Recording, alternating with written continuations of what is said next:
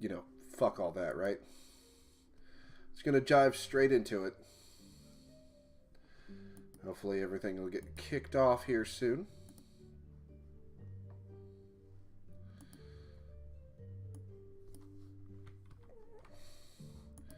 Making sure everything's running correctly here.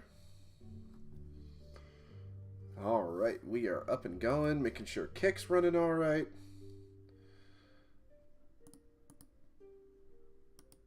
Let me go back to regular ass kick. New to the whole kick thing, so that is a thing now. I don't know why that's not going right. There we go. That's volume off. Fantastic. Alright. There we go. Just making sure all my chats are up and ready. I'm going to take my Twitch out. Can I pop the chat out by chance? I'm not sure if I can. Be cool if I could. So we're just going to shrink this up a bit.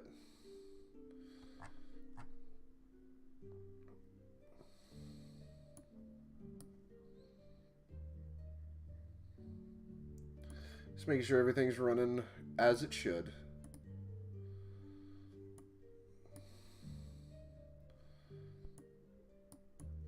Just making sure I can see all the chats and stuff. So there we go. Alright, so we're back to work at this nonsense again. I've actually done a whole bunch of stuff to this thing. So we are going to be fixing the puzzles here. I think I might need to make them a little tilted, these puzzle wheels here.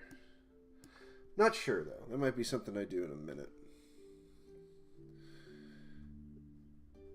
Alrighty.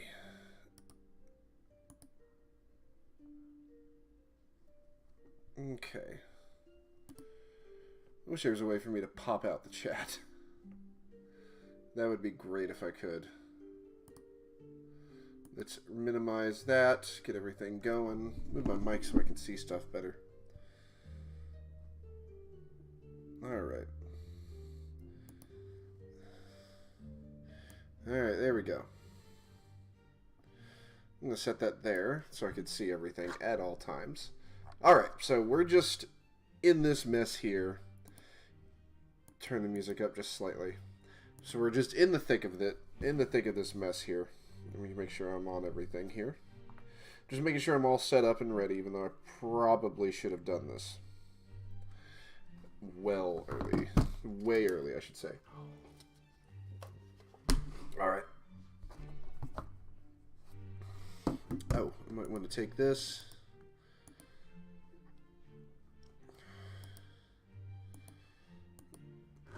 Alrighty.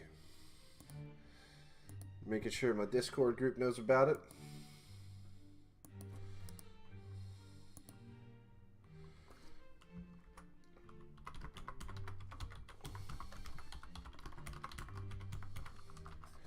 Alright.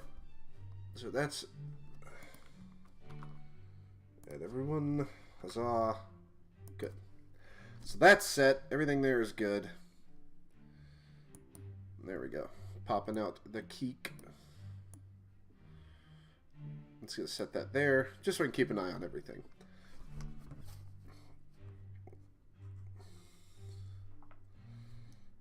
Yoink.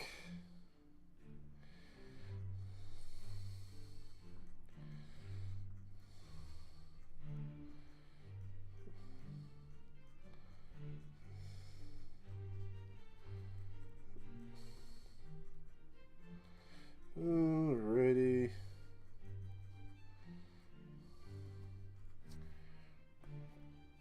Make sure the volume's all the way set down. Alright.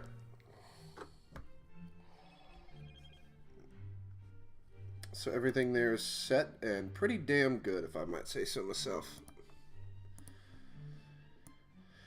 Okay.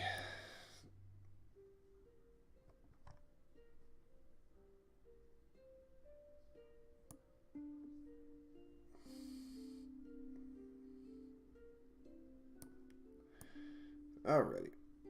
Good and set. Okay. So what we need to do today is readjust these puzzle wheels here. So we're going to go into that. So the puzzle wheel, originally you go up to it, hit E, and it twists. So we are going to set this to interactable instead of mono behavior. Interactable. And with that said, we're going to have a new function. Well, the function spin's already set. Alright. And audio, we're going to have the timer set so it takes just a second. Cut it out and slap it right there. Alrighty. Let's see. Everything seems to be functioning there.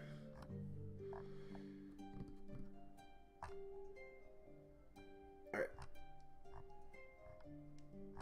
Okay.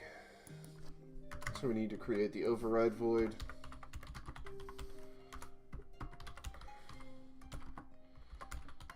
Alright. Oops. Okay. Alrighty. So we've got it set now to where it'll automatically pull this off. I'm going to take the timer off there. So it's going to be constantly can rotate. Cut. And just set that there. And we're going to take what? Spin object. Making sure I didn't do all this. Okay, yeah. So now we can just delete this entire update function. We can just pop it. There we go. All set. Alright, so let's make sure that this whole thing works. I gotta make sure I'm standing next to it. I gotta bring the player object over. Ah, boy. That felt good.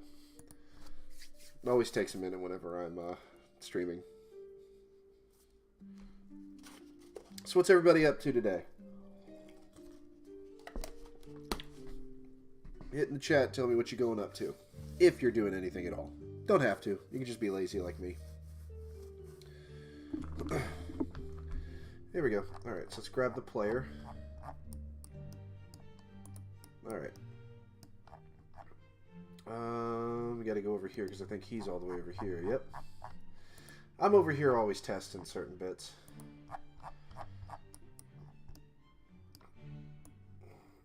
Bring this over here.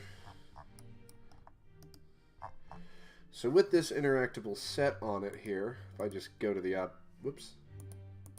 If I just go to the actual armor stand itself, it's got the outline, the interactable. We got to set its layer to interact. No, this object only.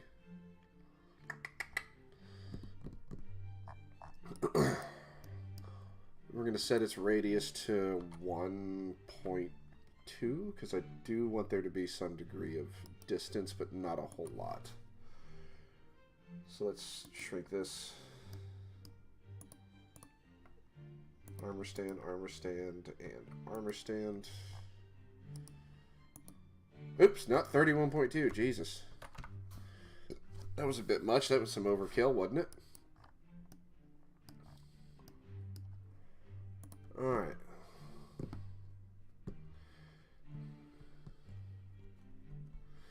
Let's make sure. Let's go to my door just to make sure that this has a non-interact thing.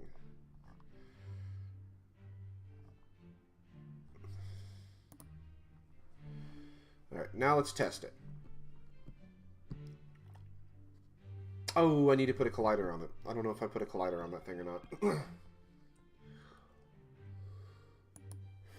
I don't think I put a collider on it, to be honest with you. Alright. Yeah, I don't think I put a collider on him. So let's... Wherever you're at, there you go. Let's get closer to you. Now, there's not a collider on this. No, there's probably... there's not even a nav mesh obstacle. Let's look at the navigation. This thing needs to carve. So let's take a navigation look. Definitely need to shrink it. So let's go ahead and modify that slightly. So we're going to want the Z size to be a little bit thinner than everything else. Just like that.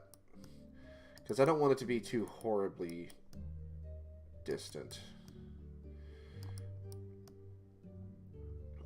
It's a little bit better. Let's shrink it just a little bit more. This should be alright. Yeah, that's good. That does mean we need to keep the interaction distance a little bit wider than we'd want it to be. So let's go to 1.5 in terms of interaction distance. There we go. Armor stand and armor stand. 1.5. Let's go to you because you're the original. 1.5. All right. So let's take this thing. Nope. There we go. I gotta set all their tags to interactable too. Nav mesh obstacle. Oops. Make sure we're on this one here. Copy component. And of course set its tag to interactable. Nope, this object only. Armor stand and armor stand set their layer to interact. Nope, they're objects only. And then nav mesh obstacles. Fantastic. Now for all of them we need to create a box collider. And make it moderately higher. And a little bit wider.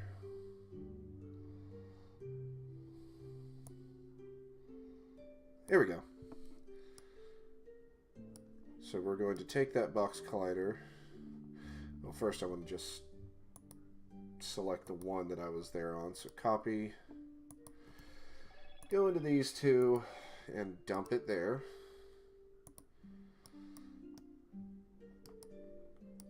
And then we're going to take this one and do the exact same thing. Oops. Accident. That was an accident. I have to wait a second on that. Don't care. Okay. No. Base component is new. There we go. They're all set to the same. Damn it.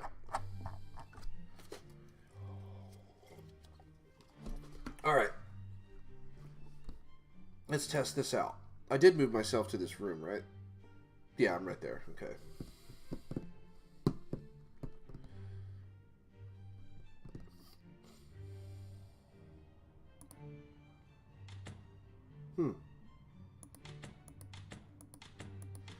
Not rotating. Huh. Not rotating.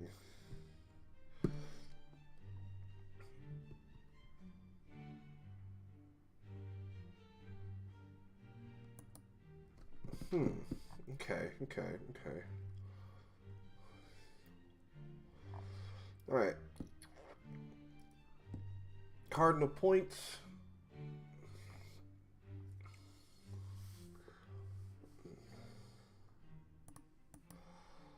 Alright. Let's see. Let's actually take a look.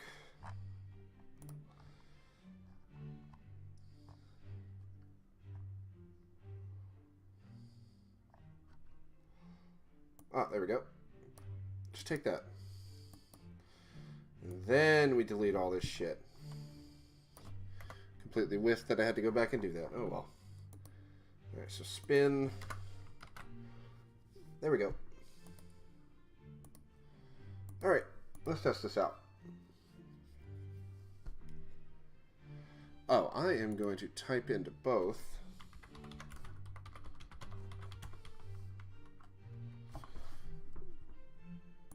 pull up Discord real quick. We need to create an invite for people.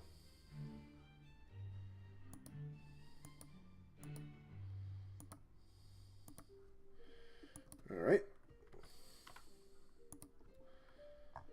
And then we're going to pin that.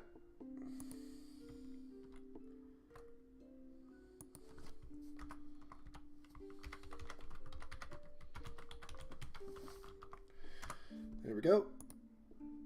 Ugh, it's unable to pin butthole. There we go. There we go. Put that in there. All right. So that's decent. All right. So all that's set up. So if you want to join our Discord, there is that link. I post updates to the stream. Once we get a large enough community, we'll start doing community stuff. But that might take a little bit. So right now we're just working on getting our community up. All right. Now let's test this out. Ugh. Scrubbies. Okay, strange old Netflix notification, I guess.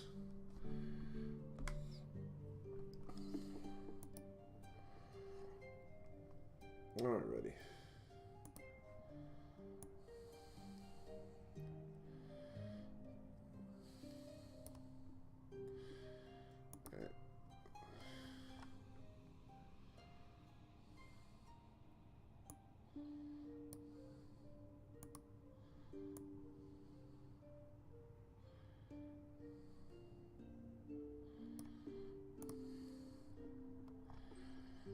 Here's what we're gonna do. Take this, set that there. Take this,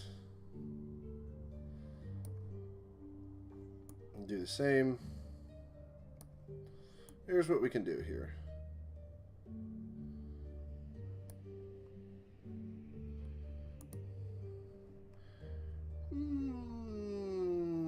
Not showing me chat. But I got this right here. I can see chat from here. Alright. So, now we're here to test this here. There we go. Now let's see how visible this is from a full screen standpoint.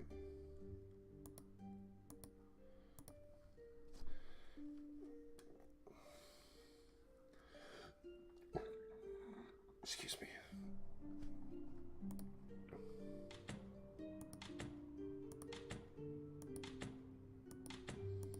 Okay, good. Now, I can't remember which was which here, but we're going to test this out.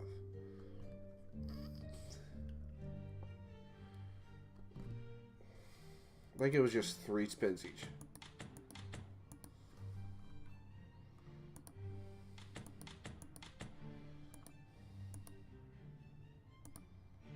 I gotta set that as a problem there too.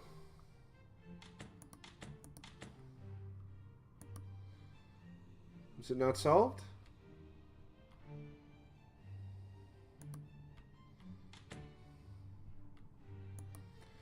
Can't remember how I put this here. That's alright, we'll look at these. Alright.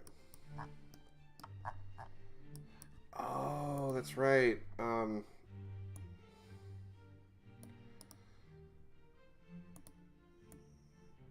Let's copy these. So I'm still setting up from a previous position here. Okay, okay.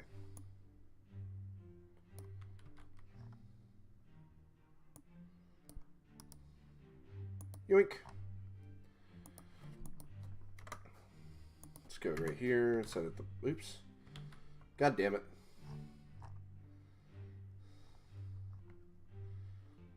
There we go. Alrighty, now we can just like completely knock all this shit out of the way.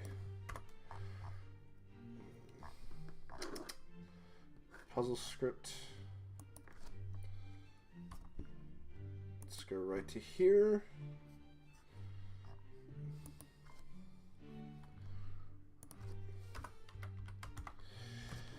Alright.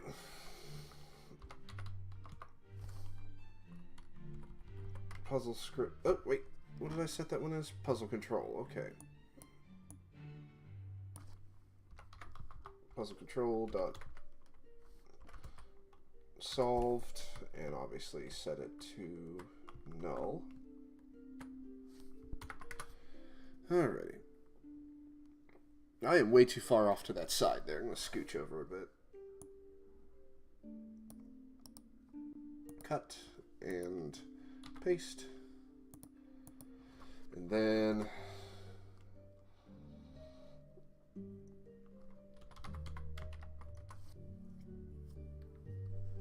just as an else.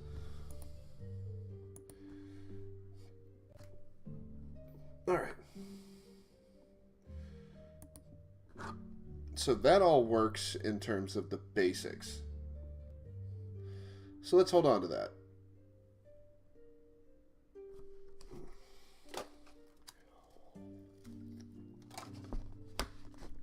Alrighty. So let's just expand this. That way I don't have to play maximized.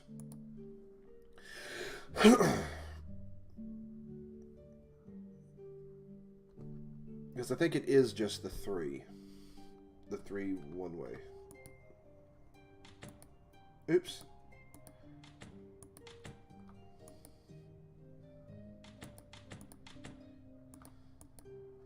I gotta definitely fix that up.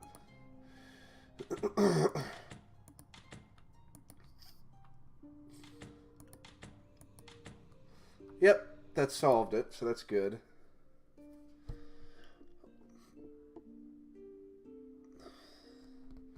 Alright, so now you need to go back over to that and set this old ugly thing here, right here. Give it a nav mesh obstacle, not as a square, but as a capsule. Let's have it carve. Let's look at the navigation here. It's a bit bigger than I want it to be. Set the radius to something smaller. There we go.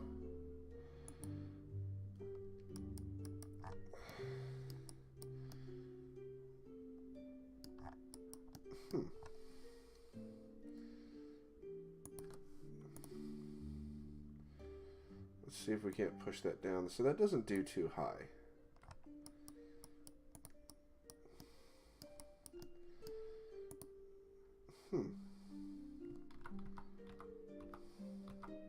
There we go. That'll do for now, I guess.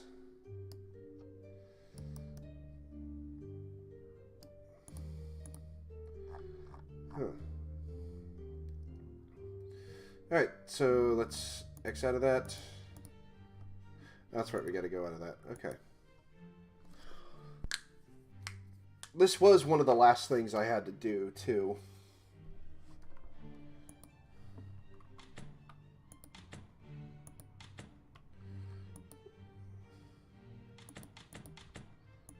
Alright.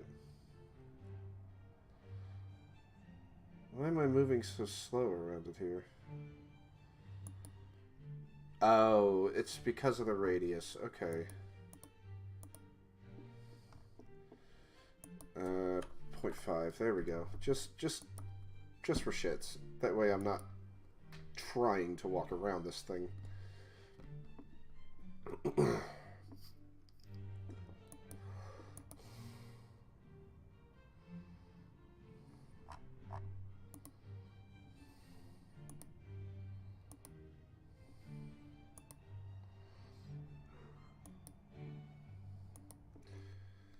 Is that thing not set to carve or something? No, it's set to carve. The question is why? Why is it not... Let's move this thing out of the way here. Let's take this and go to the navigation. Okay. But why is it not set to carve whenever it does that?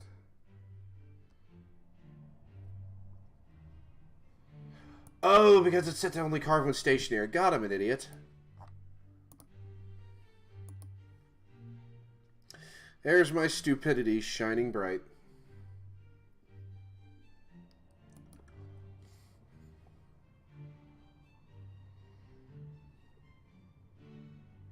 And it's really screwing with the nav mesh. Okay. Okay.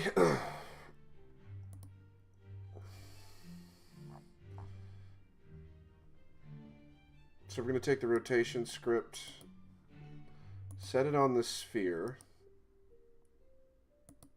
That way this will spin. Let's take the nav mesh obstacle and remove it. And go right to here.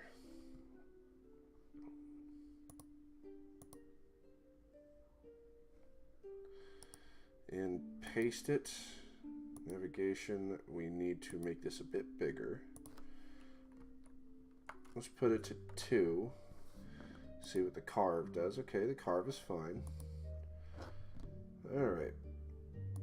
Puzzle manager. Puzzle components. Puzzle solved. Okay. Barrier. Game object. Alright, so that's all set. Let's take off the rotation script. Alright.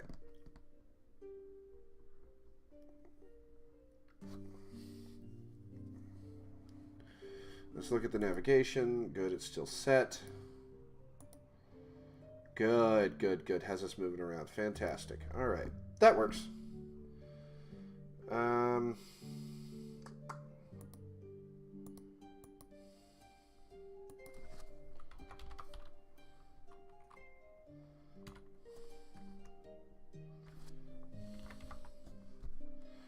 Pentacle tile. Perfect. There we go. So let's back out of that. Now let's test it off.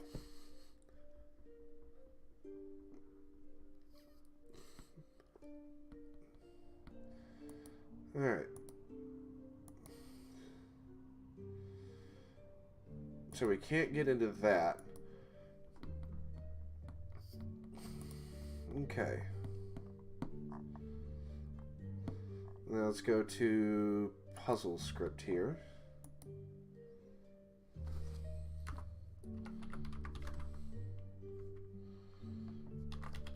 Interactable. Hidden. Just in case. Just for sanity's sake.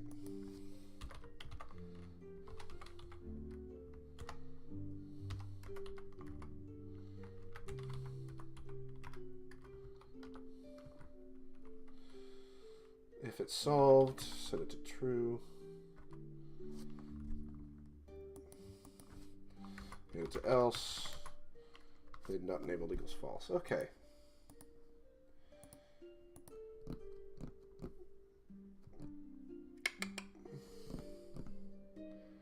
All right.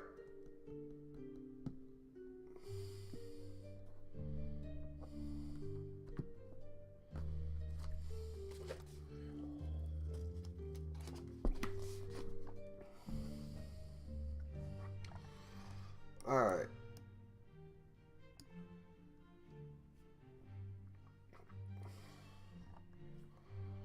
All right, so we're going to go to this real quick. These little things here. Go to our puzzle script. Puzzle manager, okay.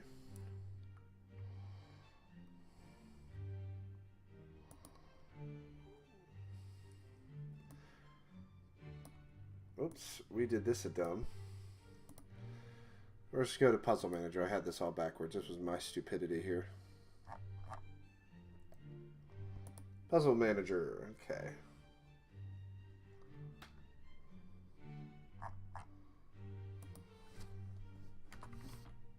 Whoops. Whoopsie daisy. Let's go ahead and cut this out. Alright. Puzzle script.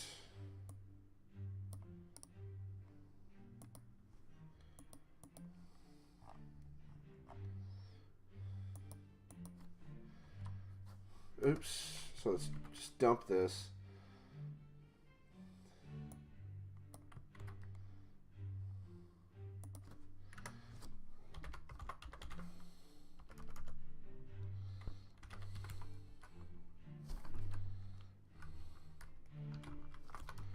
It's not equal to null.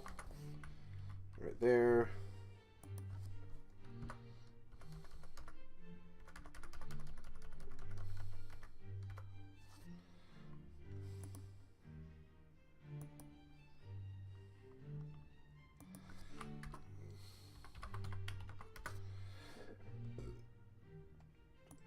Excuse me.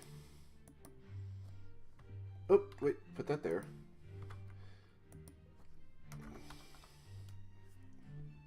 Oops. I could have kept that.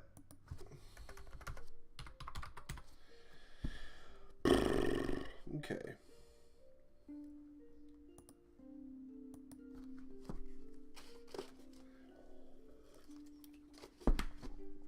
Alrighty.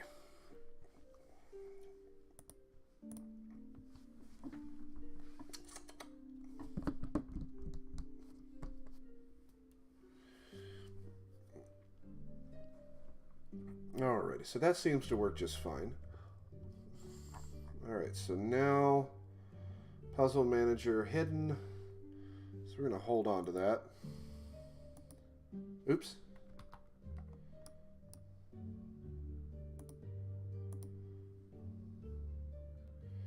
Key chest. Kadonk. Alright. Now this does mean for this key chest we need to turn the outline off by default.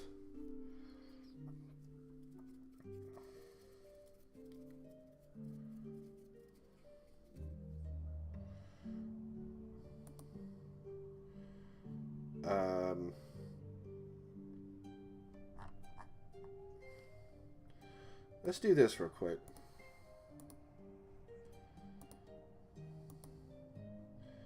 Okay.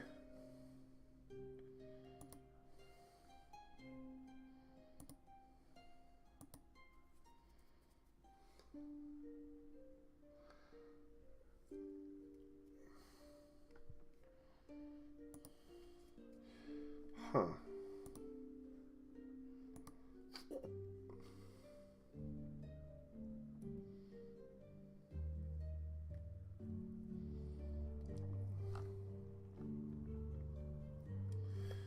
So I shouldn't even be able to interact with it.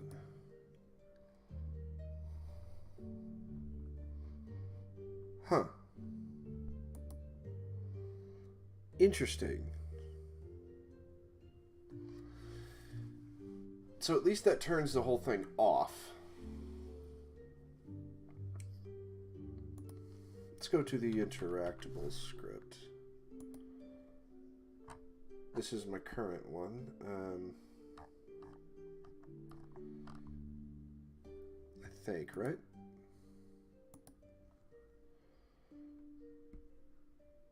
Yeah, this isn't the right one. Definitely not the right one. So let's go ahead and knock that one out.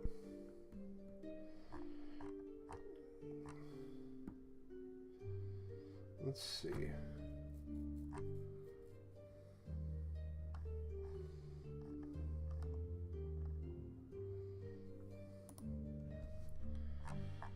Let's set this to default.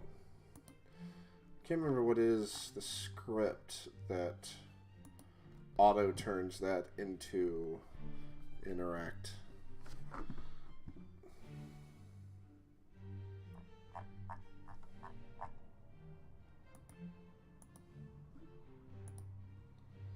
So what script is it that's doing that, I wonder?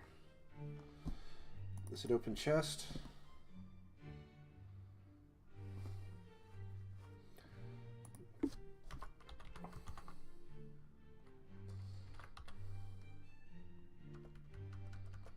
Oh shit. Got an idea. Okay. Puzzle manager.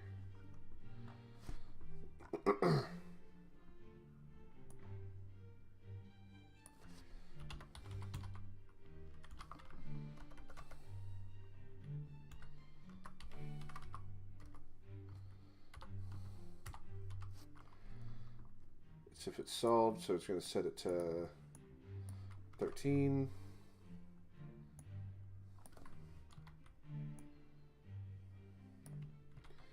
And set it to 0. Okay. There we go.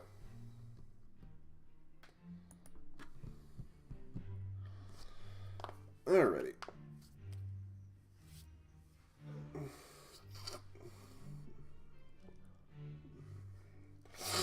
Alright, let's test this out now.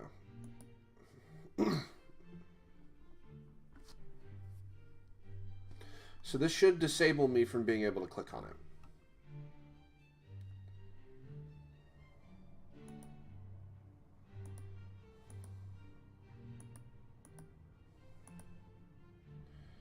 Oh, yeah. Huh, interesting. It's because I'm clicking on it, isn't it? Right? Let me look at this again here.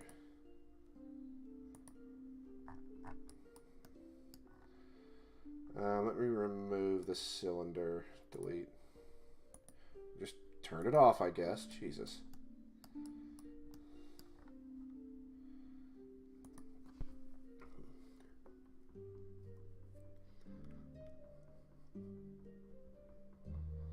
Alright, let's try it. So it's set there. Okay. Okay, good. That's good. Alright. Let's keep going.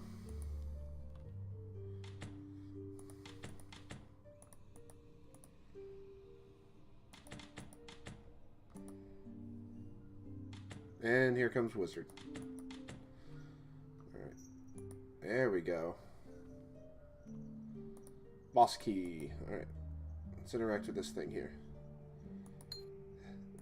2 health potions. Very nice.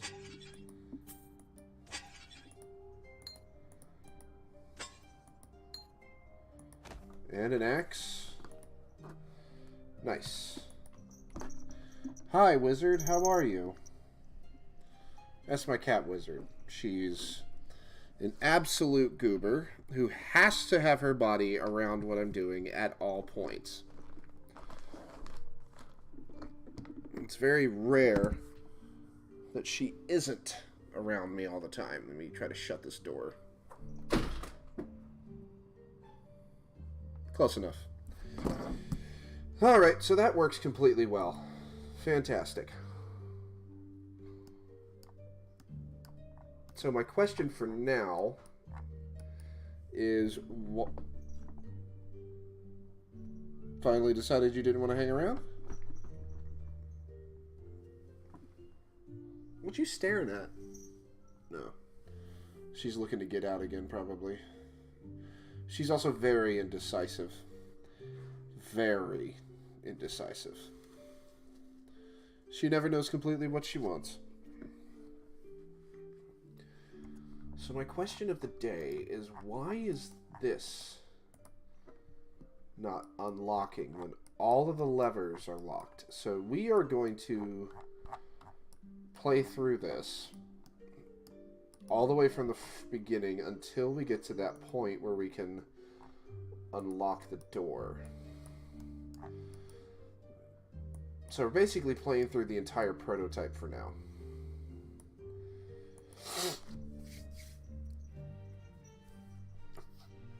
Alright. We're also going to adjust the menu today. So let's make this as big as we possibly can while still keeping an eye on into. Hi! Can't decide, can you?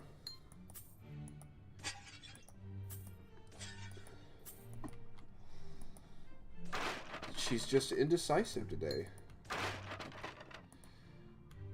Nothing over there. So this this club that you start with is about the only thing I can do. Alright, there's a helmet. Awesome. Another health potion. I probably need to reduce the amount of health potions, to be honest with you. Can I go through here? Nope. Still can't go through, but there's got to be a way to fix that for me. Gotta... There's that. Is that all of the breakables in here? Yep. And I don't think that dagger's any good. No, that dagger's not any good. It's just there for funsies. Ouch.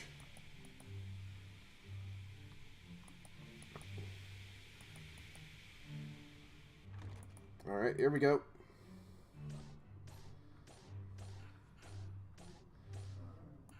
What did you drop? Another dagger. Awesome. Alright, let's go take this guy's ass out.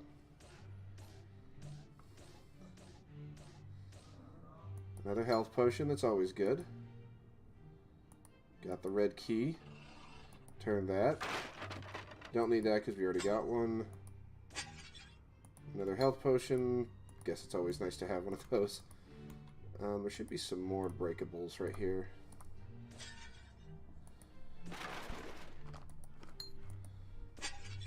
Ooh, mace. Okay.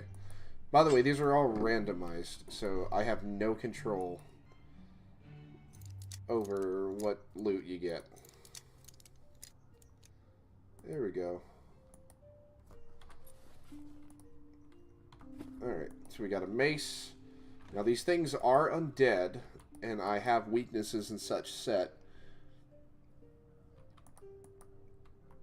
So with these weaknesses, I'm actually pulling a lot from D&D, and having bludgeoning weapons have a specific weakness against undead. So that's really a cool thing to do. Oh, hi guys.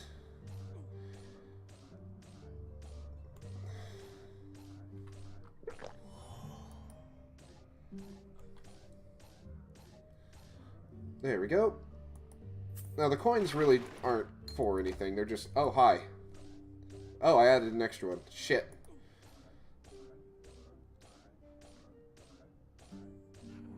Alright, so now we can equip this armor here. There we go. Pick up the coins just for shits. It's just there for basic looting, because it's fun.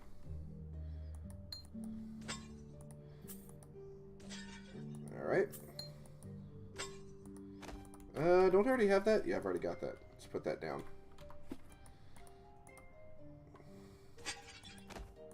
That was probably the club. I don't need another one of those. This thing is really close to being ready, and I'm happy about that. I already got that. I already got better armor than that, so we're just going to collect the potion. So we got a dagger, and then we just got the sword.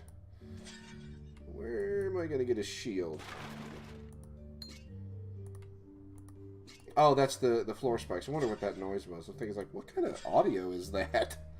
I realize it's the shit I put in there. Yep, it still works.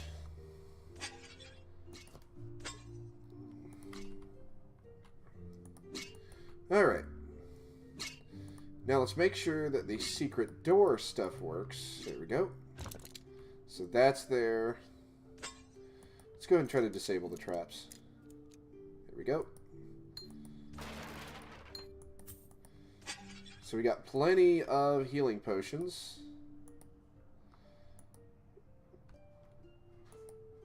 Why doesn't it let me click all around there? It's probably that thing. Maybe. Hell if I know, honestly. So this is working at the very least. I've already got that helmet. Don't need another one. And I haven't given that one any treasure yet. Okay. But I know it works at the very least. At the absolute very least, I know it works.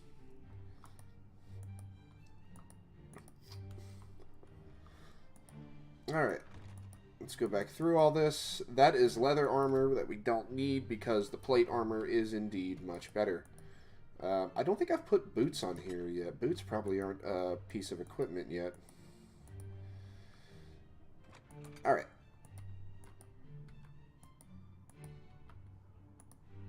Let's go into here, because there is a secret door tile here. It's probably the tile itself that's a little wonky. Interesting. It's probably because I'm clicking through the player, I guess. So let me test this out real quick. I can still click through here. It's something to do with the player. Yeah, it's something to do with the player. It's okay, though. Because at least I know what it is. And that can be fixed. Whoops. Whoops-a-daisy. Stay off of the puzzle.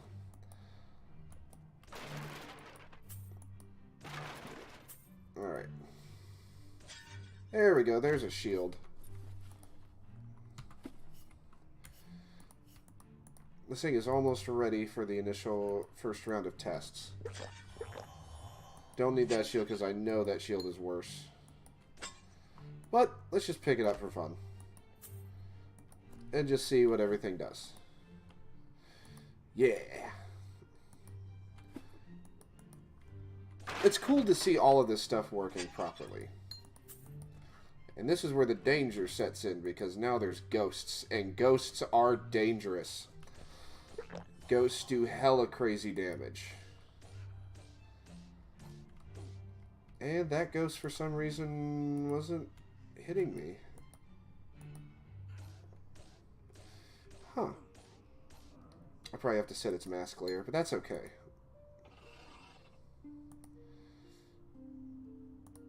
It's okay. We'll fix that up.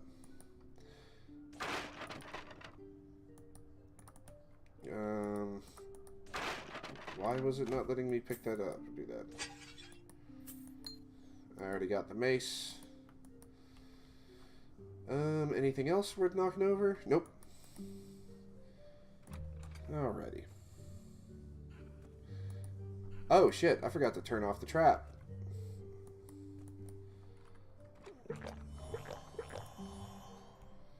Where is the trap box connected to this one here?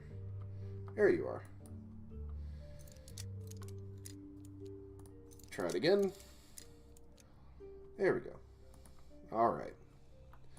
Yeah, those ghosts aren't working completely properly, so I've got to go in there and fix those.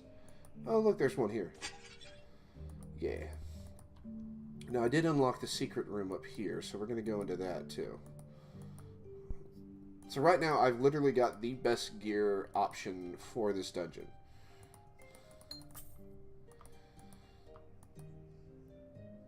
Alright, so now we can go into this final locked door, or at least the final key door. So we got tons of gold today. That's great. That's great.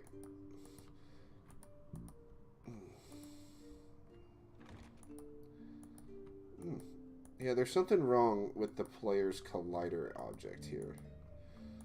Is there? Huh. Something seems to be wrong with the buggy collision there, because it's not doing it entirely the way I'd like for it to do, but it's alright.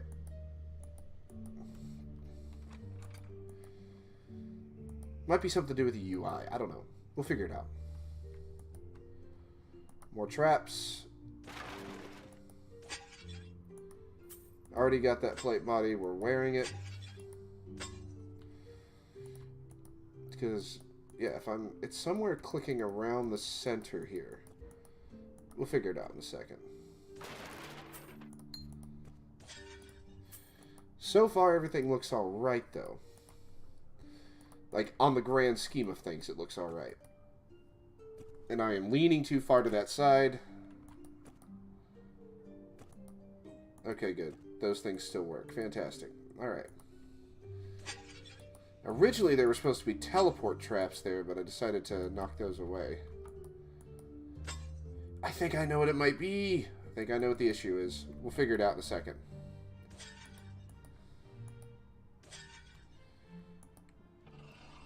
Let's go ahead and disable this trap, if we can. Ah, that was fast enough.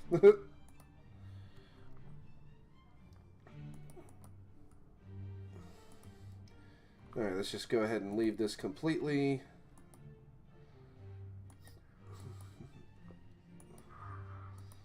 What is it?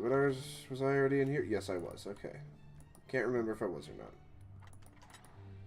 Alright.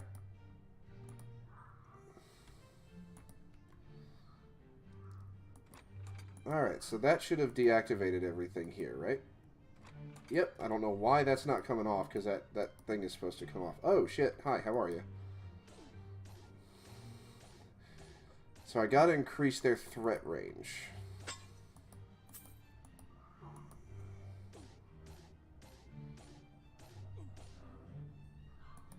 And he gave me a bow. Bow might be useful to have. And of course, health potions are always nice, especially knowing what's coming up.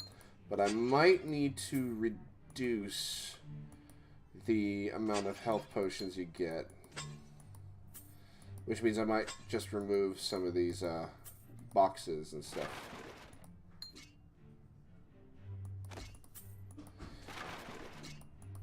I don't need the dagger, but let's take a look at what these all look like. Just take a look at the general. Wow.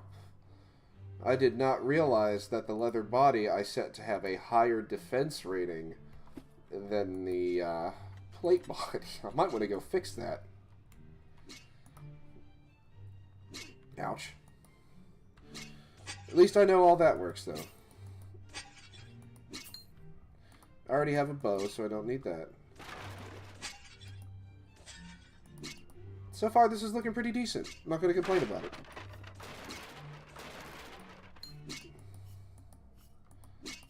What the hell is all that?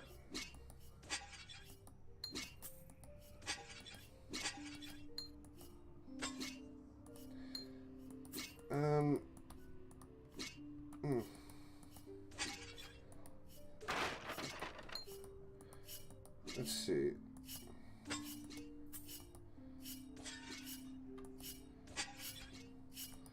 Nothing too god-awful useful.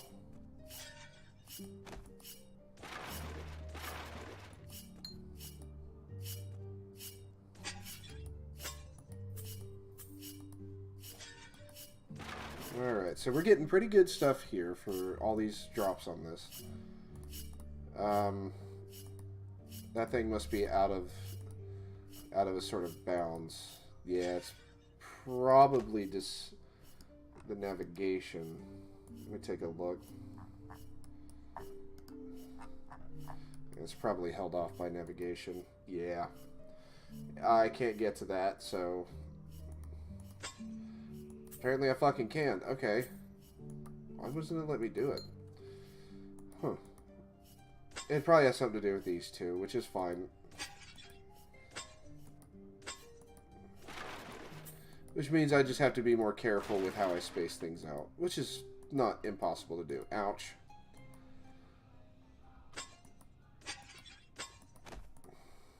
What did I just pick up? Oh, more of these things. So that's a leather helmet. The chain helmet is still set.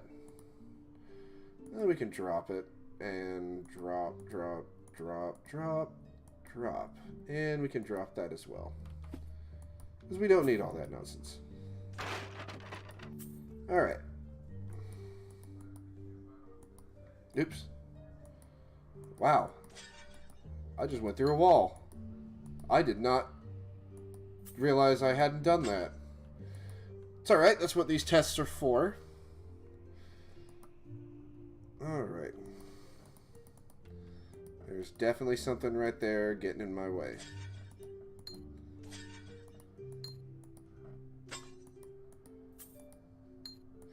Let's try this right here. It does the same thing. So it's something on top of the player.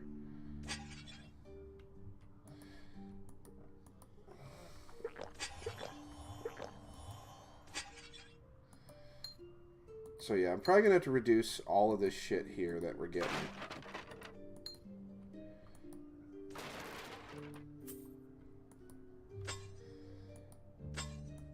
Yep, I got to fix those. Definitely got to fix that. But it's okay. We're going to ignore it for now.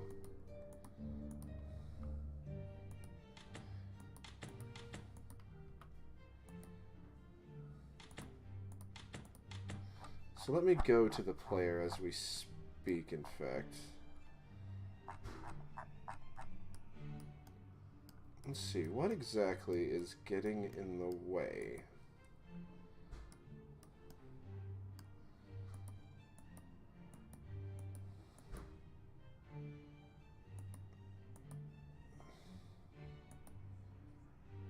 It's gotta have something to do with his collider.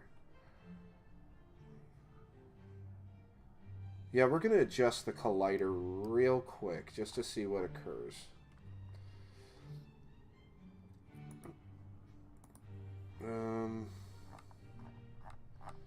This collider should be on here somewhere. Yep. See if that fixes the problem. No, still doesn't fix the problem.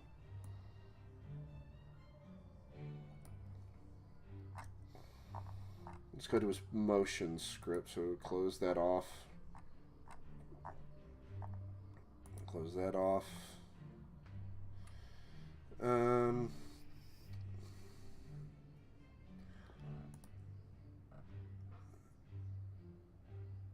Interact mask. So why it's... Let's... Because it's even going all the way up to here. And I'd like to fucking know why. Wait a minute.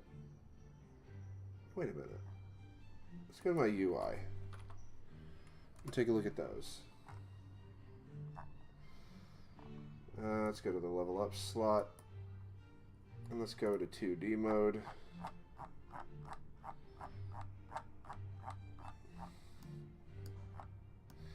I see the issue here. First off, these things need to shut themselves off and delete themselves, so...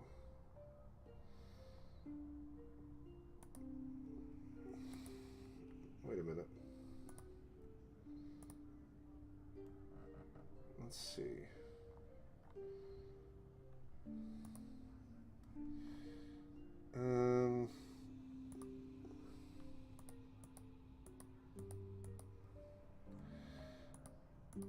Turn them off to maskable. That's the issue. It was those. I gotta set those to delete themselves for one. Do these not have... No, I gotta set them to have their own thing. So that's the issue. Nothing I did. Well, it's actually everything I did, so I can't really argue with that too much. Alright. And I gotta fix these walls to be interactable. Alright, now let's go to here. There we go. Gold key. Go to this one. We have 40 healing potions. 42 healing potions. And this fight against the main Praesidium is going to be a wash. I didn't even need to do all that. Jesus. Alright, let's go to here and set this thing to go off.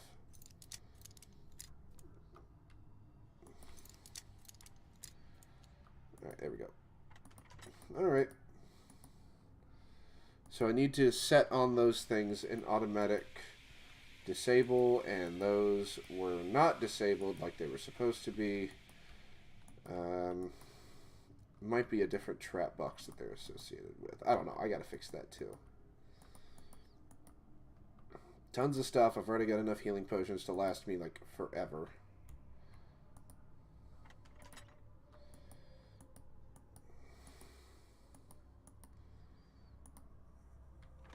Alright, here we go.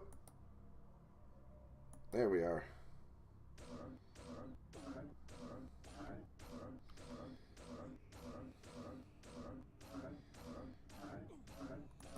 Alright, and now he is...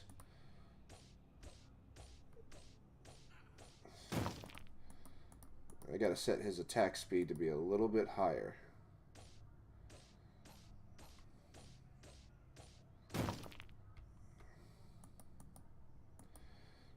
Yeah, I gotta set his attack speed to be a little bit higher, which is perfectly fine. Alright, can I use this door? I cannot use this door at all. Okay. That's right. I still gotta knock this guy around. That's right. Now we're at the stage where he's hurting me profusely.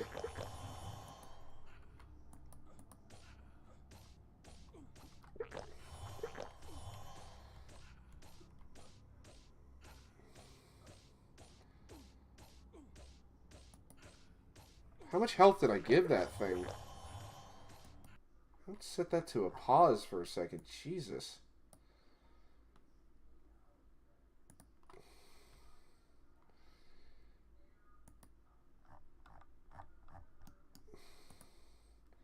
Did I give this thing proper health?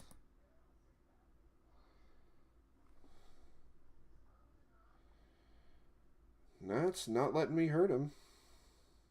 It's because I didn't set the effect transform. That's probably why, right? Yep. It's 100% why. Well, at least I know most of that shit works. So now we gotta fix what needs to be fixed.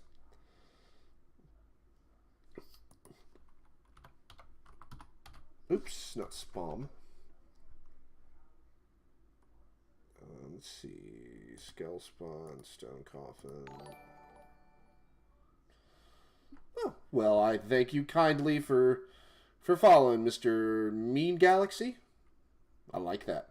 I like that. I like that name. That name's fun. That name's fun. Mr. Mean Galaxy. That really is cool. I like that. I appreciate it, my boss. I appreciate it. Let's go to these crystals. Crystal element. Let's just go ahead and turn that off and go to the red one. There we go. Yeah, I gotta set the transform to being itself. Effect transform. Go down. Enemy spawn. Gem. Hit position. There we go. There we go. And now we're going to override. Apply all. Thank you. I appreciate the compliment on the visuals. I was kind of unsure. I was thinking about upgrading them to more realistic graphics, but that'd be something to do later on. But the visuals are simple. I really like the assets. You're a full-time PHP dev. I appreciate that. I appreciate that compliment. Or not that compliment. That understanding, I should say. Yeah, it's... Game dev is its own monster. Reminds you of old school RuneScape? Yes, it kind of does. That's the main reason I went with this visuals, is because also with the control schemes in terms of movement and interaction, because it's very reminiscent of RuneScape, as well as a mix of Diablo in there. I'm a big Diablo fan. But yeah, there's a huge whole community of OSRS fans, myself included. So yeah, I really appreciate that. That lets me know that my intent has not gone to waste. So that's something I really appreciate. I appreciate that, man. Now we got to delete that. So that's set now. The shield element is there. The enemy spawn. He's only got 3 phases, so we don't have to worry about anything outside of that. Now the question is, why is it not further spawning? I didn't set this to, to interactable, did I? No, it's not set to interactable at all. Let's see. If enemy does not equal null. Alright, so... Okay, so that's the problem. That's the problem. If enemy does not equal null, and we'll just, if enemy... Oops, shit. Enemy... Oops. Dot... NHP... plus n equal to 0. Enemy equals null. That way, it can start the whole process all over again. Where the timer can go down if timer is greater than 0. I gotta set it real quick to if... Do I have this set right? Timer equals timer reset. Okay.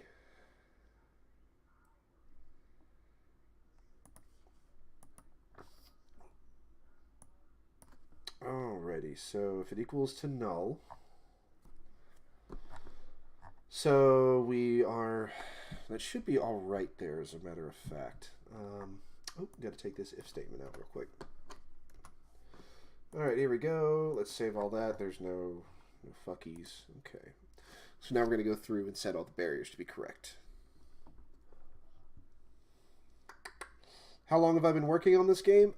This particular iteration, like this particular graphic iteration and the gameplay, well, I've been working on this particular graphical iteration and style since November. But This game has gone through various graphical iterations, gameplay styles, mechanics, and controls for about 6 years. I've taken my time on this, and I have a really, really, really bad habit of playing a game for a little while, like going back to the old Zeldas, playing Diablo, playing RuneScape a lot, and Baldur's Gate, Dark Alliance, and playing that, and then thinking, you know what? I want my game to look like that. I want my game to do that. And then I start the whole thing over again with different visuals, different graphics, different gameplay mechanics, because I swear I've got ADHD and I can't help but look at a new shiny. But in November, I settled on this graphical iteration, this camera angle, and about 2 weeks ago, I changed the entire gameplay mechanics, like from top down, like from bottom up, top down, whichever direction you want to go. Because originally I had set it to be more compatible with a controller, so mainly so my nephew can play it, but he can point and click, so he's good on that front. You were able to pick up resources and upgrade gear, upgrade your weapons. You had certain tiers. There's a class-based system. I decided literally 2 days before I was going to send it out to my personal friends for testing. I decided two days before that, I'm like, screw this, I'm going to point and click. So I did that. Mainly because I asked them, what's a better inventory and weapon system? And I asked, is it upgrading gear like in Assassin's Creed Origins, or is it like picking up items that's your favorite or that's easier like in most other RPGs? And the most clear response I got from about 10 different people was that picking up objects is more intuitive and easier to manage, but upgrading gear and weapons was far more rewarding as it took a lot more effort. And I'm looking more for intuitive capabilities, mainly so kids can play this. My target audience is 10 and up, with an emphasis on why not both. I thought of that, of making it both weapon upgrade and pickup. The cool thing, not the cool thing, but the things that I would draw on from that would be the augment system from RuneScape with the invention skill that was released a couple years back, which on my previous account, I was there day one, and I never got my invention any further past 50. Hell, it's not past 50 now, because that's so expensive to do. Or like the Diablo franchise from Diablo 2 onward with the socket system where you get to put in stuff. I've thought about that, but it would be incredibly difficult with how I've got items and weapons set up. So instead, what I'm thinking of doing is having ring slots. Like you craft rings that you eventually get to wear, and you can swap out the sockets on them without, like, you don't equip rings. You're not going to equip rings. You're not going to equip necklaces and stuff. You can't unequip it or whatever. It's just as soon as you get that slot, you're able to put in gems or whatever as an upgrade. I'm not sure what I want to do. I haven't settled on anything quite yet, but I do want to add in the pseudo crafting system. Not pseudo crafting, but pseudo upgrading system. I want to do that because a lot of people did tell me that that was a better style. So definitely something I want to shoot for. It's just a matter of being able to make it happen with the way I've set up my system. Well, not set up my system, but the way I've set up how this operates, how this game intentionally operates, and there's ads as soon as I want to change it. Does the player have any skills to use? Those are going to come in the form of abilities that the player will indeed be able to use. It was originally set up for... There's going to be skill trees that you can pick and move stuff around like most other RPGs, but I'm not going to have it branch off like a tumbleweed and resemble taxonomy with thousands of different shit on it. But yes, there will be abilities to use that will be either keybound or point and click, as again with most RPGs, because it's just a very intuitive and easy to navigate system. I've got one that's a kickback that I might have to remove and instead make it like a stun.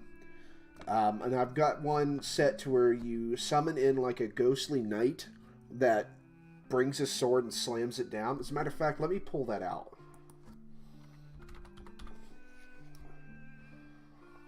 Where is he at? Where did I put that guy? Oh, noit. Nice! So I've got him set to exist. It might be in my general abilities folder. Let me look that up. While I'm here, let me just go up to here and get the guy. Because it's in his abilities manager. Which I don't remember where the hell I put that. It's probably going to be in game manager. Yep, abilities manager. Spiritual Knight ability. Knight ability spawn. I can show you exactly what it does. It's just this dude. It spawns him in. It spawns him kind of behind you. And he just takes the sword and just smashes it on the ground. And that damages everything within a wide radius.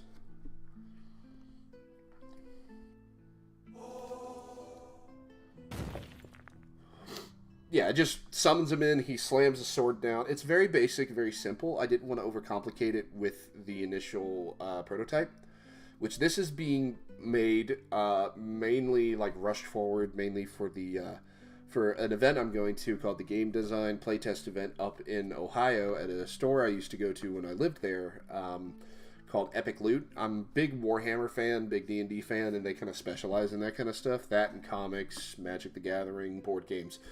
Generally, very much so like any typical game store you might find. And I just learned of this playtest event they do like 2 months ago. And I decided, screw it, we're building a prototype to bring up there and test, for people to test, for other devs to test, all that kind of stuff, to get some feedback and hopefully build up a slight following. But before that happens, thank you. It does that little thing I kind of worked on a little bit, trying to figure out something cool they'd be able to do. But for the playtest event, I'm going to release this package onto the itch page, which will be in my about thing on Twitch, and I want that to be out in the public. Give it a test for like a week, 2 weeks, and then take that feedback, adjust that, and then bring that to the prototype event. I'm not going to like create a fully polished game for the prototype. It's just a test engagement and everything. So yeah. I've just got to set up the ability manager for the current gameplay style. And while I'm there for that, while I'm thinking of this, let's see, basic destroy timer, 2.5, and then we're going to set that to the succeed. Because that's what was causing the movement issues, and that's what bugged me. So 2.5. So there's that. That'll fix everything, or at least most stuff. So now let's go to the walls that were giving me a poopy. I keep thinking there's somebody looking at me through my door.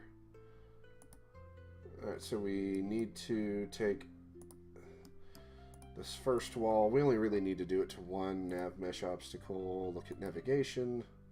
That looks okay. Go to this one, do the exact same thing. Nav mesh obstacle, look at navigation. Looks good. Alright. Alright. Now we gotta fix these walls. I didn't anticipate this to be a dumb thing that I did, but clearly I was wrong. Alright, let's go to this one. I think there's two. No, there's just one there.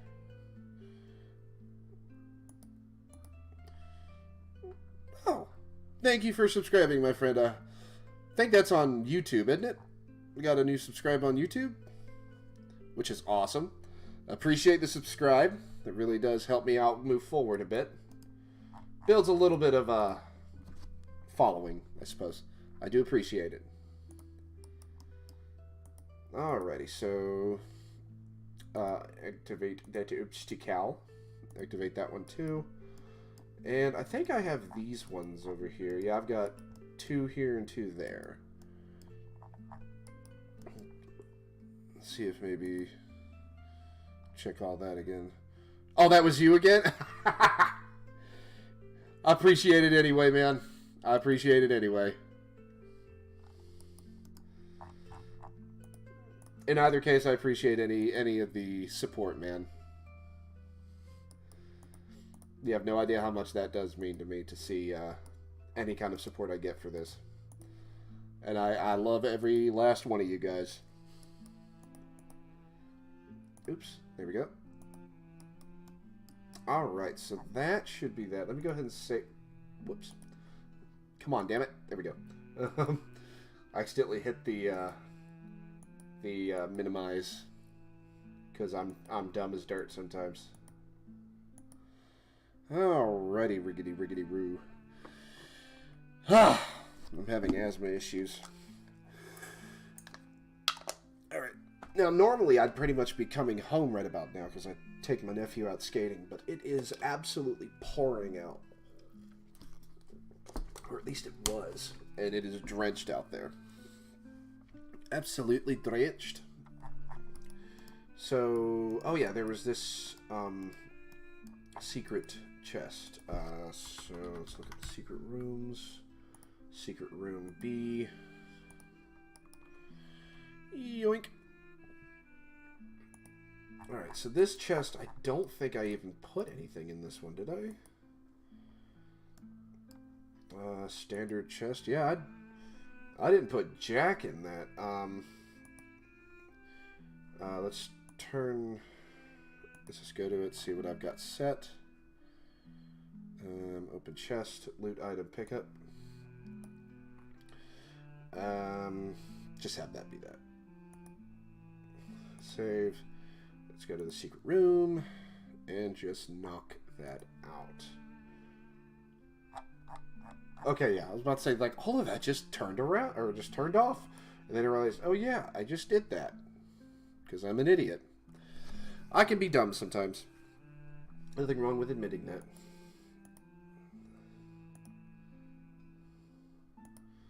Alrighty. So, aside from, like, basic sound effects for some things, I think we've got a lot of stuff pretty much set. But let's go through...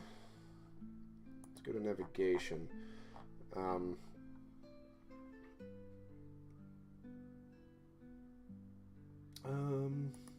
We're going to go into the prefab of the prototype dungeon and then just remove a bunch of boxes. Did I...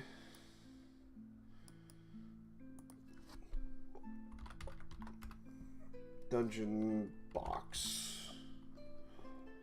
Let's see. I've turned off all the dungeon boxes, which I shouldn't do. Let's turn all these back on. And let's just go through and delete some of them, because I did kind of do a little bit of overkill and added way too many to that. Am I still involved? Yes. Okay. As a matter of fact, we don't even need to do that. We can just go in here, turn that off, see if that does fix things. Okay.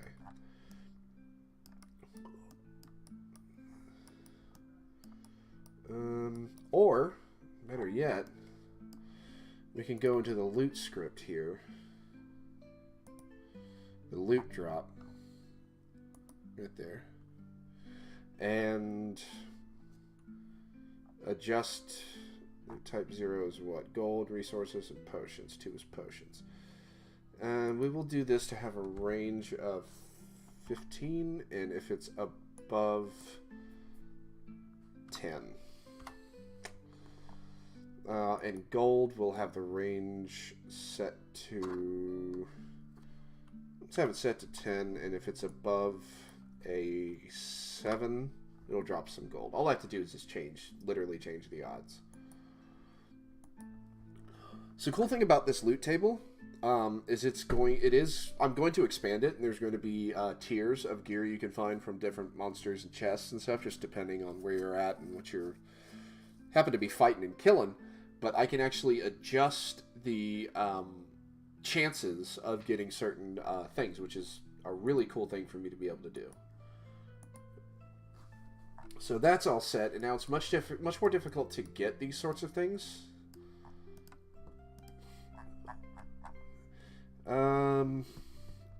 Let's see. Let's go into the enemy stats. This way it can destroy monsters once they're dead. Let's go. Let's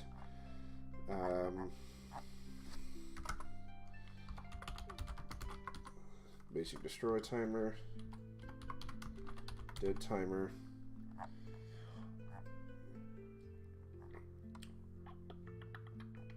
Fixed update, the knockback.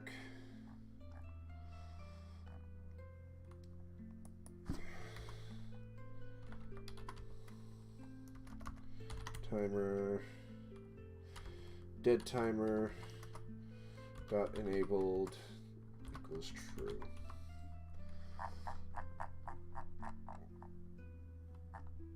I could have requires component, but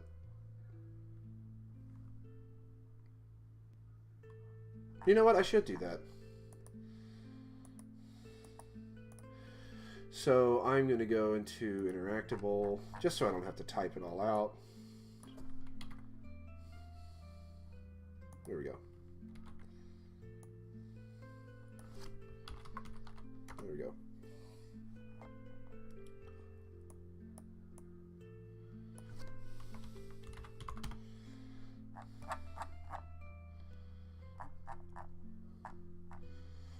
Let's go right to here.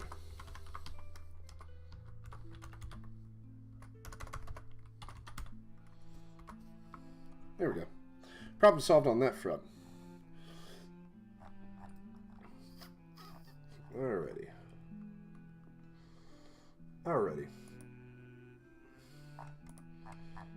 Alright, so we're going to go right to here.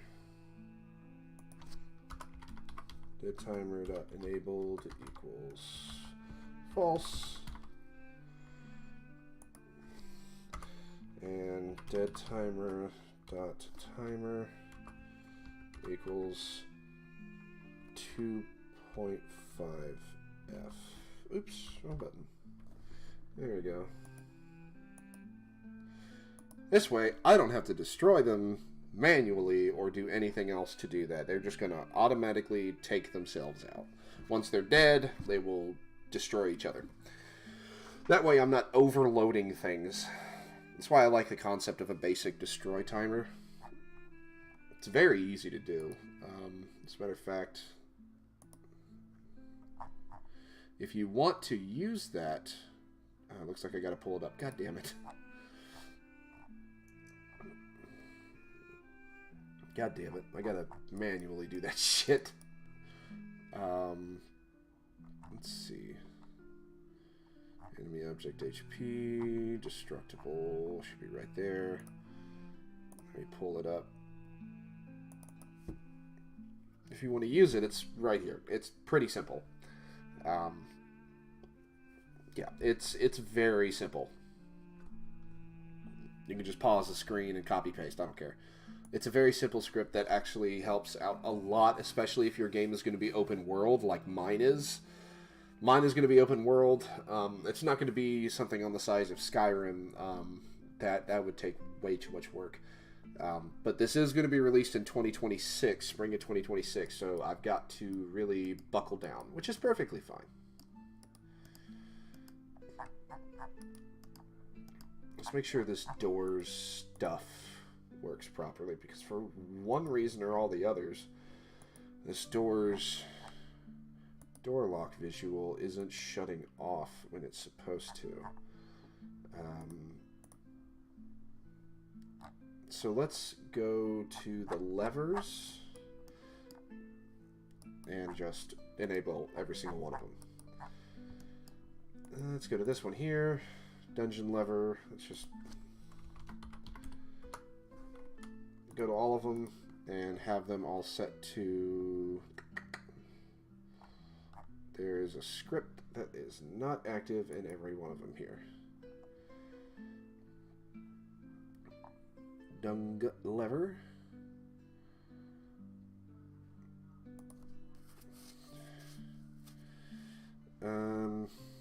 Looks like I actually have to manually go through and do that, which is fine. Doesn't bother me in the slightest. Just means we get to start all over, which is great. We test every little thing that happens here. I already have that.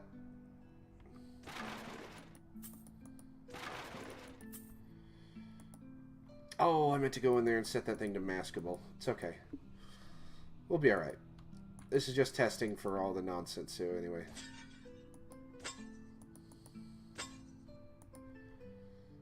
So I know I can't go through that door yet, which is good. And I'm getting a lot of health potions when I absolutely should not be getting so many. It's alright. Hopefully it'll balance itself out. I also have to fix that one trap area.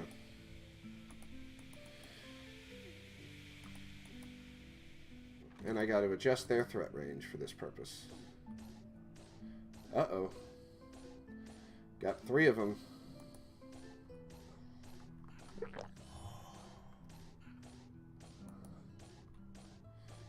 Oh, another health potion. And you dropped for me a bow. Isn't a bow better? Yep, bow is better. So let's go ahead and... that's right, I can't destroy the box with that. There we go. I really should have it, should fix that to where it can do that. Alright. Everything seems to be working fine.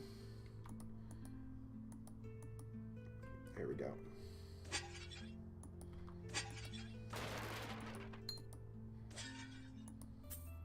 Ooh, got an axe. That's nice. Let's go disable this nonsense. There we go. There we go. Deleted it. Fantastic. Got the key. Gotta have the audio for that, which we can do that later on. All these traps are disabled. Can walk right through them.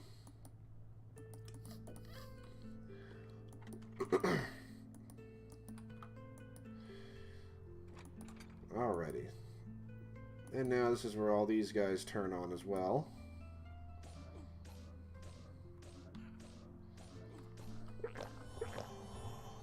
Alright, got you.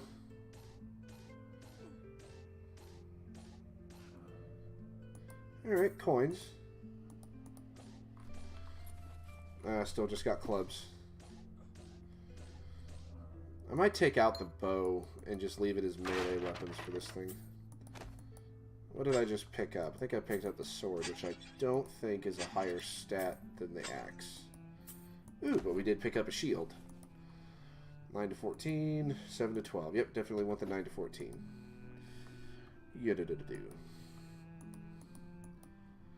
Alright, let's hit that. There's a club that I don't need. Another plate mail that I don't need. Yeah, there is a lot of health potions I'm getting. I think I need to set that threshold to be a little higher.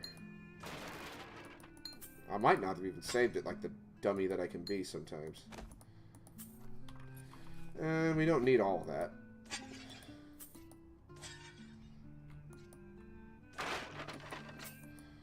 I've got pretty high gear. Oh, hi, guy. Alright. Oh, that's the leather armor, and for whatever reason I decided to make leather armor a lot better armor to use than plate. By 1.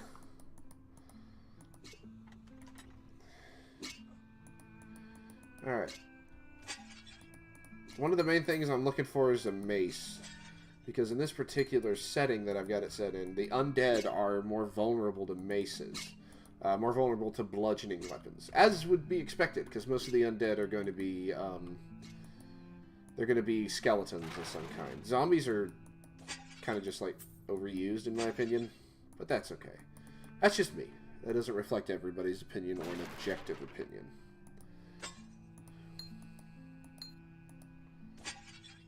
That is a dagger that I don't need. Let's go disable the traps. Fail. Okay, fine, I get it. There we go. And we're going to activate the hidden door, which is on this tile.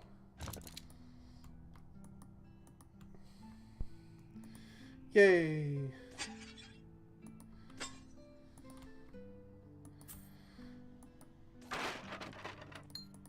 Alright, dagger we don't need. Dagger does actually have a bonus to defense, if I remember correctly.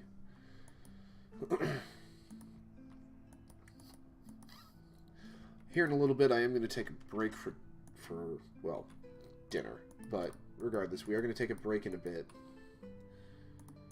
Alrighty. Just because I am moderately wearing out on my butt here. Alright, here we go.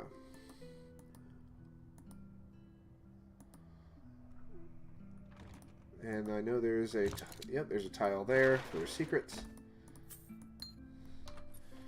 Definitely don't need that. Or that. Or that.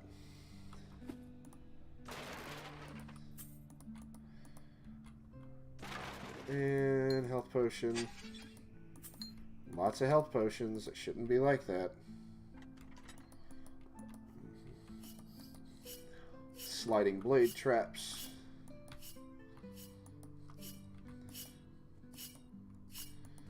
Alright, here we go.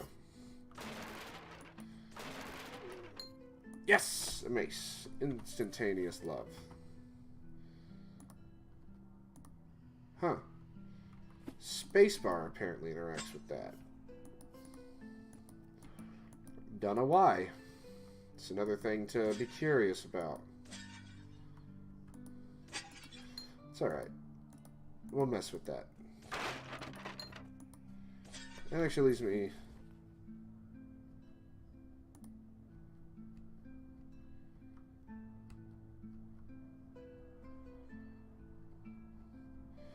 Huh. It is doing that. I don't know why it's doing that with the spacebar click. It's alright, though. Come here, big boy. Oh, shit. I forgot there were ghosts here. And ghosts hit hard. And I gotta fix their thing. Huh. Interesting that you're not attacking me, pal.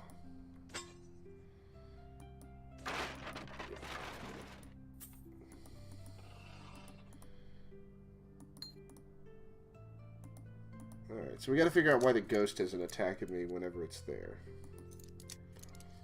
Alright, so that's already done. Because that shouldn't be like that. The ghost should be straight up going for me.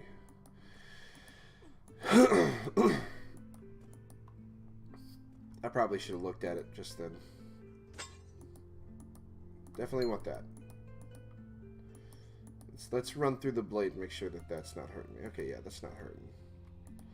And there was this secret that we unlocked here. Alright, so far this is working out. This is looking good. Alright. So now we can go over to this here. Alright. Let's go to this here.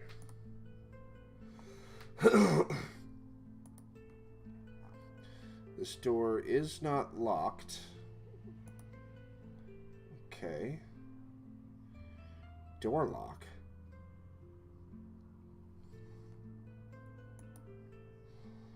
That's the issue. Okay.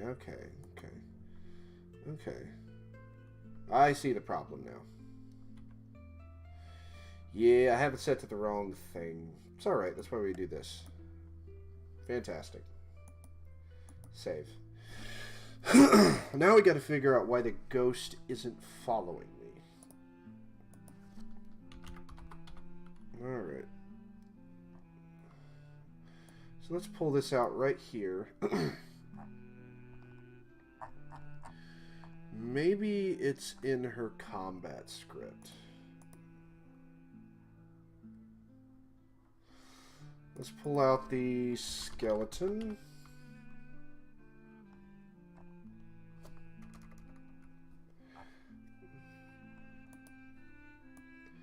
And and see what the differences are here.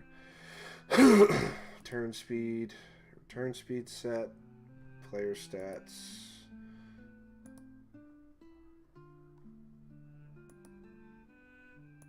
Her hit points are pretty low.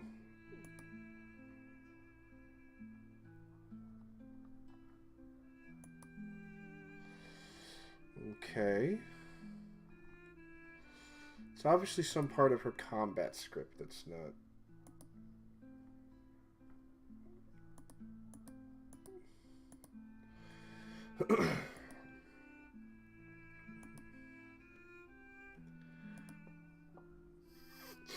Oh, my ears.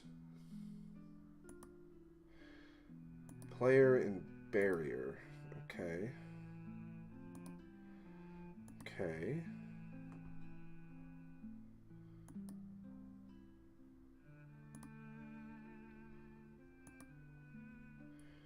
Alright, making sure everything's the same here.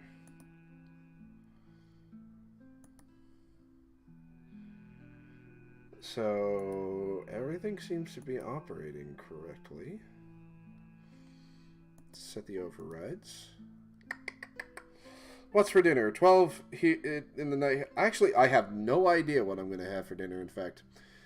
I don't know what we got. I don't want to eat up all the chicken patties for the chicken sandwiches. I'm going to have to go and figure out what's for dinner. No idea. 12 at night, 12:30, I'm guessing in the morning, right? Is that what we doing? 12:30 in the morning. All right.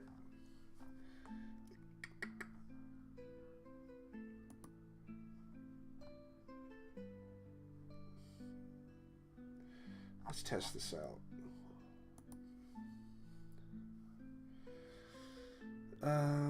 Let's see.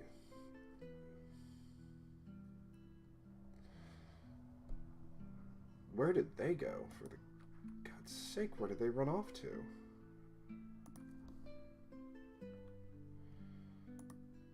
Oh, they're bouncing off of each other. Is that why? They're just knocking each other around? Is that right?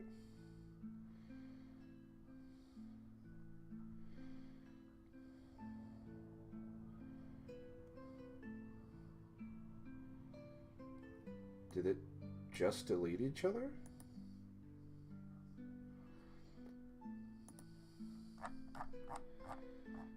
Maybe. Holy shit.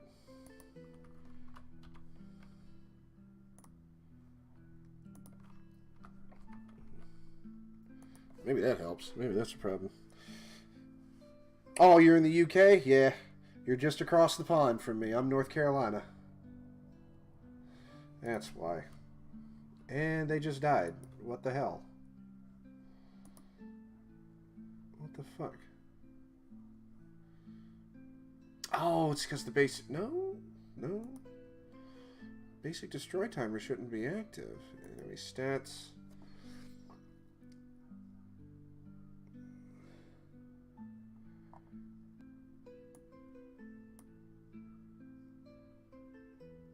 Huh.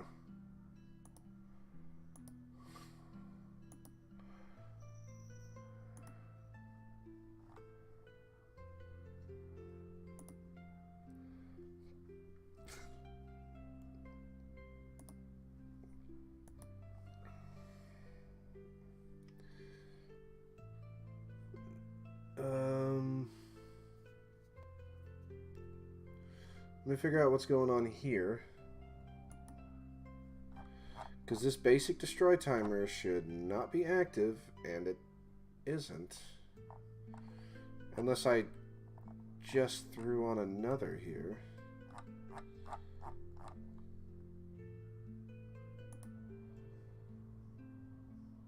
And it still kills them. Why?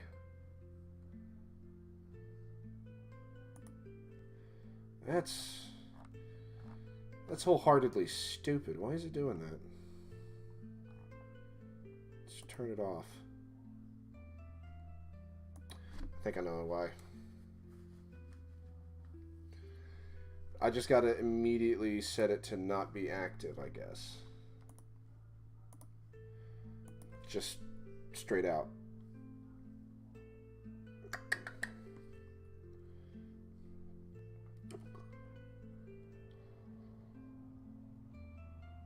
All right, that was the case. That was the case. All right. So let's go straight to him.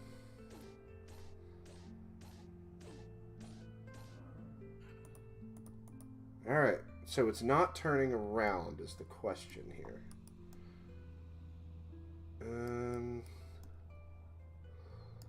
Let's go to her combat. Did I need to reset her turning speed or something? Okay. So this is interesting. What if I turn on auto braking? Nope. Okay.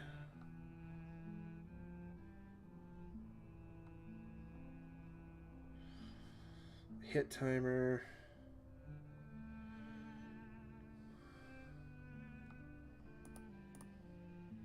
Okay.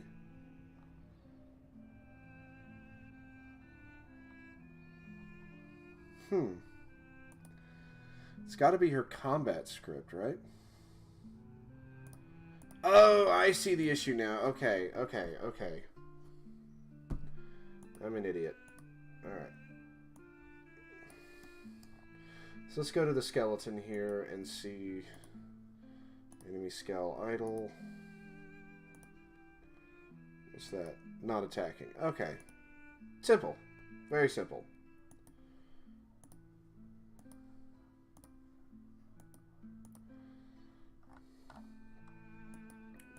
Whoops.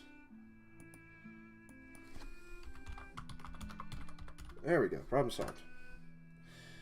Alright, so here in a second, we're going to go... Well, might as well right now, as a matter of fact.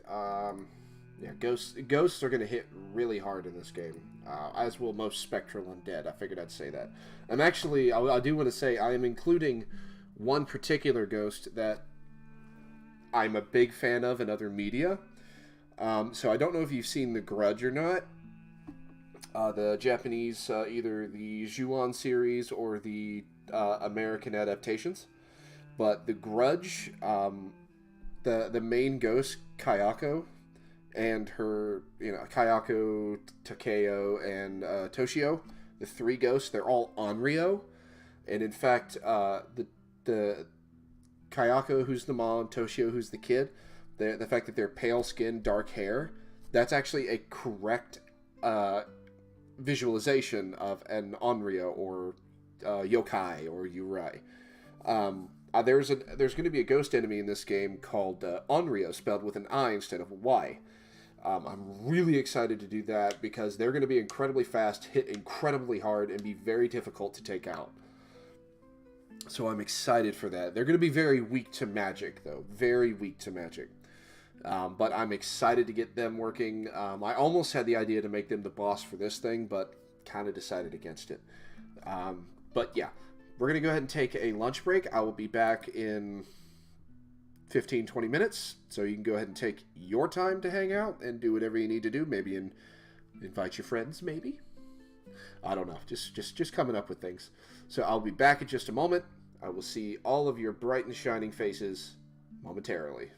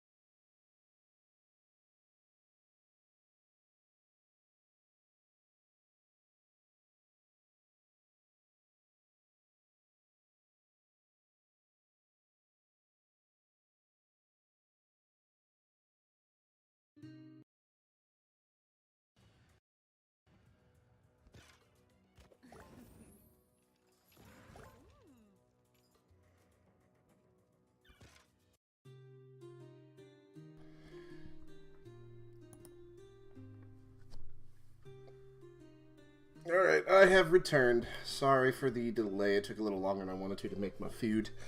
And by make my food, I mean scoop it. Because I had a little bit of ice cream. Because I am inside, I am secretly still a kid. Yeah. Oh, my headphones are messed up right now. I need a new aux cord. Yeah, I need a new aux cord for sure. Alright. So, let's test this out.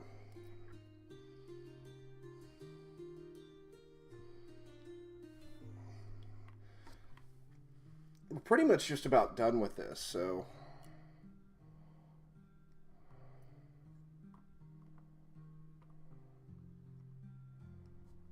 I'm going to speed up the attack speed of this thing, though. Yoink.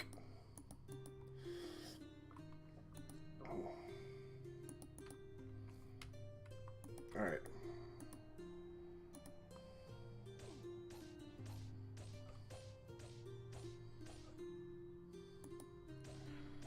Alrighty. That works just fine. Alright, so that works perfectly fine. Let's go to the Praesidium.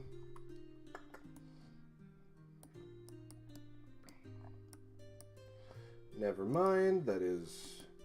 There we go, there we go, Praesidium prototype. Horns and all.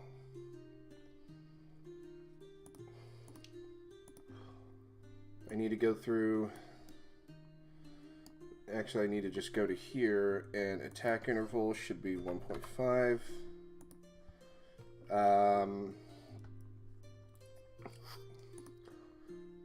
Praesidium strike, set that speed to 2, a solid 2. Set that to a solid 2 as well. Alrighty, so that's set to be pretty good. Praesidium rage attack, set this one to 2 as well. Prototype, final phase, alright. Okay, it's got the set, Praesidium rage. 1 point, or not 17, Jesus!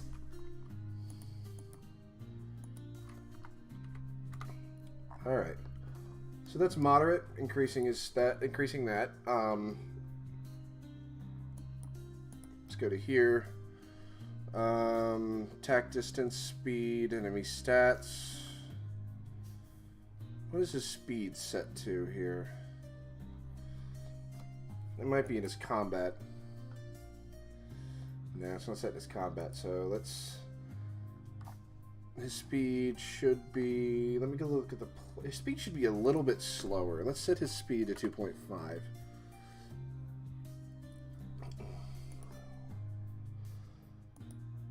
This way it could give the player a chance to use their range stuff. How's the coding? Actually, it's going very, very well. I finally got everything set and working more with the point and click mechanics set now. So that's a positive. Very much so a positive. Hi, what you up to, Dota? What you up to today? Tonight? Whatever time of day it is for you. I need to override.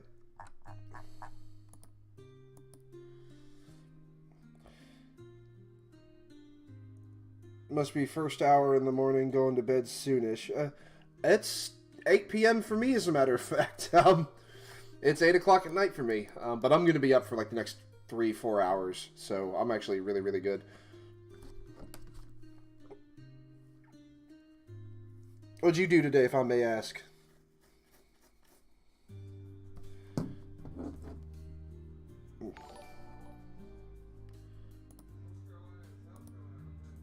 Well, thank you very kindly for that. I appreciate that. Yeah, coded and watched Corner Gas. I have no idea what that is, who or what that is. Who or what is Corner Gas, if I may ask? I am honestly curious. Oh, it's a TV show? I don't watch TV that much, but I'll certainly look into that. Corner Gas, because that does sound vaguely familiar. Is it on Netflix by chance? Based in Saskatchewan somewhere. So it's in Canada. So it's a Canadian story, at the very least. Oh, it's on Crave. Let me actually see, what's it called? Corner Gas. I've got Netflix and Paramount Plus, so let me see if it's on those two by chance. It's very interesting, I will say that.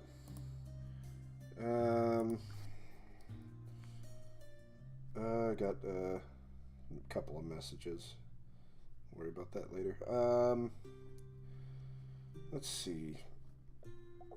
Corner Gas. I'm not seeing it on Netflix. Let me check my Paramount Plus, which I get for free, might I add.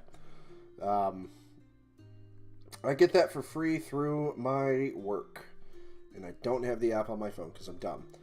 I take it Crave is a streaming service? Who, Crave or Paramount Plus? Their stocks went up. I'm seeing that. Crave is a streaming service. Okay. Okay, I'll have to take a look at that. Paramount stock went up. Did it? I might start investing now. I've always wanted to invest. I've always wanted to start investing into stocks, but I just have absolutely no idea where to start. I'm going to be drop dead serious. The only experience I have with any kind of stock is RuneScape's Grand Exchange. That's the only knowledge of stock, any kind of trade or investment that I have. And I'm going to be drop dead serious with you. I have no idea how I got to where I am with that. I will say, though, there's a bunch of people that I know from various RuneScape groups that I'm a part of that have started investing in stocks, but they don't like dump thousands or millions of dollars into anything. But I do know that they have stated before that RuneScape served as a very good intro to the concept of stock exchange, but they said by no means is it like a class or course. It's just like, hey, this is moderately how it works on a bare bones system. There's still tons to learn. It's very much so like how Avatar: The Last Airbender was an introduction to Buddhism and Taoism and stuff. You spend very little time working on stocks. I would like to get into it. I would like to get into stock exchange, because who knows, maybe if I make enough money I can quit my job and do this more full time. Of course I work full time at Walmart at the moment, but money, I guess. It's a lot of background reading, but it is. Stock exchange is a lot of background reading. I am not a developer at Walmart, no. I am maintenance. I clean bathrooms and floors and fix things. Basically general upkeep of Walmart. But in my spare time, which I make room for spare time, I do this. I've got a couple of horror games out on itch. Game dev is the dream. It is 100% the dream and aspiration, and I am pushing for it at full speed. When I'm not doing this or going to Warhammer charity tournaments, or whenever I'm not working or going to Warhammer charity tournaments or doing D&D on Thursdays, I'm doing this, which is every single morning. I've got no schooling in it whatsoever, but I have been... I do what a lot of modern developers do these days, like a ton of them, and that's learned via tutorials. But for the most part, I do learn with some tutorials as a place to start, and then I pick things apart. I mean, it's very much like taking apart a radio and trying to put it back together.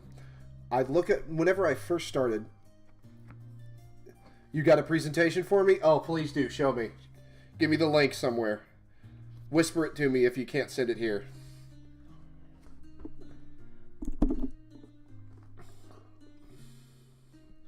I would absolutely love to see this presentation.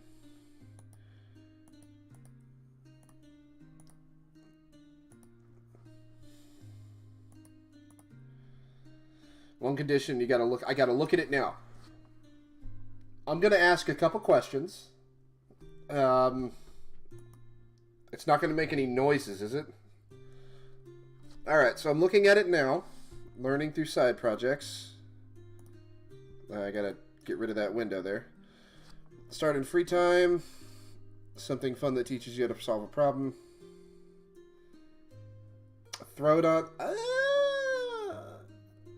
Is it inappropriate by any means? Is there anything inappropriate in it that Twitch would kill me for?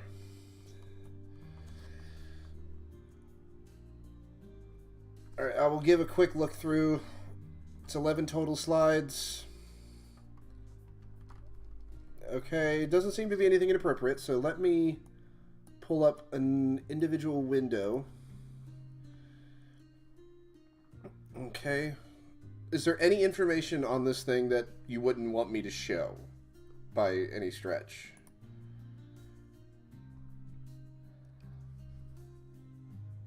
I'll add a new Windows source.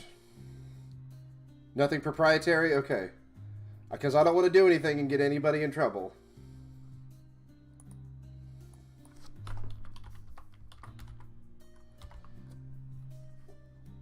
Okay.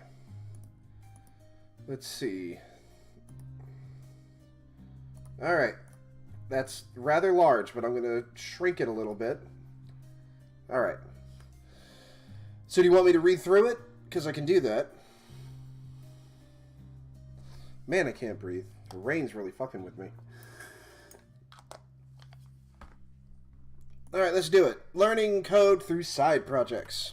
What is a side project? A personal project started in free time, short-term timeline, achievable goals. Goal, something fun that teaches you how to problem solve. That's actually my majority of my game dev journey is finding out what I want to do, and that's the problem, and then I have to find a way to fix it. As a matter of fact, that actually ties in greatly to like a personal philosophy I have. If you ever have a problem in your life, and I use this all the time, identify what the problem is. Identify the problem. Identify how to fix that problem. Which is, again, problem solving. And then just go about fixing the problem. No matter what it takes or what you got to learn or what you got to do. You have to go about fixing. Because sitting around and crying about it's not going to help you.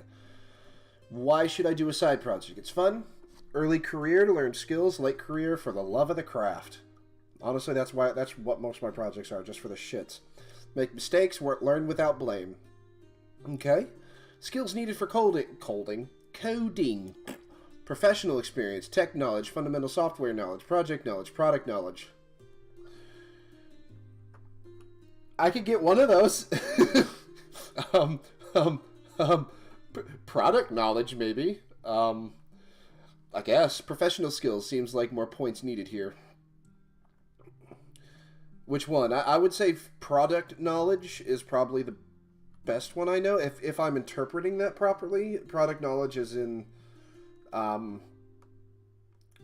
guess in this particular case for game design, product knowledge being, familiarity with indie projects and, side projects in general that people release, which is majority of the horror projects you see people play. Not necessarily that I've played games, but I'm familiar with indie projects and what they're trying to accomplish. Am I interpreting that correctly? Or at least am I general interpretation accurate? Or am I missing the mark here? Yes, I do understand game mechanics, and I'll be honest, the moment I got into 3D game design, which was like 6 years ago, every game from there on out, I could see how everything looked. Like, I could see the code in the Matrix, man. I saw what would happen, what was there, collision mechanics, timers, animations. Like, I could see it all. Professional skills, problem solving, that's one I have. Communication skills. Ironically, what's that thing going on down at the bottom? Is that you typing that, or is that something else? What's that stuff going down at the bottom? Is that you? Okay, because I wanted to look and see, it's like, what the hell's going on down here? Tenacity and passion. Those are two things that people know me greatly for. Because I don't... once I get my mind set on something, I don't give up until I get it. And come hell or high water, nobody can stop me from it, essentially. Next one. How do you pick a good side project? Leverage a hobby and make something out of it. Pick a concrete example and try it out. Make a to-do app with the new concept for you, and bring an open source adventure.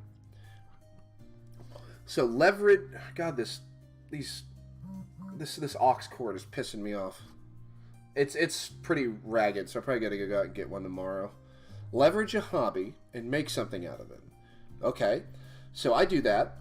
So most of the projects I work on that I at least put a lot of time into are RPG projects and adventure.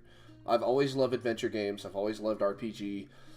I would rather play Majora's Mask, which is my all-time favorite game, for a week straight over and over again than ever play anything competitive. That's just not my sphere that I like. That's got nothing to do with anybody who loves it. If people love those kind of games, by all means, I'm happy you found, you know, your niche, and I hope you pursue that and get good. But also like Dungeons and Dragons and Warhammer and stuff, I take those as degrees of inspiration. I also take books that I read as inspiration and a sort of skeletal framework to go with. And one of my favorite books was called Riders of the She.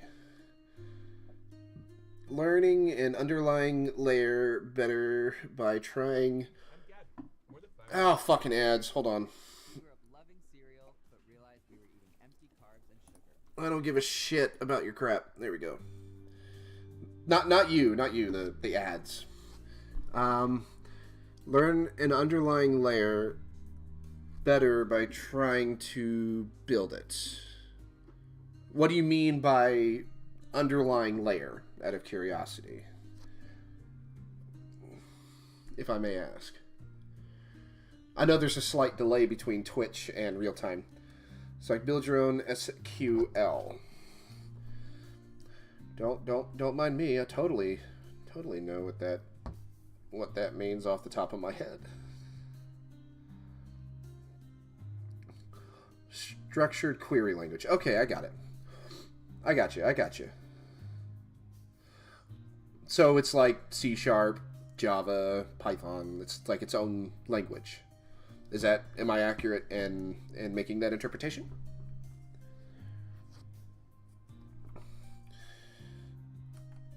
You store data in a database. This is well above my pay grade, but I'm trying to keep up in terms of, you know, the database thing. Begin an open source adventure. You could build out a very simplified one as a side project. I've seen people build their own game engines before. No, not seen them, but I've seen that people have done it. And I'll be honest, that blows me away entirely, especially with like big AAA titles that they build the engine specifically for that game. For instance, Assassin's Creed and Assassin's Creed games from there on, and then the Arkham series. They built entire engines specifically for those games. I'm like, what? That just leads you to realize that nearly every game out there that's made by a AAA title, nearly every game out there that's a major AAA title, if it's not like a what's a word for it? Direct sequel. I got this fucking headset, I swear. I'm hearing everything kind of like crackly from time to time. God, I hate these headphones. Not these headphones, this aux cord. But there's a lot of games in the same series that are made completely with new engines. For example, there was the 3 God of War games, the primary 3, 1, 2, and 3, that were all made on a very similar engine. Now, of course, when they jumped to different system, then they had to make a new engine from the ground up. But the Assassin's Creed games, Assassin's Creed Origins, that was an entirely new engine. God, what was the other one? It's not an Assassin's Creed. Oh, yeah. Back onto the Batman thing. The Arkham series, an entirely new engine. Except for Origins, which was made by a different studio. I think that was Rocksteady that made that one. Which to me was one of the better ones in the series. Made an entirely new engine, but functioned almost identical to the previous one. To an extent. I will agree that to an extent, some games you can tell that are made on Unity or a real engine, you can kind of tell it is on a generic engine. But that's by no means in my opinion at the very least, by no means a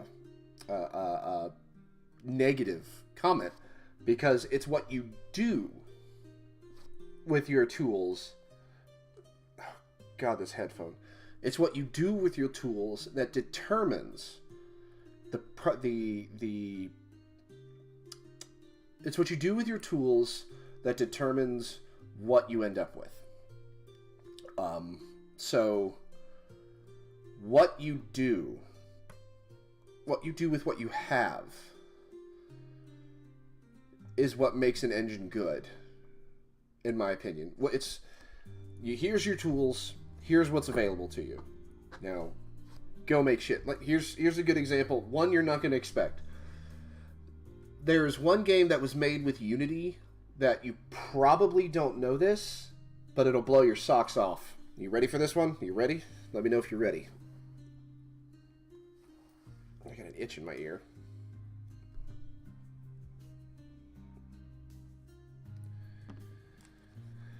One game that was made with Unity, wildly popular across the entire world. Pokemon Go. Pokemon Go was made in Unity.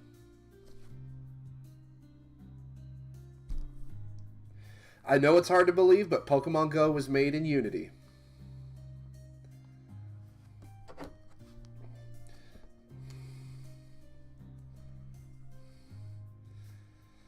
That's a specific... Okay, so I'm pretty sure you've seen maybe videos or screenshots of people on their phone with Pokeballs that they fling up towards... Like, they're on their phone, they fling up, and you can walk around and find Pokemon out in the world.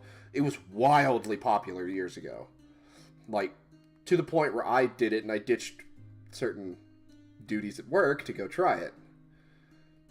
Yes, it was a mobile game. And it was... Why they did it with Unity, I have no idea. Because Nintendo can do whatever the hell they want. So I don't know why they chose Unity. Maybe it was just the studio. It is variably cheaper, yes.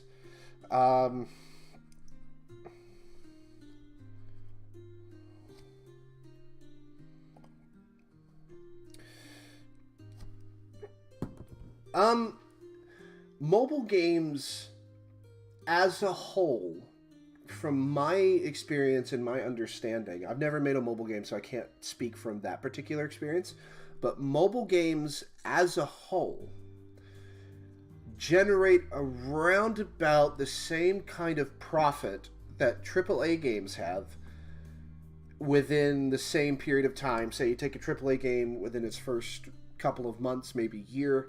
Mobile games generate about the same amount of money in that time as they do. However, mobile games can often generate more money beyond that time frame because most mobile games are repetitive. They're like Candy Crush. It's the exact same thing over and over again. You know, it's the exact same. It's repetitive. It's convenient, and they can just add more levels with some degree of complexity that increases each time. That's not to say mobile games are simpler. They're not. They're just as difficult as any other game. If not slightly more so. They do cost less. And to say that they sell fewer copies, I'm not entirely sure if that's 100% accurate or not. But I wouldn't be surprised. However, it's the microtransactions that they have that really earn them a lot of money. Because it's for casual. Most mobile games are for casual players. But they generate money. They generate more money over a longer period of time. At least the successful ones do. Because they use a simple formula that's easy for any person to understand. And, you know, if non-hardcore gamers can get it, God, this aux cord, I think I've ruined it. If non-hardcore gamers can play it and play it casually, then they're likely to make more money off of the average person. Which, at its heart, is not a bad thing, but to me, mobile games aren't as creative as like AAA games, console games, or PC games. They're not as creative to me, but that doesn't make them bad. It just means it's not my cup of tea. Let's get a little bit further, because I would like to get back to what I was doing there. Example side projects. Meet BoomerBot. Okay, why it exists? I was getting confused all the time. Confused all the new terms Zoomers use. How it works. Use an array of strings to match Zoomer word with Boomer definition. Interesting. Learn product development. You know, that's similar in some way with how the new AI companions, like Replica, Talkie, and some of the more frisky AI interact. They do have, not like an exact array, like that's like words here. They generally learn from the people that use them. I'm trying to draw some degree of similarity so they can easier understand it, but certain like conversational AI tend to compare words or compare phrases, compare elements, and try to match them to what intent you're having. I don't know. The conversational AI, the companion AI, as I like to call it, are incredibly complex to the point where I've actually looked at a portion of Replica code, and by a portion I mean 3 lines from God knows what the hell I was looking at, and it about destroyed my brain. Learn product. Okay, let's go to the next one. Meet Locks, the programming language. Why it exists. Completed to learn how to refactor. Okay, I don't know why.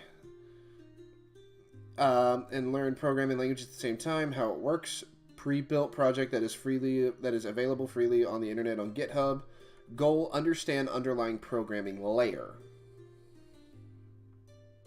My brain just decided to fart.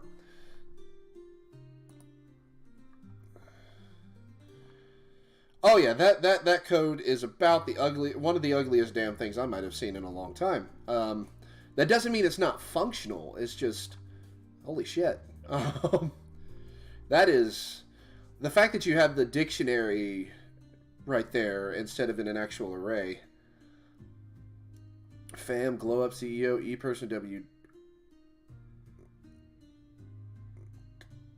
This reminds me of my mid-20s.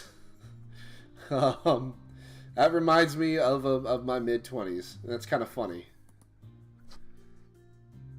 A lot of people don't understand the fact that I'm 31 or 33 years old.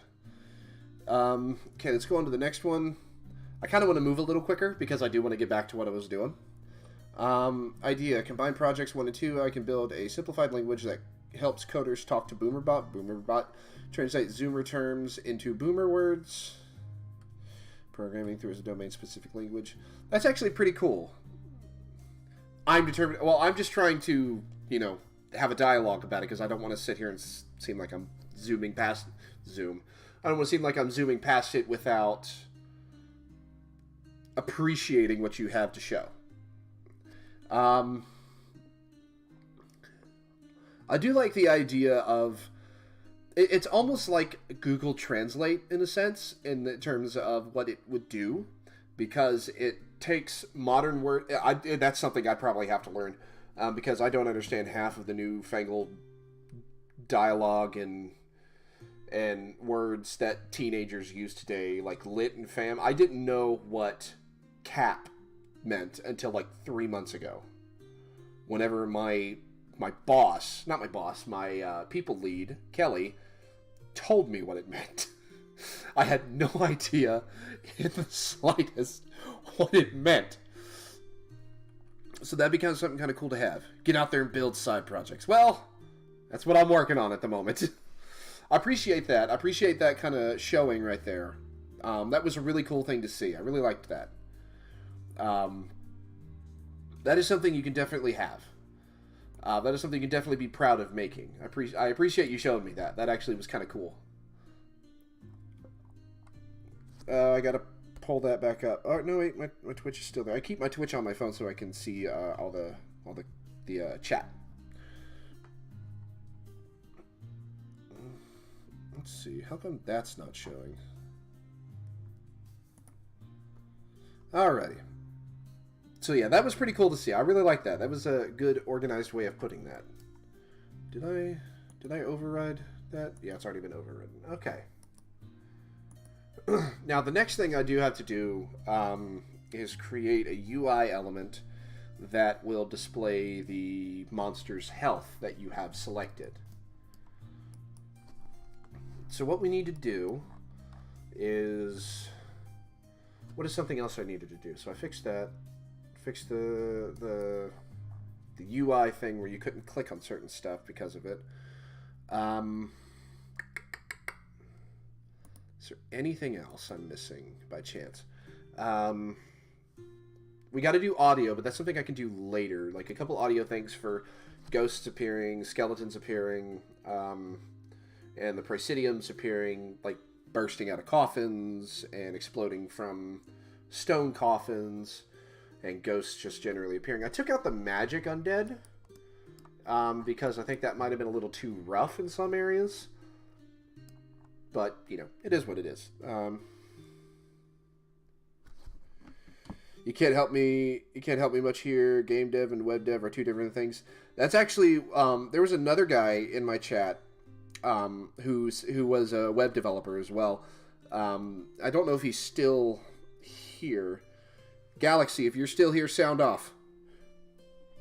But he said the exact same thing, that web development and game development are two totally different things, and I completely agree. They're two whole different monsters. They're two entirely different monstrosities to deal with. But they do have a degree... yeah, Galaxy, he is here. I know he's here.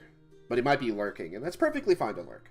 I have no problem with that. I do that with some streamers that I support too. I just pop in, say hi, and lurk. Because I know they would appreciate that kind of stuff. It's kind of cool. But yeah, let me do something real quick. Fix that up.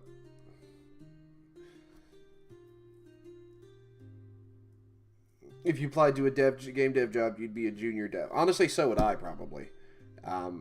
But you'd at least have a... You'd at least have something to start from. As in, like, you're not going in blind. Given, yes, game development and web development, like you said, and like others have said, is two totally different monsters. There is no argument from that there. You'd at least have some familiarity with working with some kind of game, working with some kind of SQL, the language. Interacting with the engines, I'd be extra slow. There's nothing wrong with that. C# and Python are perhaps the most, in terms of Unity, at the very least, C# and Python are the most used languages.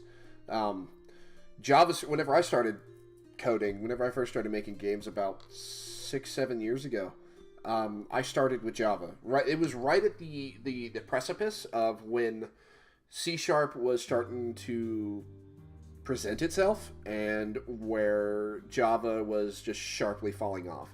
Now, C# and Java, yes, they have different phrases, like instead of a public void function, it's public pragma script or something like that. They do have those differences, but they're very similar. As a matter of fact, I can read almost anything in Java, but I can't write it because I don't know the phrases. And I can read almost anything in C# and write almost anything in C#, though I don't do all the complicated stuff because it takes me a minute because I'm an idiot. But yeah, JavaScript and C# aren't too different, but Python and C# are the most prominent Unity languages, with C# being a little bit better. Sorry, I got a burp get ready to come out. And yawn. Trying not to do either. What's that? Oh, Instagram. Okay. Alright, so what do we need? Oh, that's right, the UI elements for hit points. So we are going to go into the 2D... Oops, wrong one. We're just going to pick... I'm just going to back out. Go right into here. Go to UI. Just pick the dialogue UI. We're going to fix that, too. It's 9:40 for you, Larkin. I appreciate it, my guy. I appreciate it. It is 9:40. It's 8:40 for me. And again, I won't be going to bed till like, God, I won't even be trying to go to bed until about 11:30, 12 o'clock. So we're going to try to get as much done as we can here. But I appreciate you hanging around, my boss. So let's create first an empty game object. Hit points display. Now, I do want to do a thing where if it's a boss monster, the hit points will display somewhere visible. Somewhere big, I guess? Or maybe if it's a boss monster, it'll have the hit points displayed over it at all times. I might do that. I might do that with all enemies, actually. Once they spawn, their hit points display over top of them. Which is perfectly fine. So let's create a UI image. Now let's set this to background. Let's just run through some things, run through some options. I think this is a good one here. It just needs to be spaced out. Also like that it has like a pointer on it. Let's shrink it a bit and have it set there.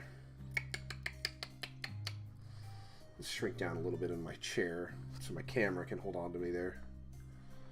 All right.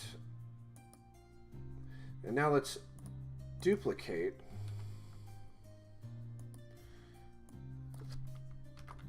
Highlight, I guess. And for that, we're actually going to swap places there and expand that just a bit. And have it come down a bit. As a matter of fact, let's not do it that way.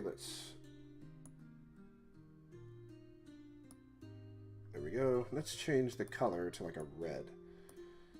Nah. That is a cool little thing to do, but it's not exactly what I'm wanting to do entirely.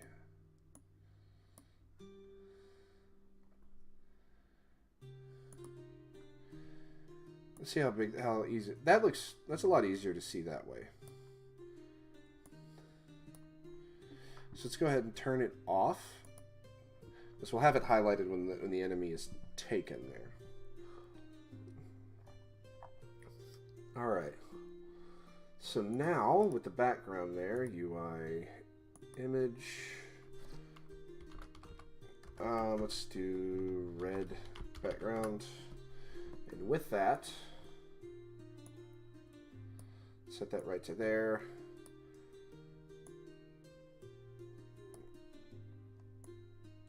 Set that out and let's line it up. Oops. There we go. Set this to red. Let's duplicate that and set it to green. Background. Alrighty, now let's of course make it green because what would be the point? Alright, now we are going to go into the hit points display, add slider. Alrighty.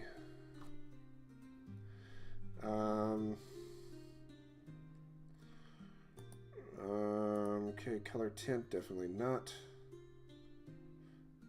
Transition to none, navigation to none, fill rect would be green, and no handle. I hate it when it does that.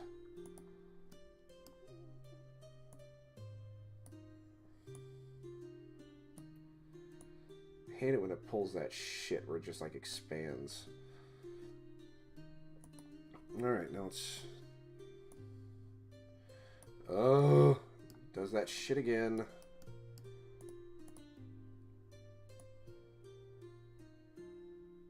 There we go. Alright. Now do the slider.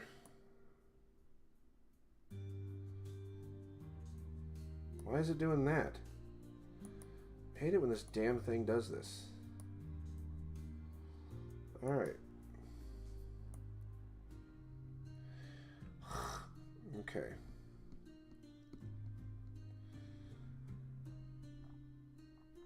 I don't like why it's doing that there. I don't like it when it does that.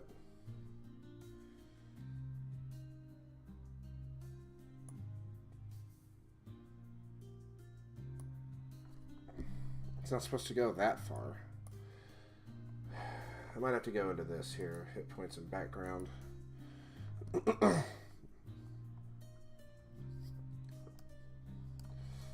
This is annoying the shit out of me sometimes, man. Alright.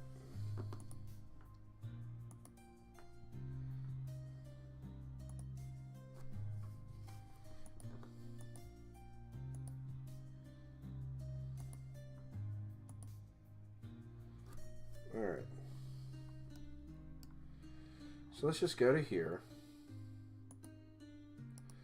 Let's delete the green. Duplicate the red. Turn it green. Just hold on to it.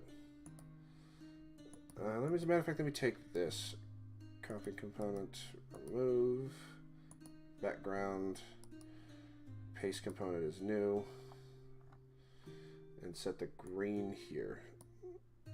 And of course it does that shit.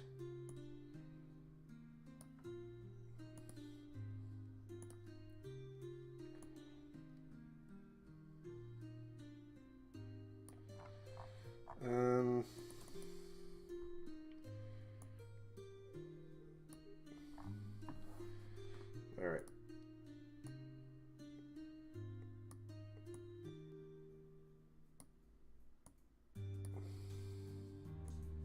There, that should work. Let's test it out. The fuck? What? I can't remember how this is supposed to work here.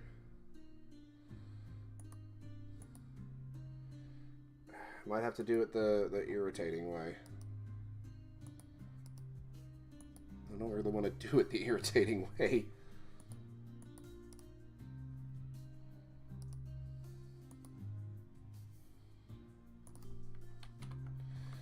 Remove the slider from that.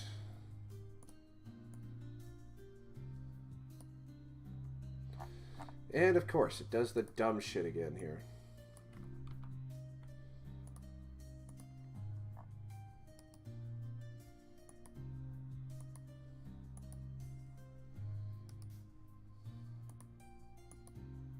There we go. It's a little bit better, I guess.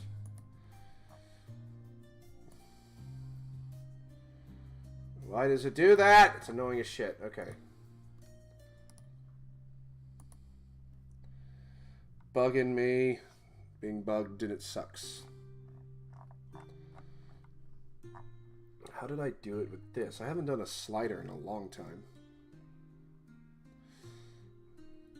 Oh, God, I'm an idiot. Okay. I have to set it to filled because I'm stupid.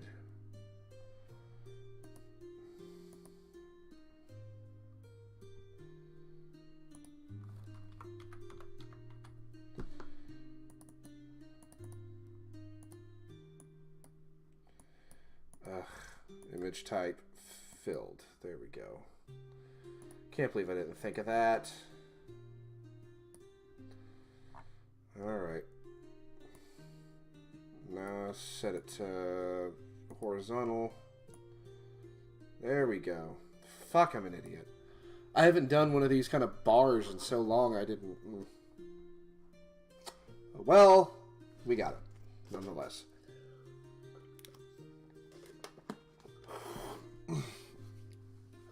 Okay.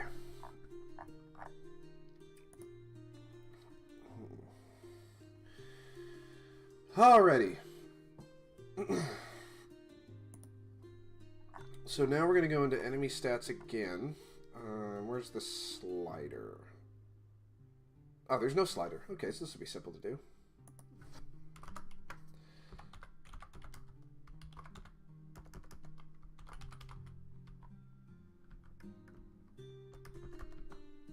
Which means I have to do UI.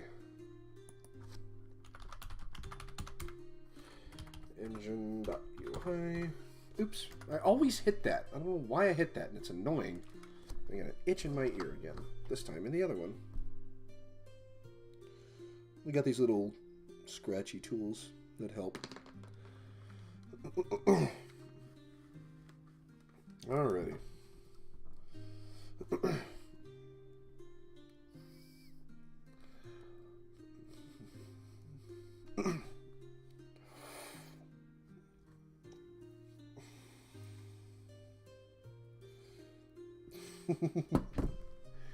Anyway.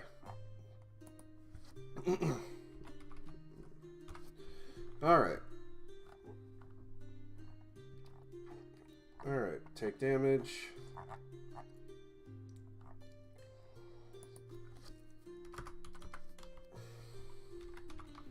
Oops, fill amount equals HP divided by max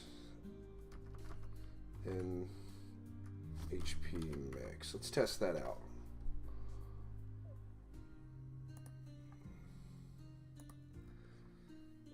Alright, so let's do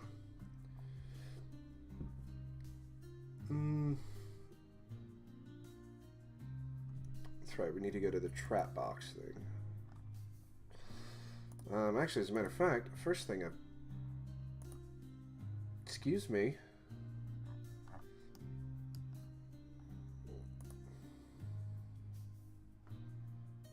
I can actually take off that slider now, so...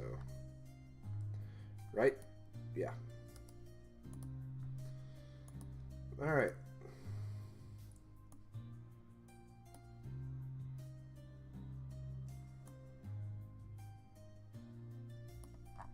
Gotta get closer to that there.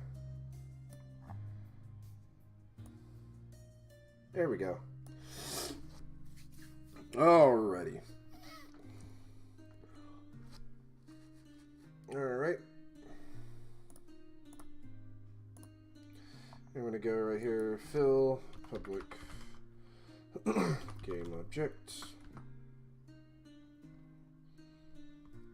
hit points bar, there we go. I'm going to go over here to the dungeon door script.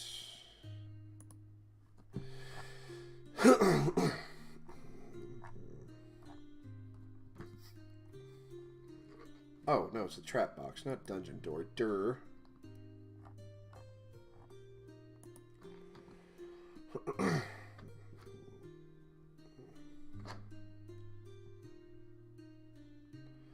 Alrighty.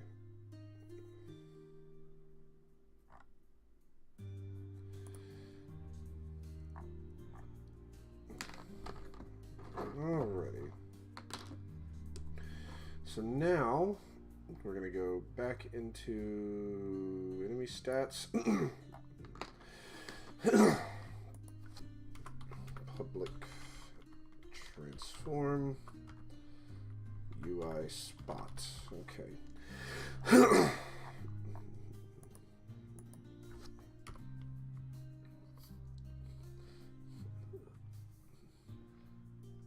Fill. Let's see. Instantiate. We need to create another game object here. Spawned bar. Alrighty.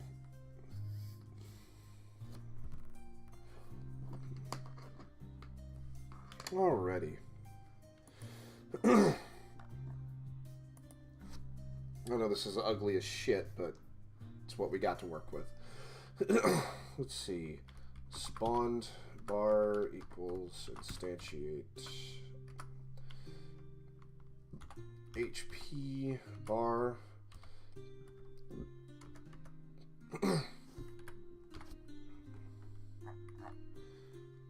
Take damage. Let's create a whole separate section here. If spawned bar does not equal to null, spawned bar dot transform dot position equals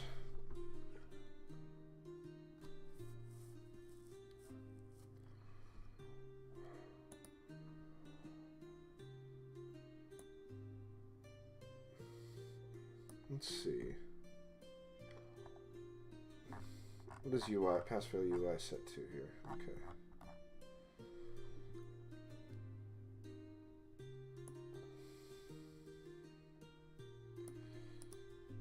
Copy. Here we go. Enemy stats.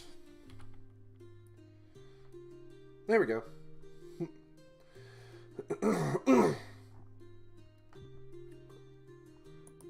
Alright. Alrighty, here we go.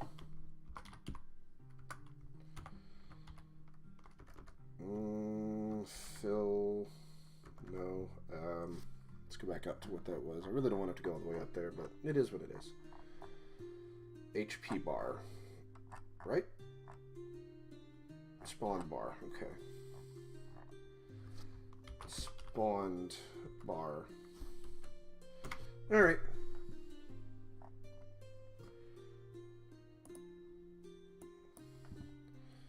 So let's test this out.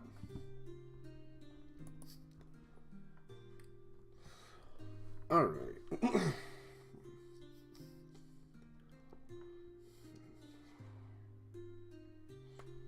Let's make it a... As soon as it is done loading, you know, all that good stuff here. So let's go here. Go to UI. I don't know why I'm doing that.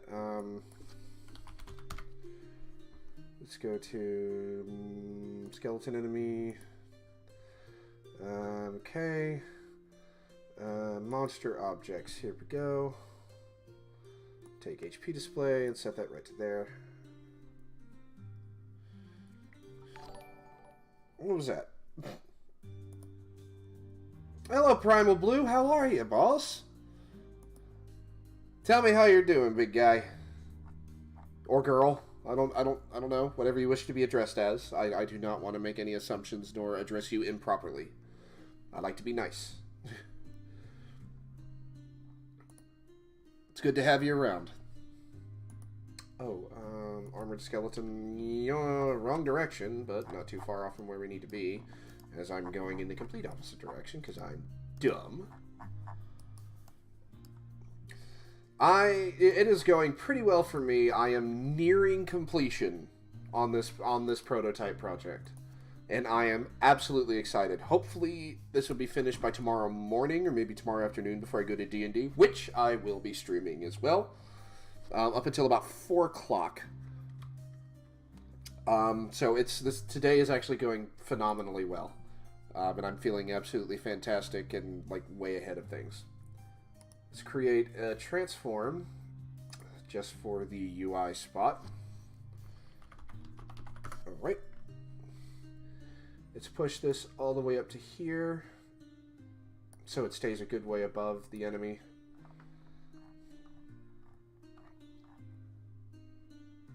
As a matter of fact, HP display. See if that's still there. I want to see how big this is because I can't remember how big it is. Definitely do not want to make that thing that big. Jesus Christ. Let's make it to about that. Unity? Yes, it is Unity, in fact. It is very much so Unity. It's the engine that I'm most familiar with.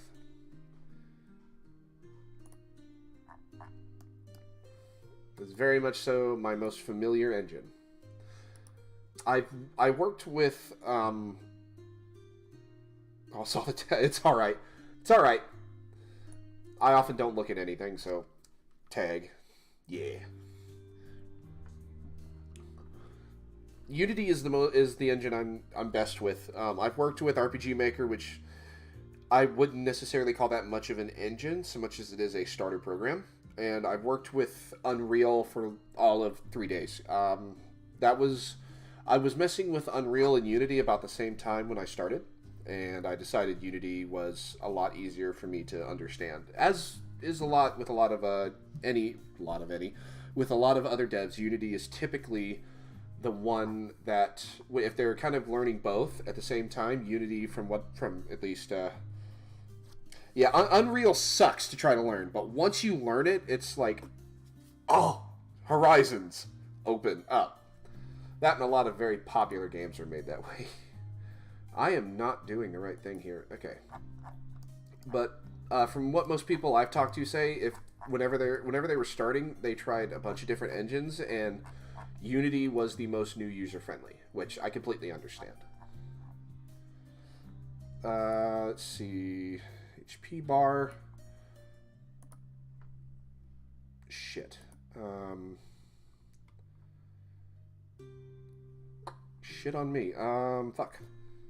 I forgot to have a way.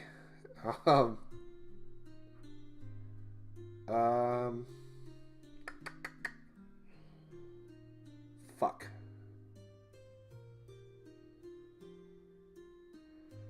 Because I don't want to create a whole different UI for that.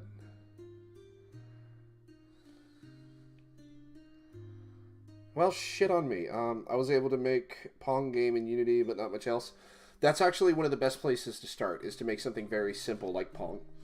I was very ambitious with my first Unity project. The first time I worked with Unity, like on a full scale, was in 2018. So my whole entire game design my whole entire game design journey began in 2016, whenever... before I go on with the story, I've got to ask you, do you happen to know about the Five Nights at Treasure Island series made by Photo-Negative Mickey? Because that is a very popular Five Nights at Freddy's fan series. Do you happen to know that one? Or at least know of it? I must ask to preface this story. Every time I tell this story, I've got to preface it with that.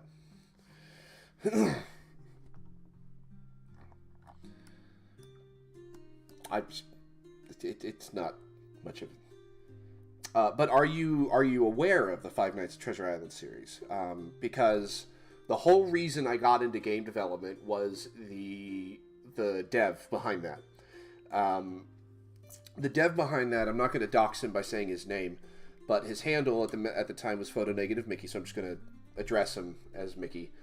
The Five Nights at Treasure Island series is one of the more popular Five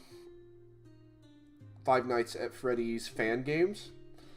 Even goes so far as to Five Nights with Mac Tonight, made by the same guy. Five Nights at Treasure Island, The Lost Ones. I actually knew that guy. I still do, we just don't really talk a whole lot.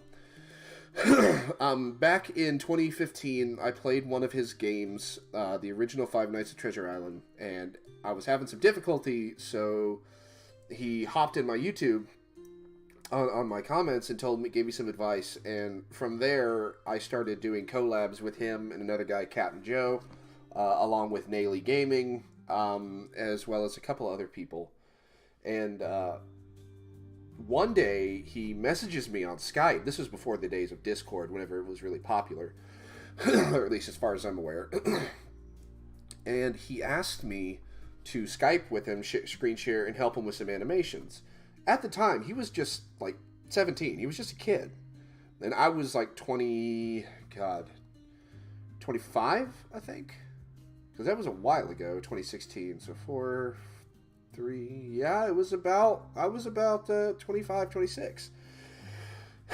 And he has me Skyping with him. I've never seen anything with game development before in my life, so this was an entirely new thing for me. And I'm watching him do these animations and do all this cool stuff with it, and I'm thinking, Jesus fucking Christ, this kid is... He's a kid, and he's doing this. That's by no means a knock on him, not at all. But I'm thinking, you know, I thought you would have to go to school for, you know, for years to do this kind of stuff. I thought there was like some... It seemed like some sort of arcane knowledge to me that only people in their 30s and 40s would do because of all the schooling it would take to do something like that. And he's making these wildly successful games from a manual that he had. That I think someone gave it to him for his birthday. And I'm thinking, if this kid's doing this with such wild success to the point people like Markiplier, PewDiePie, Jacksepticeye, all these people were playing him at the time, who the hell says that I can't? And now let me pick some new background music to go along with what we're talking about. Let's go back to one of the other ones we did. There we go. And I'm thinking, you know, this fucking ads. Okay. But, you know, I'm thinking, if this kid is doing this stuff, who's to say that I can't, you know? And so the first thing I did was I got RPG Maker and I started messing around with that to kind of just like dip my toes into the kiddie pool of game design. And then no more than 2 months after that, I started, I jumped into a game jam called Adventure Jam 2017. And I first worked with RPG Maker XP, then I moved on to VX Ace. At the time this occurred, like as soon as I started Adventure Jam, that's when I started to VX Ace. And I had 14 days, never worked with VX Ace before. And I had only 10 days to do this because the toxic relationship I was in at the time, I was going to Georgia later in that month. And, you know, I only had 10 days to do it. So I started the project and finished it, surprisingly, made it in time. And it was called Dream of Mayweather, and it was for Adventure Jam 2017, and out of like 179 entries or something like that, I got number 28, I believe, in overall, as well as like 20s and 30s for a couple other categories that I was part of. And I made that with RPG Maker, and then... that's whenever I was hooked. That's when I know this is what I'm supposed to do. And the very next year, I worked on another project called Duat, which is based off of the Egyptian afterlife of the Duat. And when I jumped in on that, I jumped into Unity right off the bat. I had no experience with Unity. I had no experience with coding, except, you know, poking around with JavaScript at the time, which... Java's a nightmare. Like, we don't talk about Java too much. But, you know, I jumped into it, and with those 2 weeks, Unity was far more user-friendly to me than whenever I jumped into Unreal the next month. When I jumped into Unreal, there was just this learning curve that I could not fucking climb to save my life. So I would go up the Unreal learning curve, and it would just get more and more difficult. But Unity... Yes, there was a steep learning curve, but once you reached a certain threshold in that learning curve, everything was much easier. You understood so much. And I blew past that threshold within like 3 years. So for me, Unity was a far, far more intuitive engine than Unreal Engine will ever be, in my opinion. There's some people that can pick up Unreal and just run with it. As a matter of fact, Unreal is the engine that a lot of newer games by Epic Games are released on. I think Epic is actually like the owner of Unreal. I'm not sure. I have no idea. But Unreal is a very popular engine. One of my favorite games was made on it. Dauntless. Dauntless is one of my favorite games. I haven't played it forever, but Dauntless is one of my favorite games. That was made on Unreal. There's actually... I was talking to Dota a little bit ago, and Unity, again, is much more new user-friendly. I want to ask you this. Well, there is a game that is widely popular. That was widely popular for years. Worldwide popular. Everybody knew about it. That was made on Unity engine. And once you hear it, it'll blow your fucking mind. Are you ready for this shit? Are you ready for this little bit of a revelation, I should say? because it's going to blow your damn mind. No, I know what I can do. Okay. Duh, I'm stupid.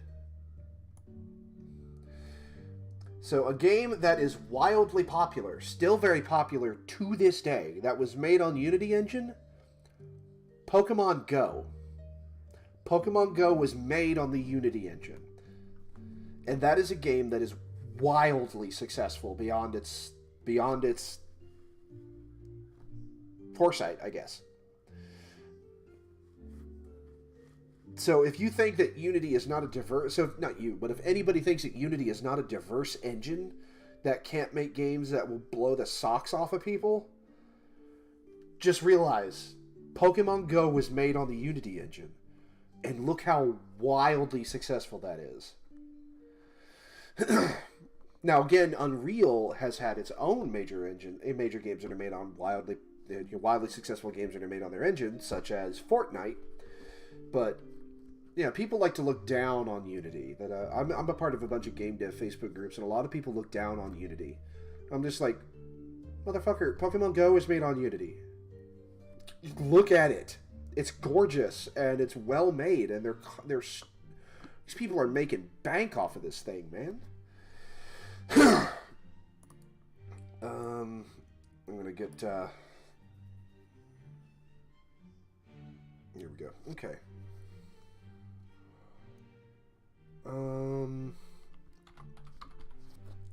HP fill bar.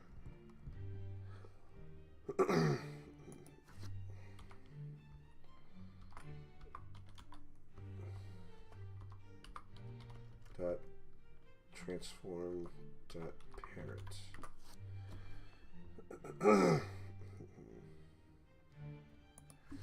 Dot game object. That'll do it. That'll do it right there. But I want to make sure that for... Let me go back into this here. Because I know there's multiple parent things attached to this thing, so I want to make sure that it's all...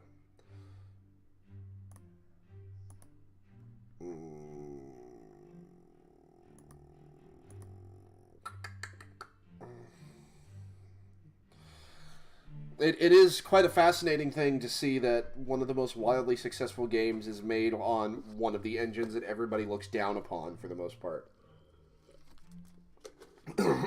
So anytime anybody tells you Unity sucks or Unreal is better, Unreal may be better for what they're trying to accomplish. But Unity can always be a game changer for anyone. Anyone at all. The fuck? Why is that not showing? Why is that not showing up? Huh? Interesting that it's not showing up at all.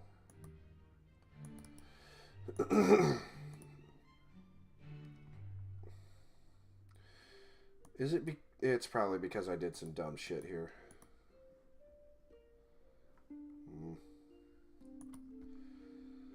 Alright, I did a dumb here. Why is it like this, I wonder?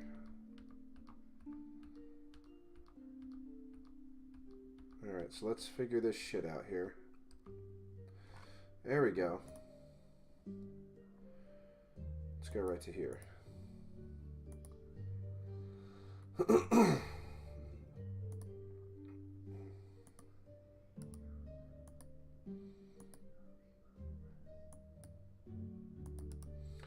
Prefab, unpack completely, okay.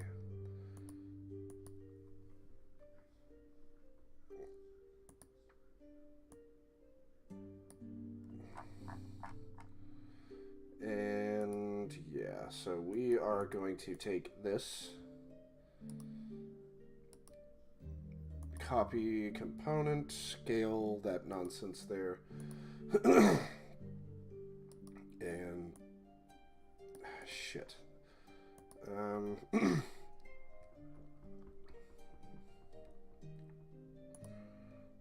Let's try this, see what happens there. Nope.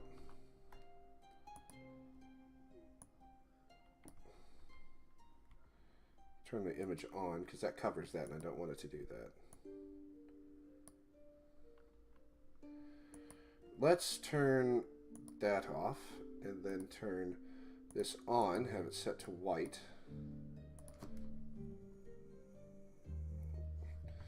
And set this to be a little bit smaller here. And then turn on the background there. Ugh, I hate having to do it like that. Alright, so let's just take all of these out here. Alright.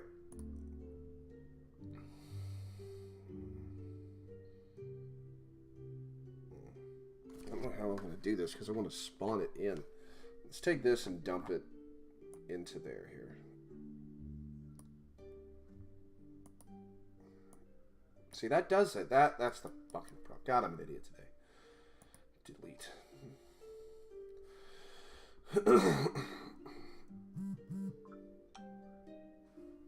Oh, that was a Facebook reaction. Alright.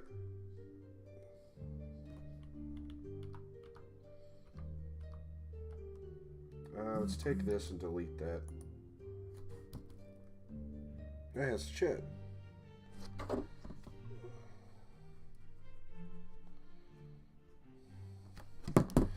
Alright. Wait, wrong button. We're gonna delete this one, cause fuck that. Alright.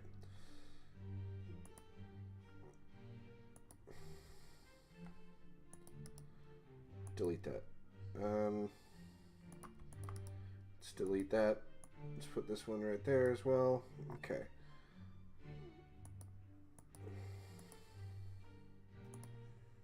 Alright, so whenever that's selected, that lights up, but the big question is how the hell I'm going to get that to set up like that.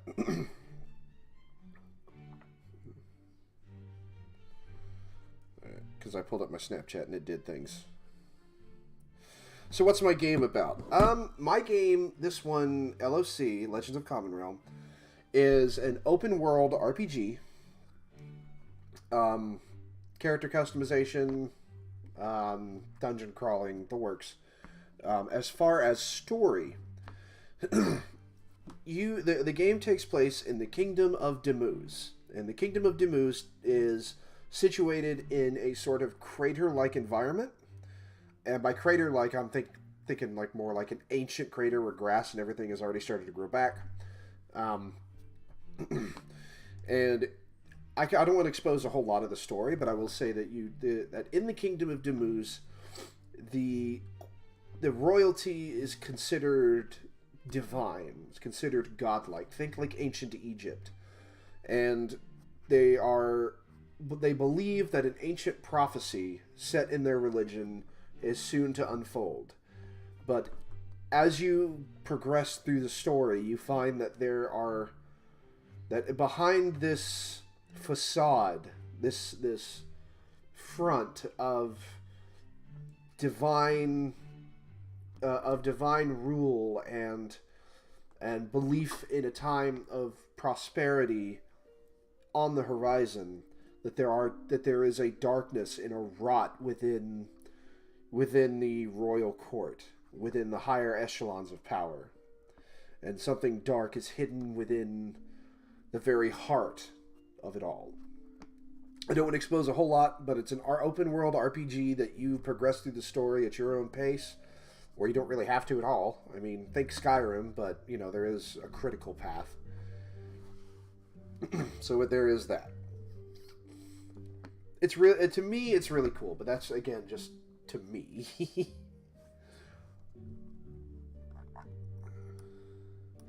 It's an open world RPG, and I'm really excited to get it out there. Now, the question is spawning this motherfucker. So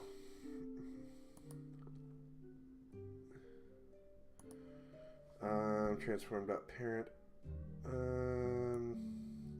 We'll put it as game object.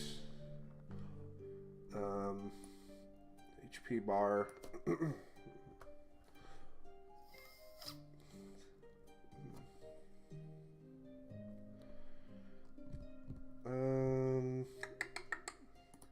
How did I do it here?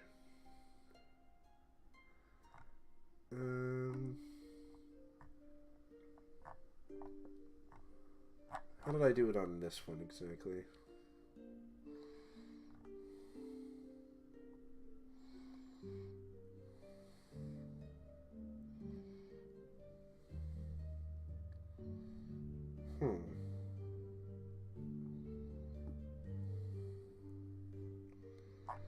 What is pass fail UI? Is that a game object? No, those are images.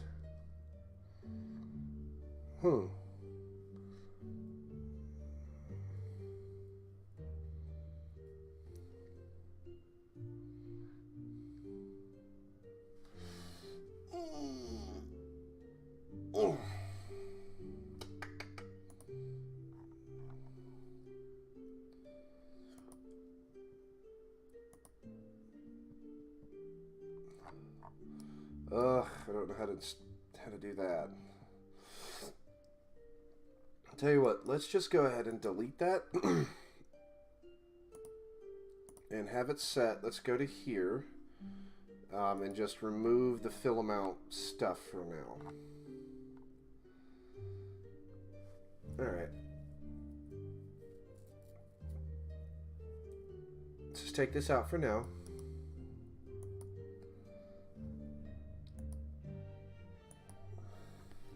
Alright, so we are going to test this to see if this works out as intended. But, you know, knowing me, it probably won't, but a bitch can try, right? Alright, so let's turn off the 2D, zoom in on this guy. Skeleton is there.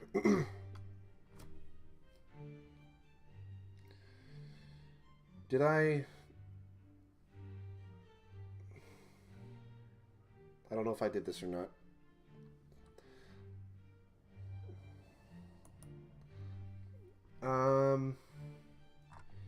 Let's go to this big guy right over there. Nope. Nope. Come on. I hate it when they're bones because then you can like click right around them. Alright. Enemy stats, transform, UI spot, HP bar, HP display. There you go. Alright, now let's test it.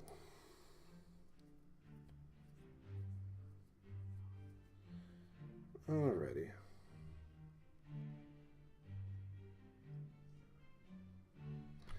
Alright, so let's test this out.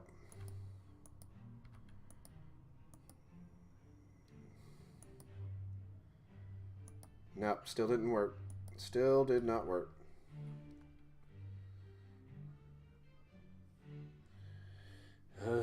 Annoying.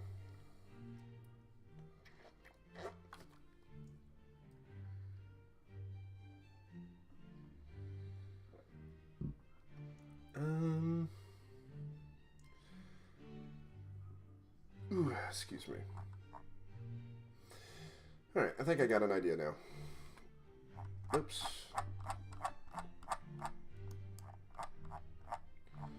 Alright, so let's go into this and set this bad boy like right here so we can play with this thing a little bit.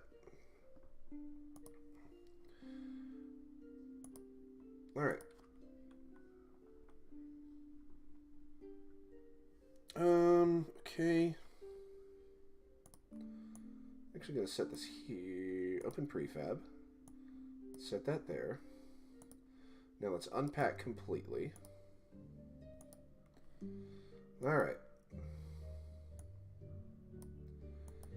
Take this and delete that. There we go.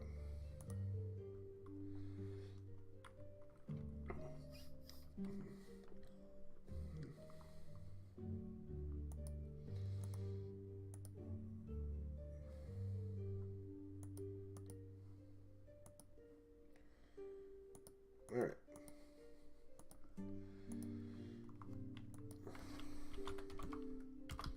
Alright. It's going to be the fill bar.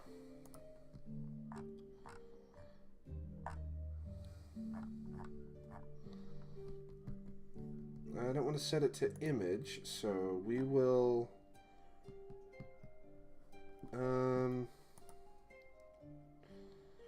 Let's just add a slider. Just for no other reason than to have it something to pick. Okay?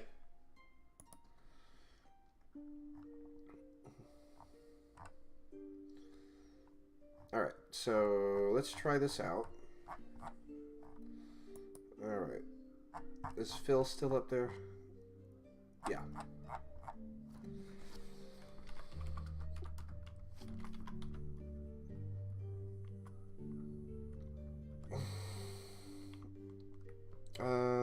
Let's see. HP bar dot get component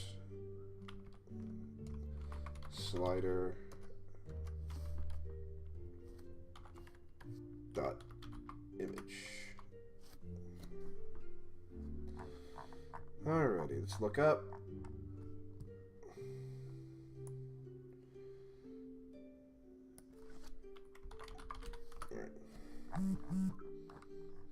Alrighty, let's go down to this thing fucking around now. Alright, never mind. In children. Oop, snap, crackle, pop.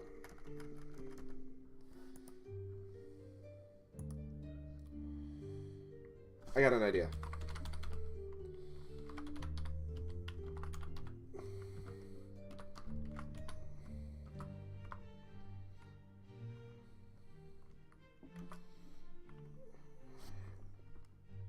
Alrighty. Slider obj dot get component image for funsies. Let's see if that shit works.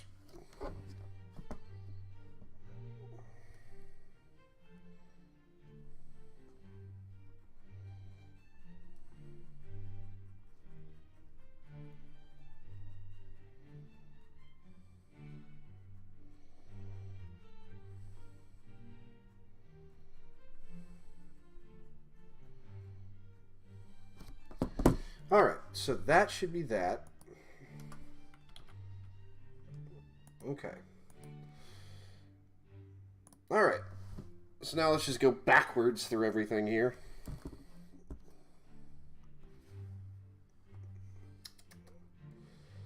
Doink.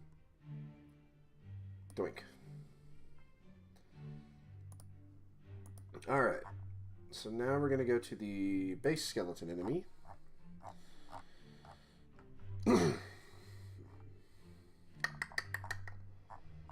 Let's see, HP display, gonna go to highlight. There you go. Do I still haven't set the game object? Nope. I need to go to trap box manager.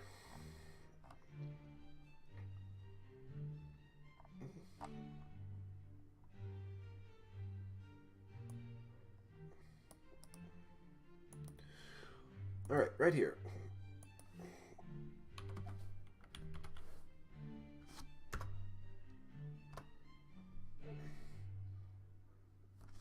Is this right?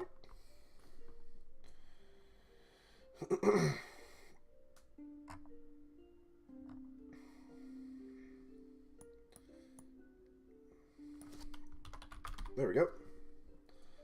There's one too many. There we go.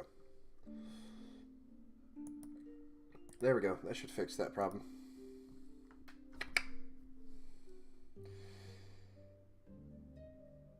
You're playing a game and all the trees just disappeared off the map. Mother Nature's about ready to take her toll. What game you playing? I want to see it. I want to see. I want to give it a shot. Not right this second, but you know, in general.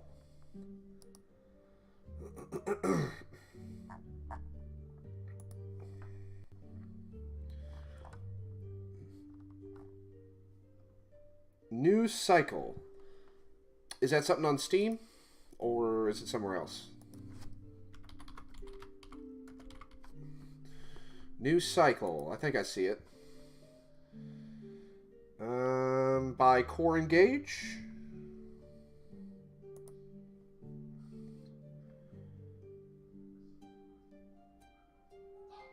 Okay, I'm getting PUBG vibes. Is that correct? Is that be something to... Holy shit, never mind. This looks like a RTS. City building, that explains it. Okay. Mostly positive, early access game. That's pretty cool. $24 for early access. Okay. Okay, I can dig that. I can dig that. I used to play, what is it? I like to play a lot of RTSs, and this kind of gives me the similar vibe, but of course it's more complex, and you're not openly attacking enemies. But I like these kind of games. It's been a while since I played anything like this. I might give that a shot. Oops. Don't want to fuck that up. HP bar. Nope. Alright. Let's see if this works now. First we're going to save just in case it stack overflows. Which it shouldn't, but it's always worth it to not fuck around and find out.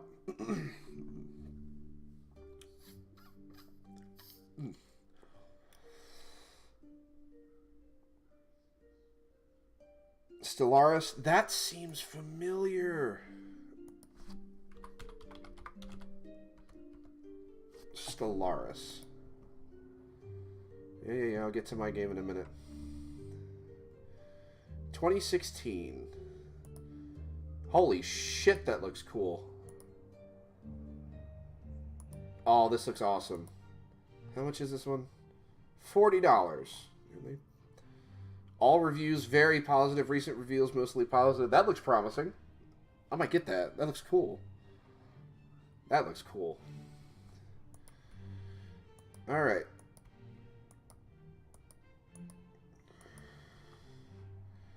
There we go.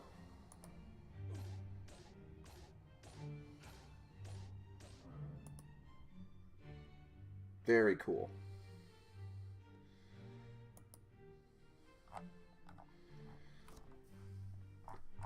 Alright. Alright, so it got most of it done there.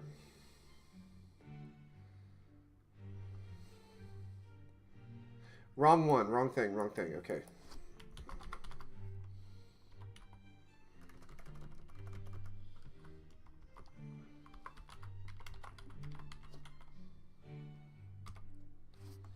What does that thing say? Spawned what? Spawned bar, okay.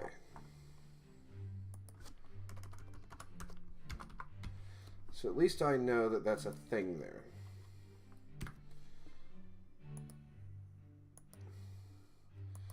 Now my only concern is base is awesome, some of the updates bog down the game, the fluidity of the game that is. Fair enough, fair enough. I can understand that gripe.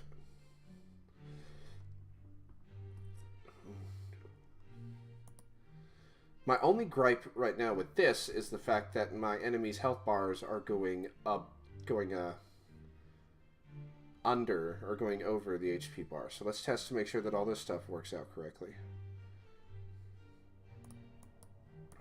Okay. Let's see.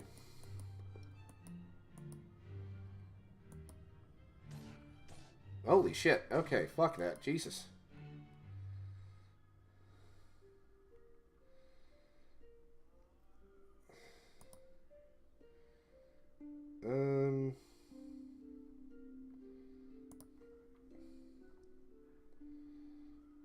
Alright, did I do it backwards? Let me look at the player stats. I think I might have done it backwards.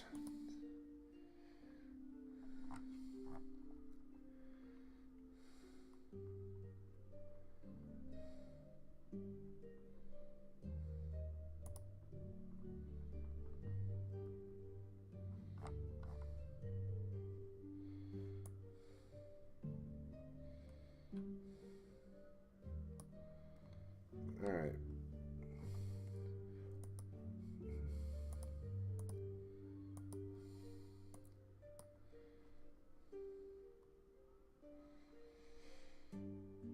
that will let you have a galactic community, and then it's all politics up front instead of background. That's pretty. That's actually really cool. That's really immersive. I like that. I really like that.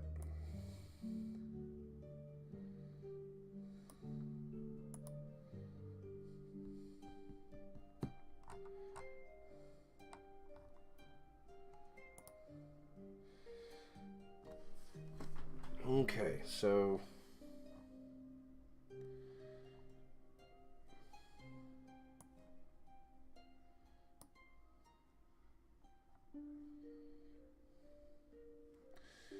all right, copy component or remove component.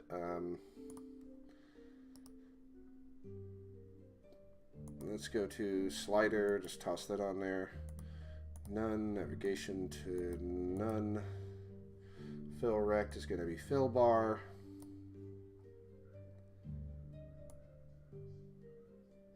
There we go, that's better. That's nice. Okay. Max value. It's actually a lot smarter. I don't know why I didn't think of that before. Because I'm dumb. Alright.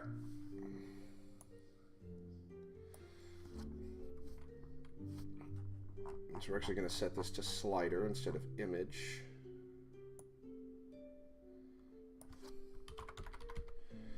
Alright, so now we're just going to go through here and just totally knock this shit out.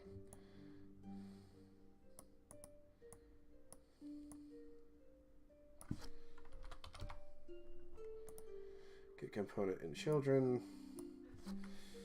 Fill dot max value equals NHP dot max max HP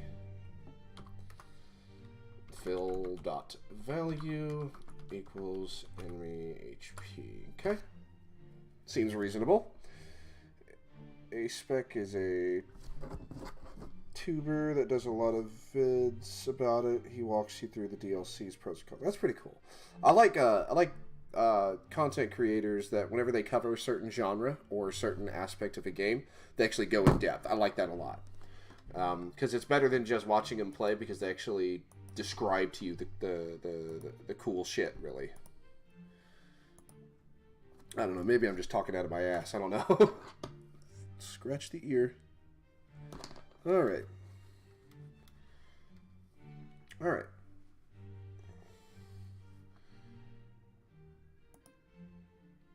So let's go to this thing. Override the highlight.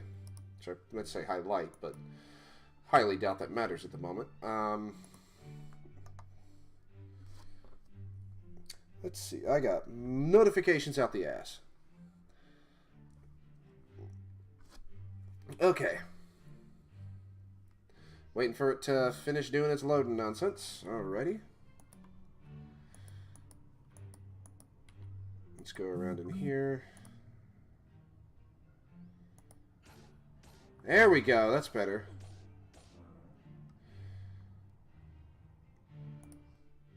So, okay.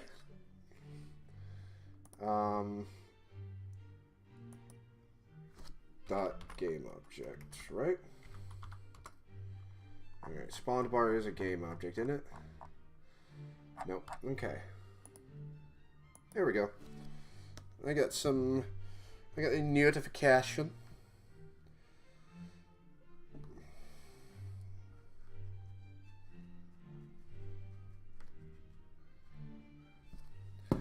Alright, go back to what I was looking at. There we go. Okay, so this looks decent. This feels decent now, so let's save all that. He was, I think, part of the devs for a while, and even did streamer wars a game. That's actually really cool. Any dev would be thankful to have anybody that would dedicate their stream to dedicate their content, even if for a short period of time, to their game, because that would, especially big time streamers, because that would really promote quite a bit. And that would really go a long way to spreading the word of their game. Even if the game is absolute shit. It doesn't matter. Get the name out there, people play it, people remember it. Ah, my ears. Alright.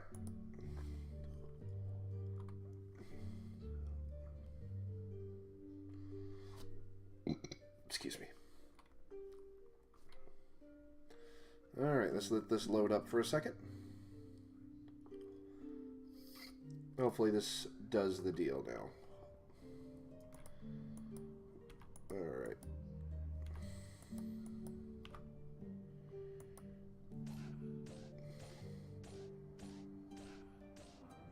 Perfect. Even dropped us a health potion. There we go. So that works. The problem I have right now, though,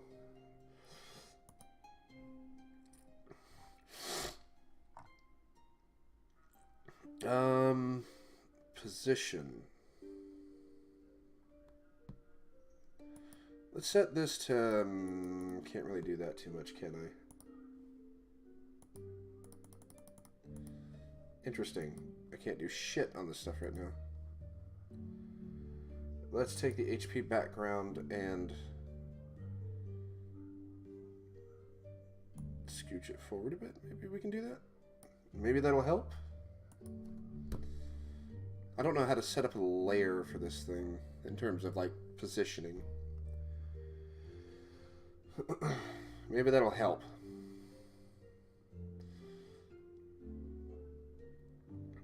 Alright.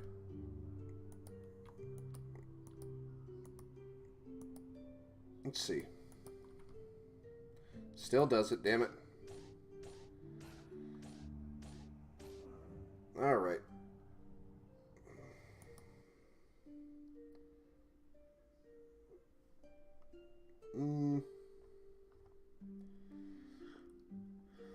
Alrighty.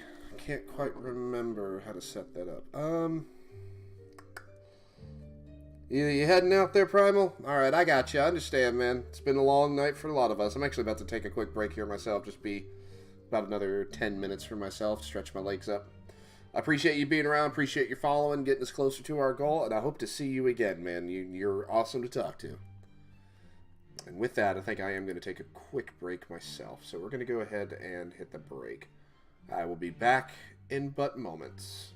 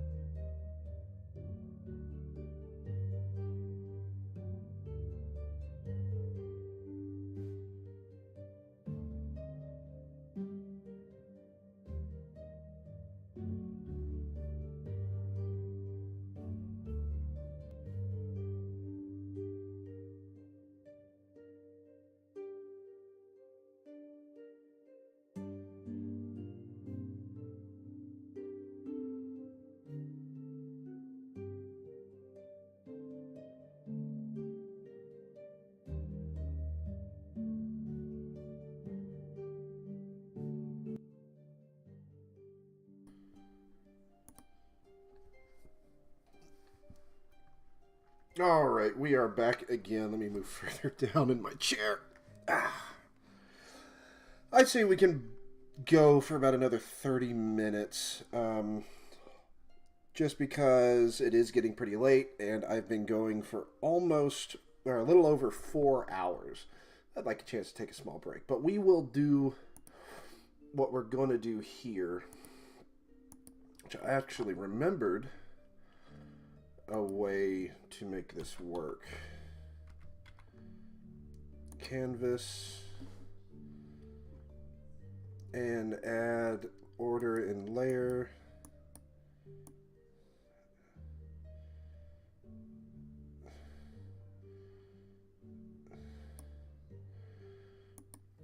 I guess that works.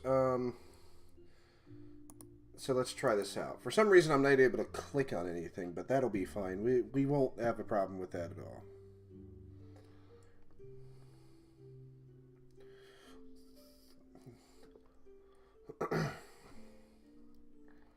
This literally does absolutely nothing else other than just give it a canvas.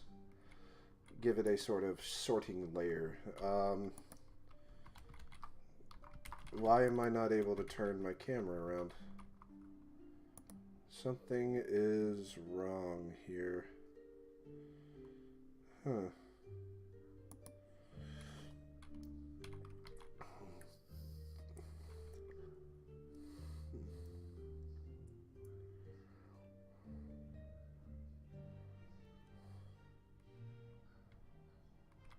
Huh. My camera, for whatever reason, is deciding not to work. Or not my camera, my thing here.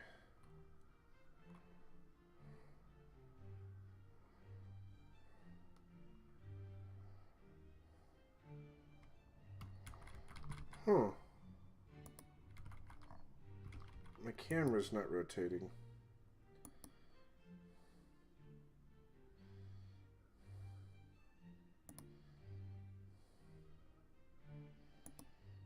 Huh. Let me save project.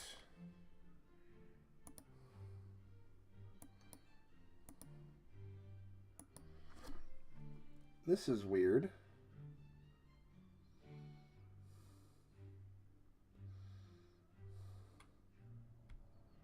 Huh.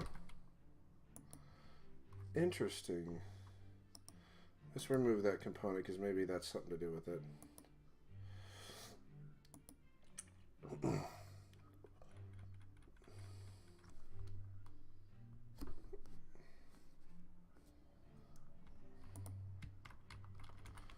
Huh. Why is that not registering? Let me close it and reopen it. Maybe that has something to do with it. Because for some reason, my camera rotation just wasn't working. Let's try it again.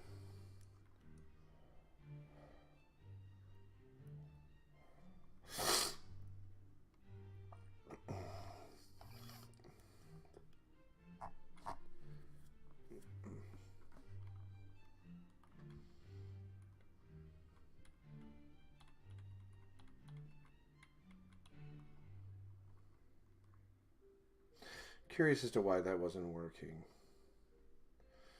No reason that shouldn't have been working.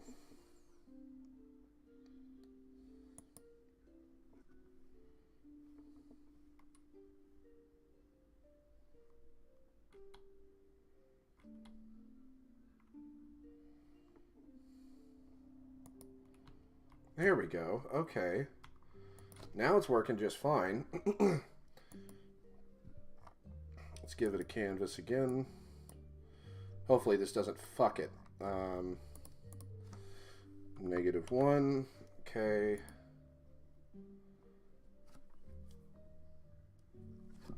Excuse me.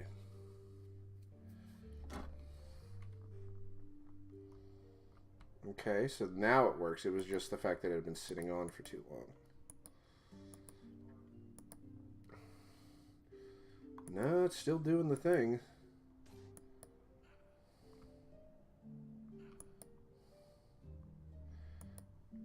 I don't like that, man.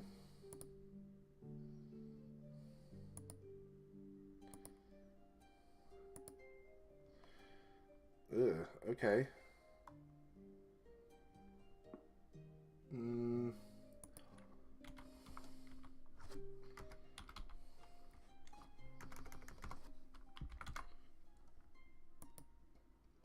Okay.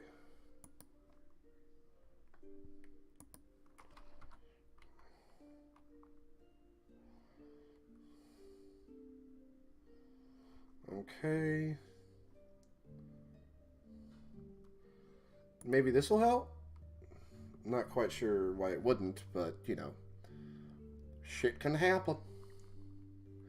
Alright, let's see if this works now.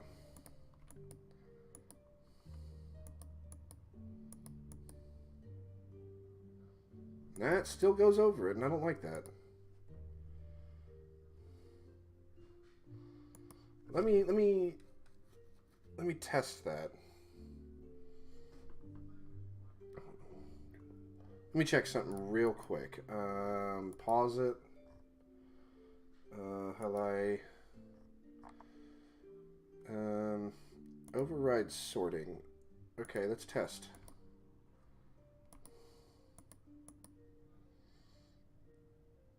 There we go. Haha! Victory is mine.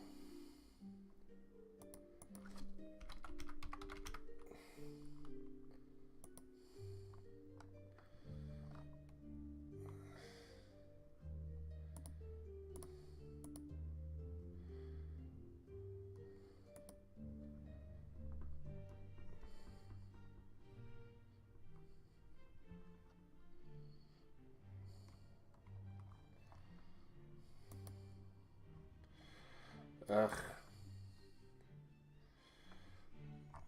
Let's see.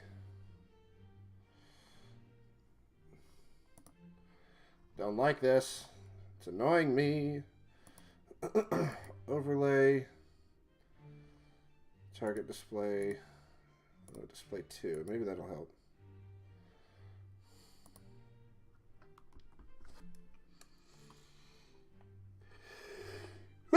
Excuse me. Let's see if this does it now.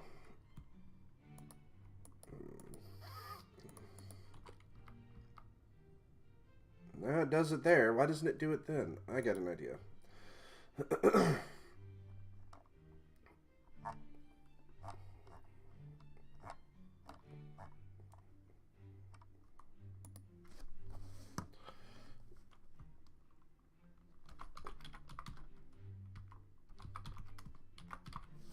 I'm gonna move this off to the side. It's just a plate at this point.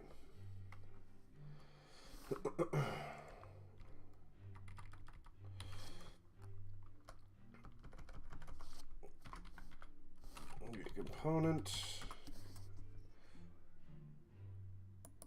All right. Canvas. Okay.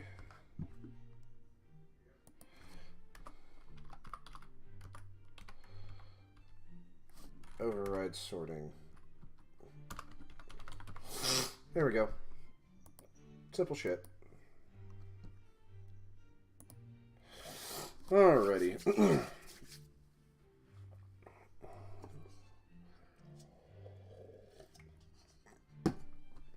Alrighty.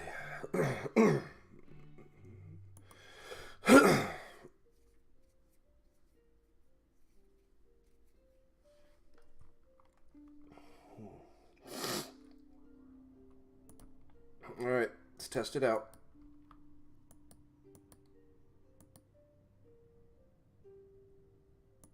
Why was it doing that? Why was it twitchy like that?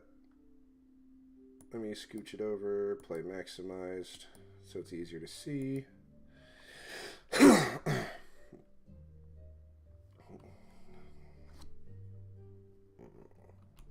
Alright, so let's now go here.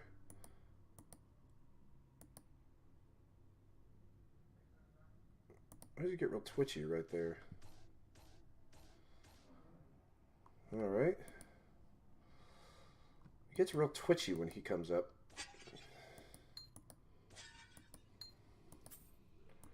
Interesting. Let's try it again.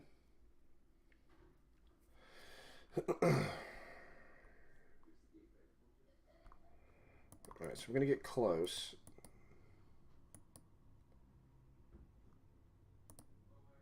There we go, that's better. Alrighty, that's decent. I do want to make this smaller, though.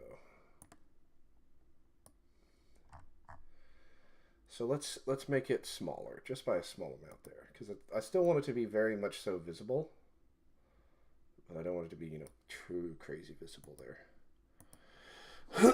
Alrighty, so let's delete that. There's my water. Okay. There we go. Alright. First I want to get some gear.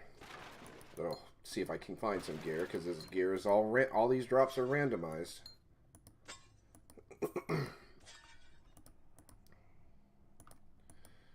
Well, looks like this club is all we got to go off of.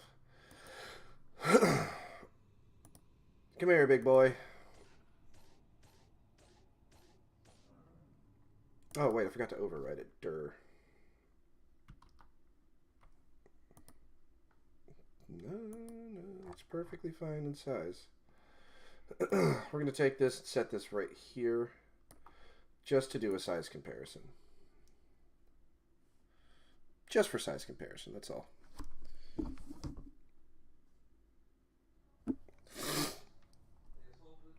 Fish dealer, you come to Brazil. What is that supposed to mean? I'm not sure what I'm supposed to make of that.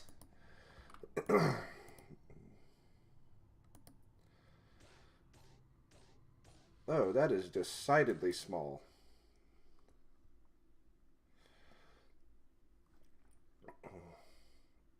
That is decidedly small. Holy shit. I don't know why I'd go to Brazil. I don't particularly know anybody from Brazil. I don't know anybody in nor around Brazil at all. So I don't know why that would be a thing to ask me. Not to say that Brazil is a terrible place. It's not.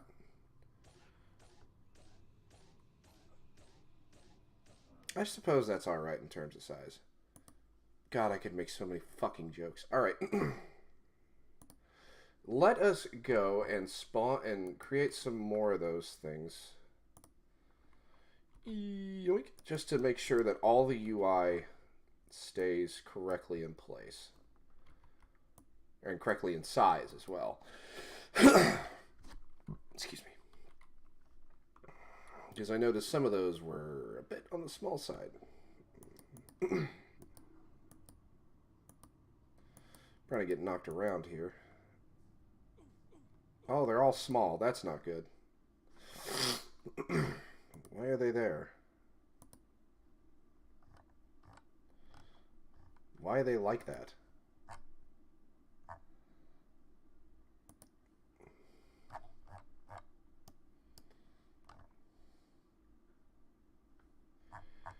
That's a curious thing to do.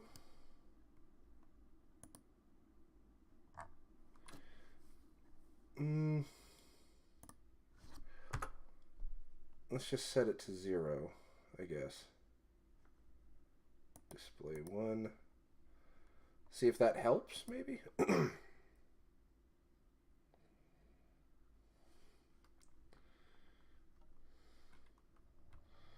Because that should not be occurring, that they're all the same size.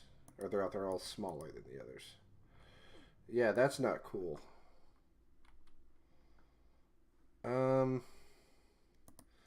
Let's turn this part off. Maybe that's the issue.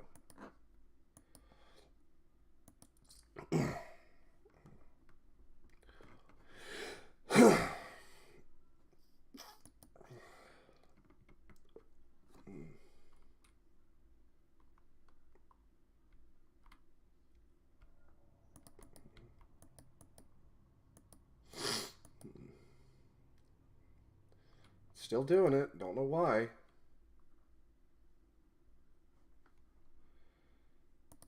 All right.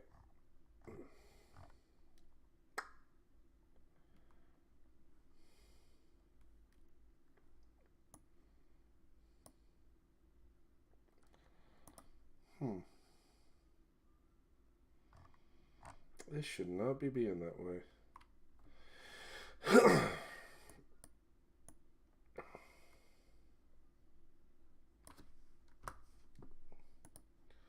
Save all of that.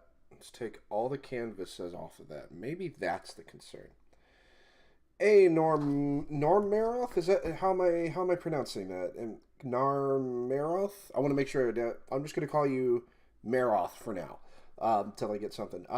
What am I working on? I am working on my open world RPG, but currently I am working on the prototype for said RPG. This is going to be displayed at the God, what is it? The prototype or just Nar? All right, cool. But up in Ohio, at an old store I used to go to, they have a game design prototype playtest event where there's going to be, you know, tons of people. Already there's 26 other devs going to be there, and it's also open to the public for playtest. I've been working on this open world RPG for a little while, and I am currently making the initial prototype that will showcase the core functionality of the game, that being combat and dungeon crawling, that kind of stuff. And I need to skip this ad. Doink. But I'm going to be making it for that particular event to test engagement and, of course, reactions and make sure the game is intuitive and easy to play. So, yeah, that's what this is for. Also, a lot of the core mechanics are being tested, so there's that, too. This is what I'm working on. This is what I've been working on for a long time now, and I have about 2 weeks to get it ready because the game design playtest event is at the end of April. I know. I make bad choices on timing sometimes. There we go. Those are all there, but for some reason, they still overlap that. The canvas thing was the issue, I guess.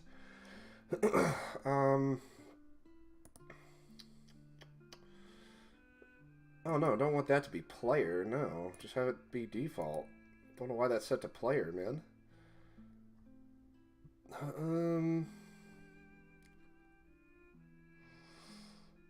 Not entirely sure how to have this sorting layer be up, because it's all the way down at the bottom. Let's see. Can't remember how exactly to move things up to the top of the hierarchy.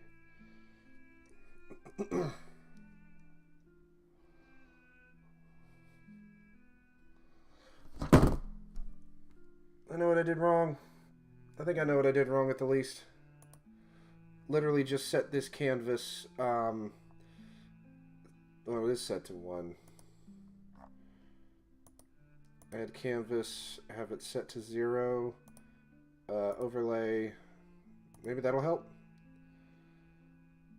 Well, we'll see. We'll find out. We'll figure it out. What you got?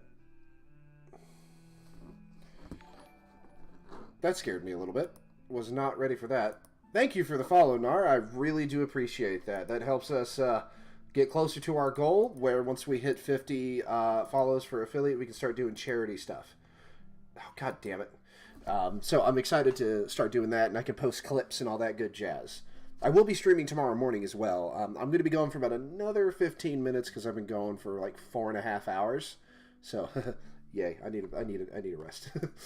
So this canvas nonsense is really starting to irritate me. Sorting group. What's a sorting group do? Let's go neg 1. Maybe that'll do something. Let's add a sorting layer. Default other UI. Maybe that'll help. Okay, so let's go to this and add a sorting group. And have it set to order in layer 1.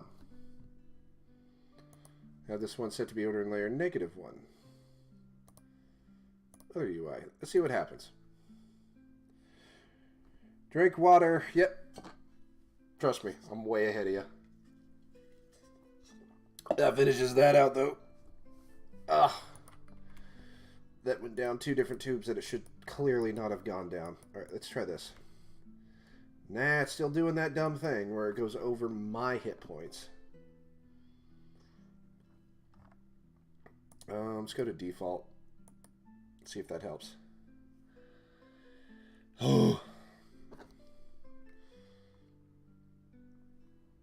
Alright, hopefully this will work.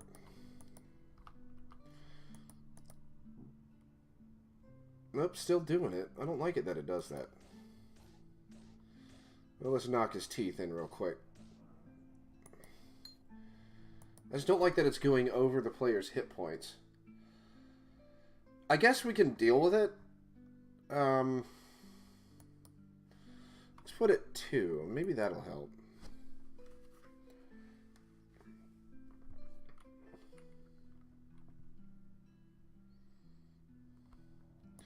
Yeah, some guy was on earlier, the fish dealer, and he asked if I could come to Brazil, and I'm thinking to myself, why would you ask that? I need to get health potions. Shit, pick it up!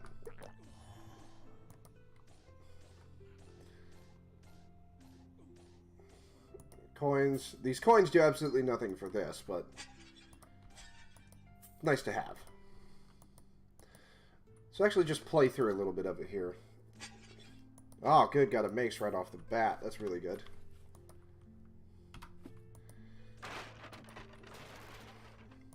Very nice. Very nice to get that right off the bat. Let's go back into here. Yes, I am playtesting my own game, which is fun.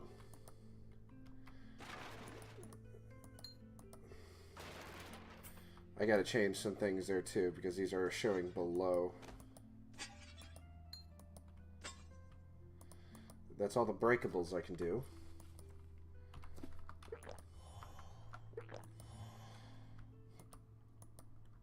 There we go. Oh, oh, oh, oh, oh. Don't get hit by the traps. Ah, damn it. I hit it. Fuck. Oh, well. That's right. I didn't put it on all of them. Damn it. All right. Anyway, we got to go into this and override the skeleton.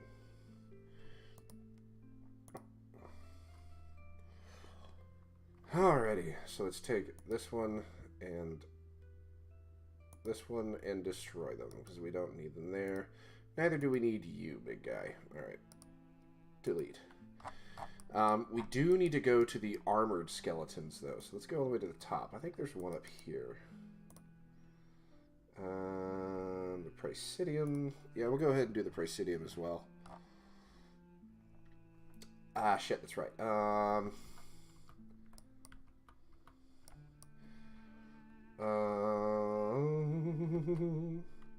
Skeleton enemy A, go down here, UI spot, copy. Let's actually just pull all of the enemies out. Enemy objects, where are you? Oh, skeleton enemy. I already got you there. Female ghost. Paste as child. Okay. Let's do the same thing. Let's get her all sorted. UI spot. HP bar.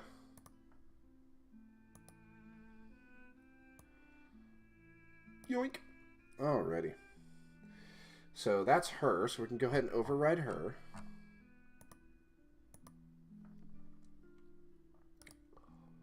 Delete. And then we're going to go to Undead. Armored Undead. This is the right one? Yeah, that's the right one. Wrong one, though, because that is not the object. Monster Prefabs. Armored Undead. Paste as child.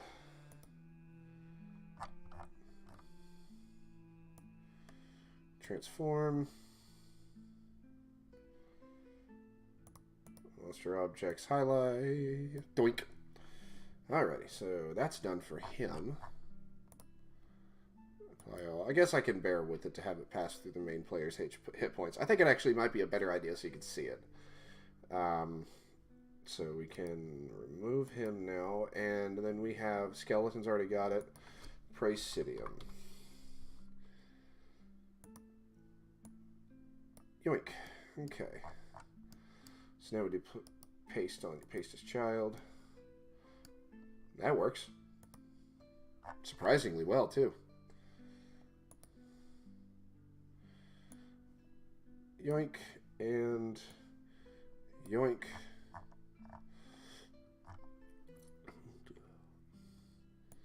And apply all, and that should cover everybody. Should.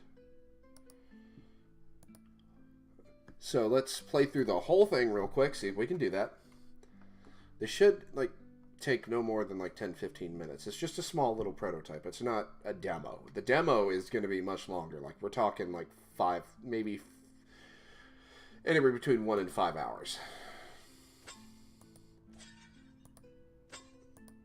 All right. Awesome. There's a sword. That's better. Nothing to fight in here. Not at the moment, at the least.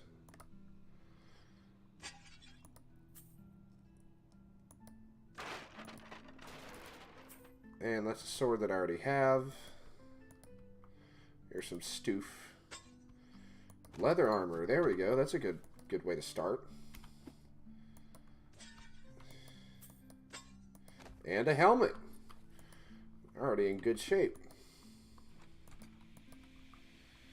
Very much so in good shape.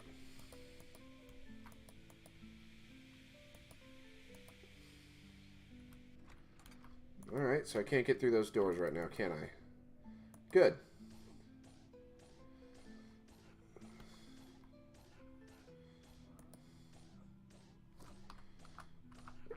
There we go. Goody goody gumdrops, and there's one more guy up here. I know that. And there's a dagger that we definitely don't need. Yay, a shield. We can get rid of that. There should be some breakables down here. No, it might be up here in the corner. Yep.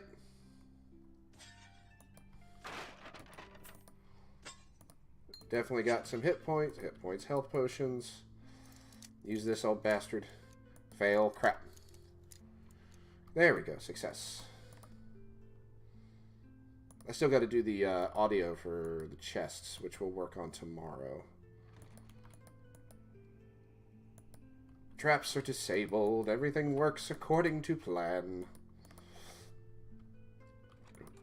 And that takes me straight across.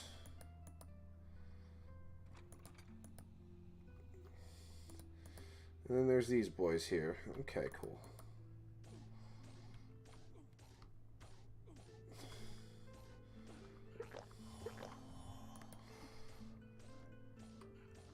Uh-oh.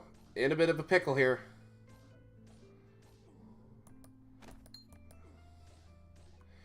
That plate armor actually isn't as good as this leather armor, and that's a really weird thing to say, which means I just got to go in and adjust the stats. There we go. Mace. That's perfect against the undead here. Yeah, this shouldn't be a thing here. The leather armor should not be distinctively better stats. Have I made another game? Yes, I actually have a good amount on my itch page. Nothing like crazy. Mostly just like small little horror games. And I do have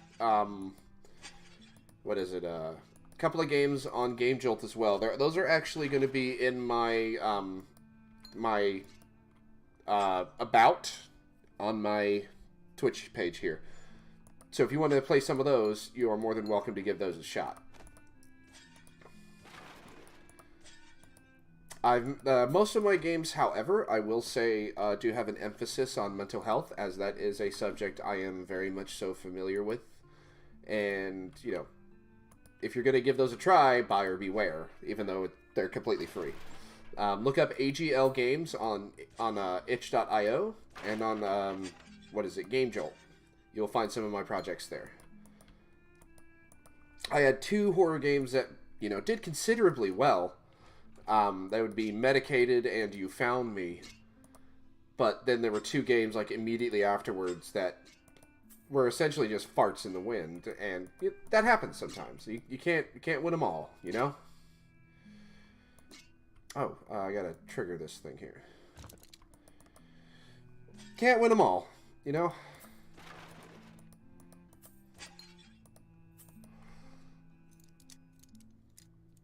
There we go. Success. Get that key. Knock open these boxes here. I know I'm going to need some of these things because, some of these healing potions. Because, I know what I put in here. I know what monsters I have thrown into this area, and I know how difficult I have made them, and how hard they hit.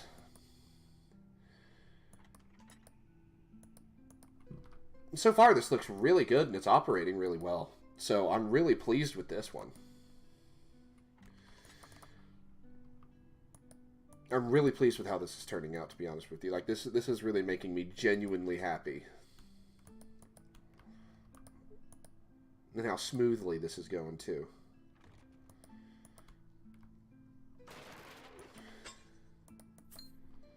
Alright, take 2 of these out. First, let me trigger this. There we go. That opens a secret passage. Or a secret area.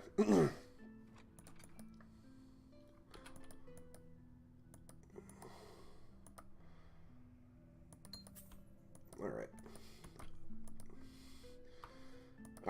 I am honestly genuinely pleased with how well this is turning out so far. I might want to, like, max out my healing here because I know what's on the other side of this door. Like, I know where the painful parts are coming. Because I have 2 enemies that I placed in here that are not pleasant and are likely to take the prototype testers for a ride. As long as it's not the Diablo 1 Minotaur. Oh, man. Oh, man, that hurts my soul. Because I know what that's like. Oh, shit. The Praesidium, though, the boss at the end of this, is quite a tough fuck. I will say that. These ghosts hit incredibly hard. Oh, that's right, I didn't give him too high HP. Nor do I give him high attack speed. I might need to change that. Ironic that you say Diablo, because on this channel, I play Diablo 2 quite a bit. I find it ironic. I love Diablo. I love the Diablo series. The only one I haven't really done any playing of is Diablo 4. No, I played a little bit of that. I played the first few minutes of it, or the first, like, mission of it. I never beat it. Diablo 3 I played a lot more of. At least have I? Have I played? No, I've played all of the Diablo games, just not very long. Diablo 1 I played a lot of. I have some fond memories with that one, not because, you know, I beat it and it's badass or nothing, but I was a child and I made a mistake. Fun little story that is to tell, let me tell you that.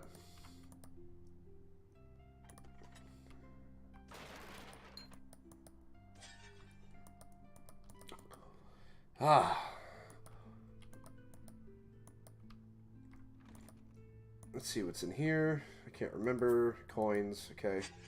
Making quite some bank here, just wandering around. I got to adjust a few UI elements, but nothing too, or adjust a few positions. Nothing too crazy so far.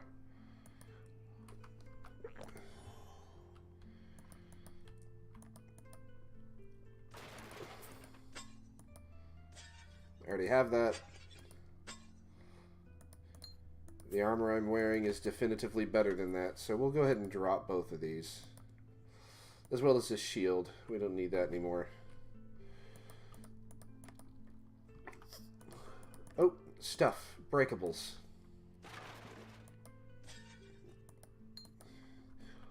The breakables is one thing I'm particularly proud of, because that was a difficult thing to work out. Especially in the previous iteration.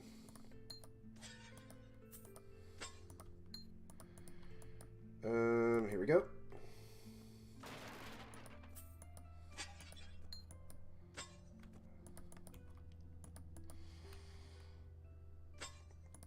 Alright, so that's decent.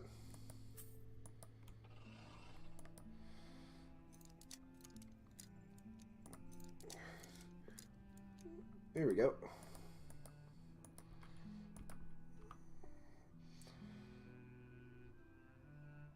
The void tempt us with a floating create. What? Oh, floating crate. Oh, yeah.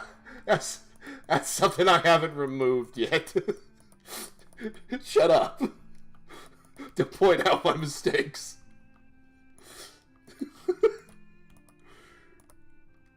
I've got a lot of things to mess with, a lot of small little details to work on here, but oh wait, I was already there. I have no idea where I'm at. I gotta create like a mini map.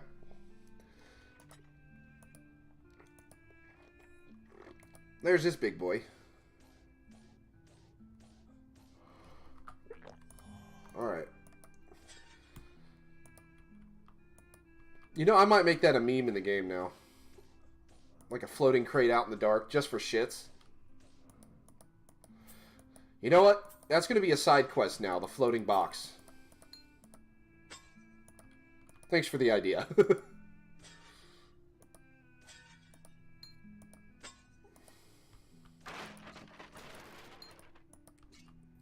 One thing I need to do is create a custom cursor for this thing.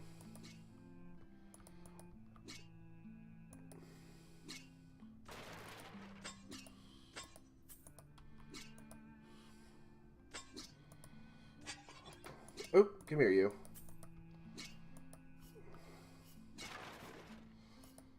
The axe is arguably higher stats. As a matter of fact, let's switch to it. Actually, no, the mace has higher stats. I mean, to be serious, the mace is the way to go in this particular dungeon. Alright, well, we're going to run through this test, fight the boss enemy,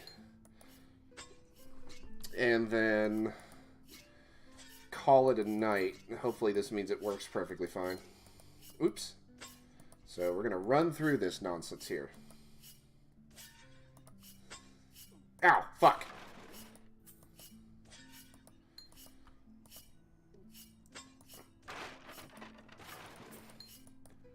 Oop, come here, you, damn it.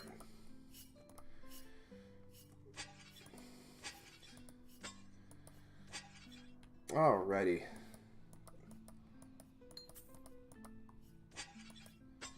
I already have that equipped, so that's nice.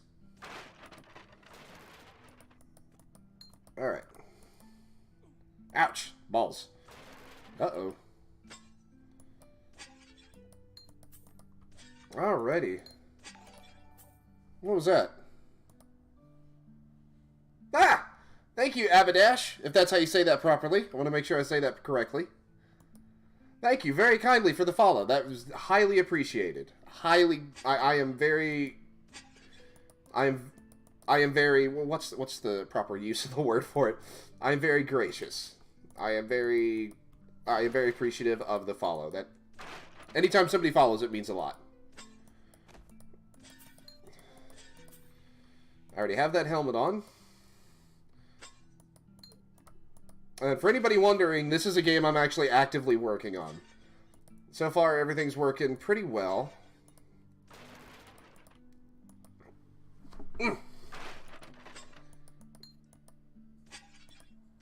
There we go. Sorry, my ass is just going numb. But if we get a whole lot of people watching and following, I will stay on for as long as it takes.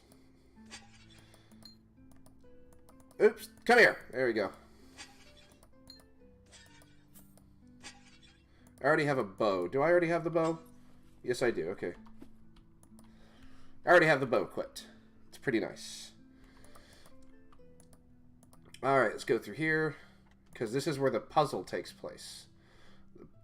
I can't get in there or anything until I solve this puzzle, which I already know the answer to.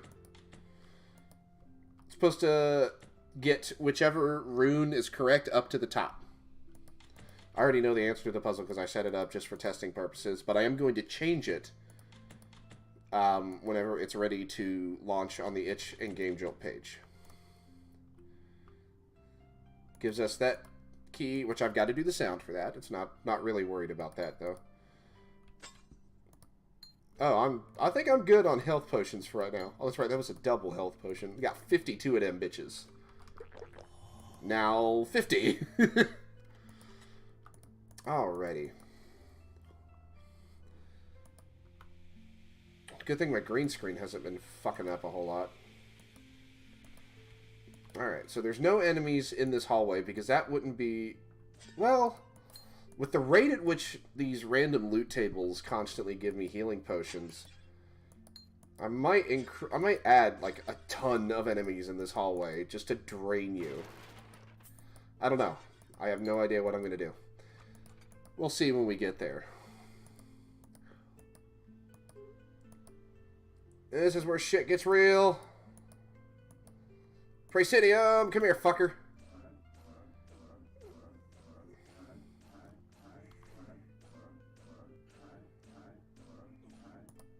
And that's where I can't hurt you at all.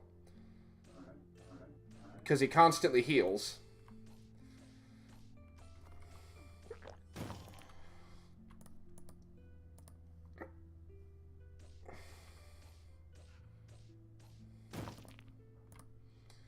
There we go.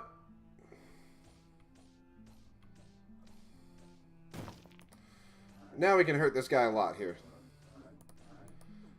And this is where it gets difficult because he actually has an aura that really does fucking hurt. I don't know why these guys ain't moving much at all.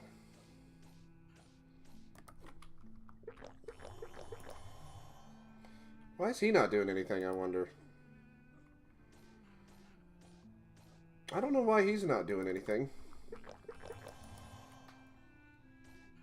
I might take the spawn enemy thing out of here.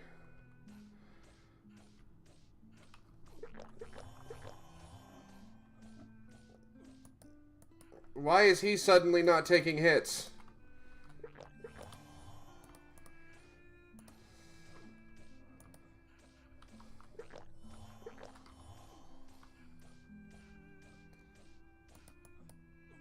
That's not good. That's not working the way it's supposed to. That is not working the way it's supposed to at all. Those gems aren't supposed to do that. Huh. Let's go into here.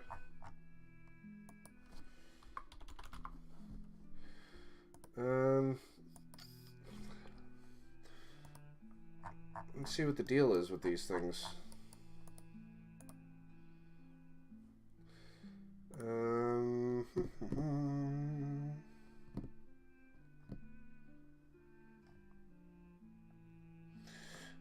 Tell you what we're gonna do. We're gonna delete this because that's becoming too much of an irritation. Alright.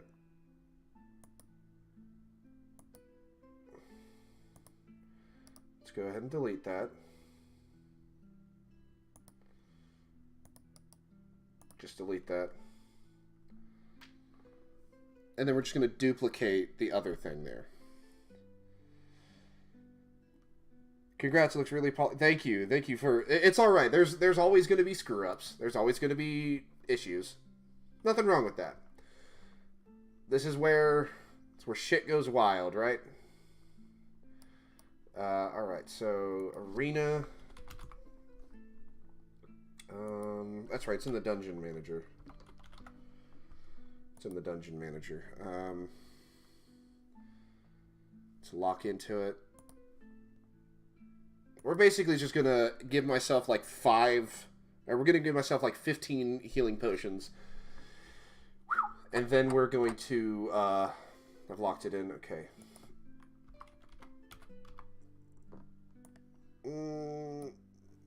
we'll lock it in, and then, you know, I think I need to work more on the boss spawn fights there. So let's go back to those. Let's go to the prototype dungeon. Let's go right to there. Okay, both are spawn shield areas. Let's go to this one.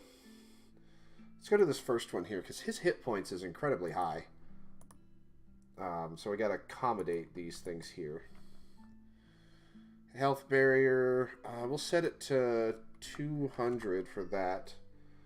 And then for the second ones, we'll set it to 100. So that'll be fun. It's everything's cool. Everything works. For everything normal works. I just don't know why those enemies aren't spawning. Whenever they're spawning in, they're not doing their thing. Not entirely sure why, but it's okay. It's all right. Everything's cool. Everything's cool. All right, so we're just going to take the player and grab him if I can click him. Damn it. Just go to... There we go. Alright, so let's drag his happy little ass right into here. Start the boss fight. I might want to actually give him stuff, so let's actually put him here. See if I can't find things. Go into my player stats. Potion amount should be set right there. Mana potion amount might be in equipment, which... No, it's in the inventory instance. Okay. Okay, here we go. Potions, we'll set it to 15. Now let's mess around here. Righty. Oh, rigamaroo. We got 8 people watching. That's awesome. Anybody in the chat, please say hello. Introduce yourself. I like to chat and converse with people.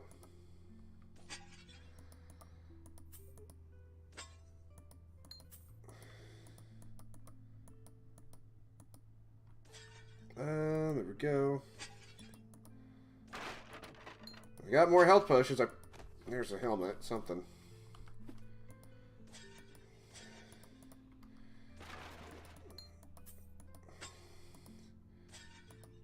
I gotta fix a few small bits, but nothing crazy.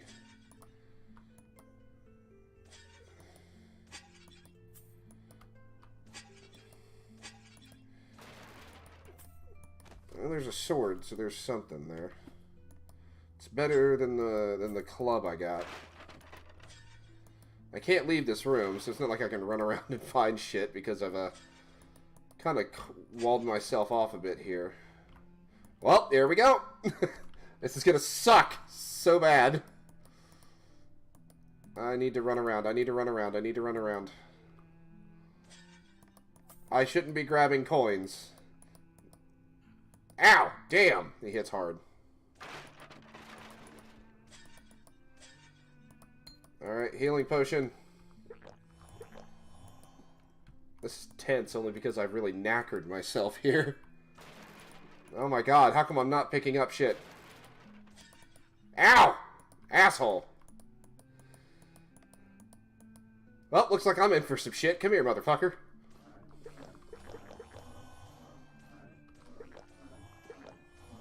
Christ, he hits fast and hard. Oh, I died. Okay. I died. No, Jesus. Alright, now I gotta go to the player stats and fix a few small little issues there.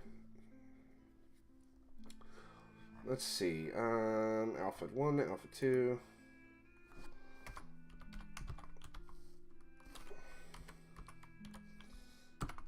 Alright.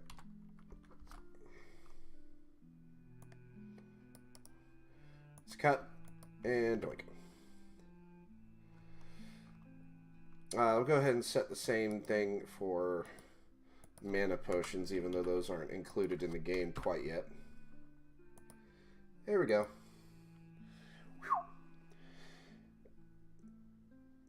You just started working on your first game this past week, Abadash? Abadash. Is that how I say that? I want to make sure I say that correctly. I want to make sure I'm saying that right, because I don't want to address you as anything less than what you are. Or what you choose to be. Than who you are. That's what I should say. Who, not what. Alrighty. So I'm actually going to let him kill me and see what happens. Well, I'm going to go through and see if I can't put up a fight.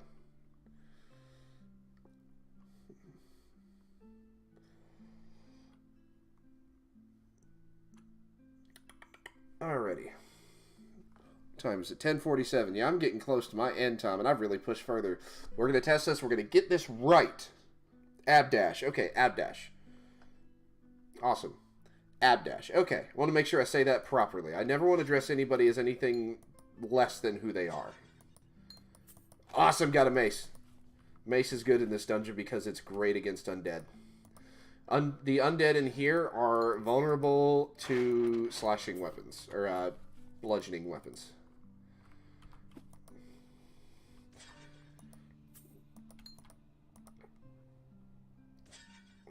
I mean, these things are giving me... These boxes and vases are giving me more here. Helm. Alright, so this is turning out a pretty good haul right here. I'm not even going to bother with the gold at the moment. Shit. There we go. Health potions and gear is what I'm after here. The axe is good, but it's not great. Not in here. I do not have a shield, but that's going to be okay. Come here, motherfucker.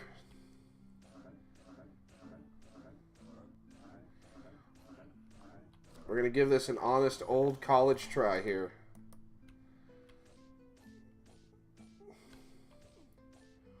There we go. Shit, hit the damn thing.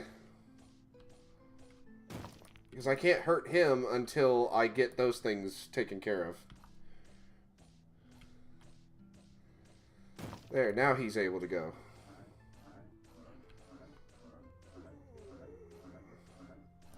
There he goes again, and there I'm dead.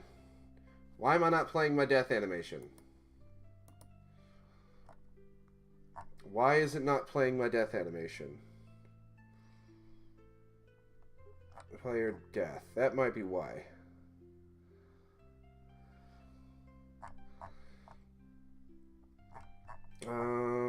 Take hit, take damage.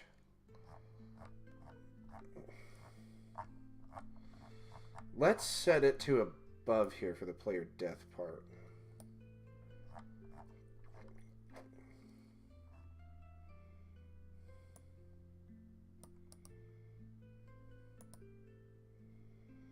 Does my player animation do anything in particularly special here?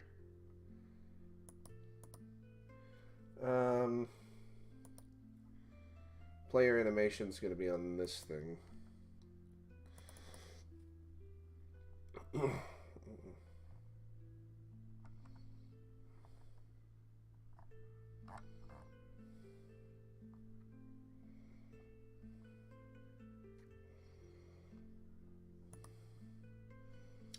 Let's do this here. Let's cut that out. And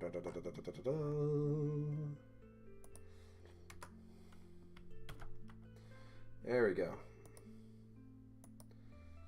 Player combat, player movement. I might need to do player motion. Player motion, P-mot. Get component player motion. Oh, I know why. No player combat's on there. P-mot dot enabled equals false. Fantastic. Alright. There we go. Alrighty. Alright. Oh, my back. That really feels weird.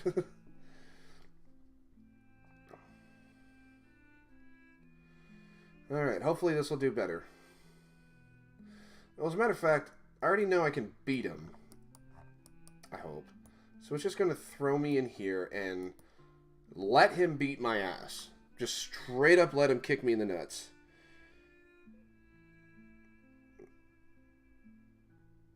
Using breakpoint when something is not executing. I probably should do that. Probably should. Let's see how this works.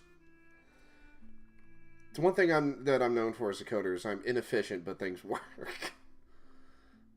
I'm an idiot sometimes, more idiotic than I intend to be.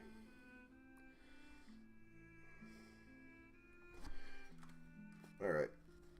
I'm just gonna... Oh, shit. I know what I did wrong. I moved the animated model, not the actual dude. I swear. I do that all the time. Especially whenever it's not a prefab. Because I'm so stupid. More stupid than I want to be at times.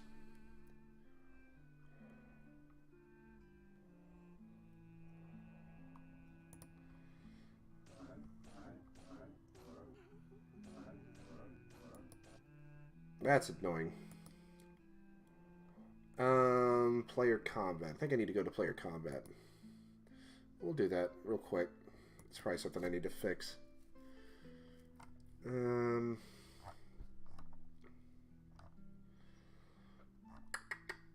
Player stat? Yeah, player combat. Oop.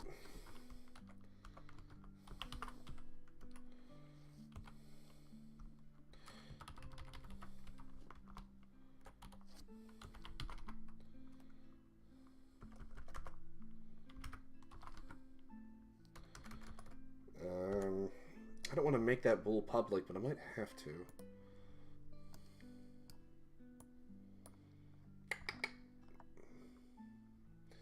Yeah, it's private. Damn it. I don't want to make it public. It's annoying, but we'll work with what we can get.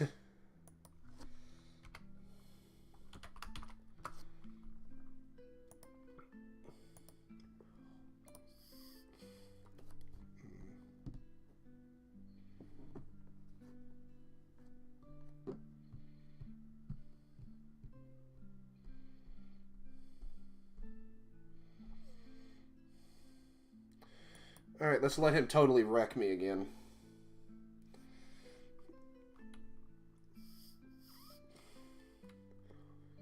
Should probably turn his auto braking off too.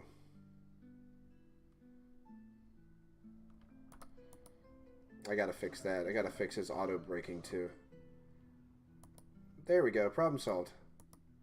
It's gonna take me to the menu, which I don't want to do at the moment. I don't want to have to deal with that. Okay, so let me go to the Praesidium. There we go. Go to you. Turn your auto braking off. You should have that off. Oh, your auto braking's off. I don't know why he's doing that. Ah, phone shut down. That's how I was able to see chat. Okay. But it's okay. We'll just do that. Extend it.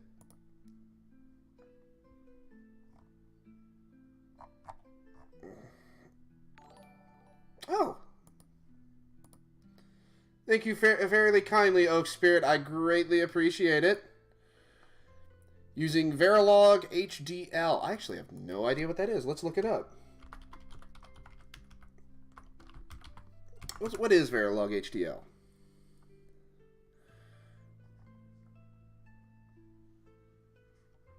Okay, circuit design and stuff, right? Is that am I accurate in that?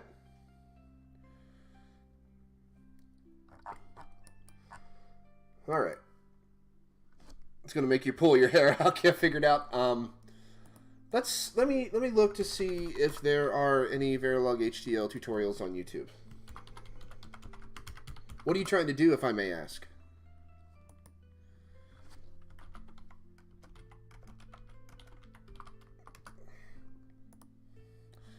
Hardware description language, basically you write code that is translated into circuits. Okay. What are you trying to do?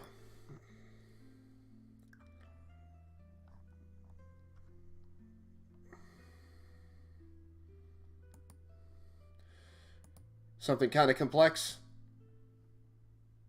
I can respect that. I mean, if you want, I actually just looked this up. I can try to see if I can't find a playlist that I just got this. Let me see if I can't share.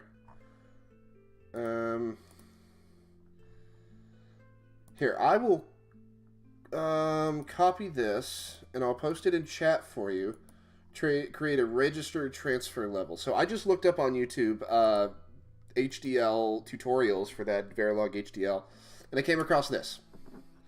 You're more than welcome to hit that. Tell me what you think. What it, you know, if it's good, if it helps you out. I have no idea what Verilog is, but I can at least try to find you some resources. That's like the absolute least that I can do for you. Because I will not I will not state that I have any expertise in Verilog whatsoever, because I clearly have no idea what it is, but I will try to find you the resources for that. That's part one of like a tutorial list that I found. All I looked up was Verilog HDL tutorials. That's kind of the base. Alright, so that all works perfectly fine, thankfully. Save. So, at the absolute... thanks, appreciate it. Just hoping someone here might have some debugging tips. It seems like no one has used it. There's one particular streamer I watch. It's Pirate Software. I'm more than certain you've heard of him. As a matter of fact, he's the reason I got into streaming. Not because he told me to, but because not because we know each other.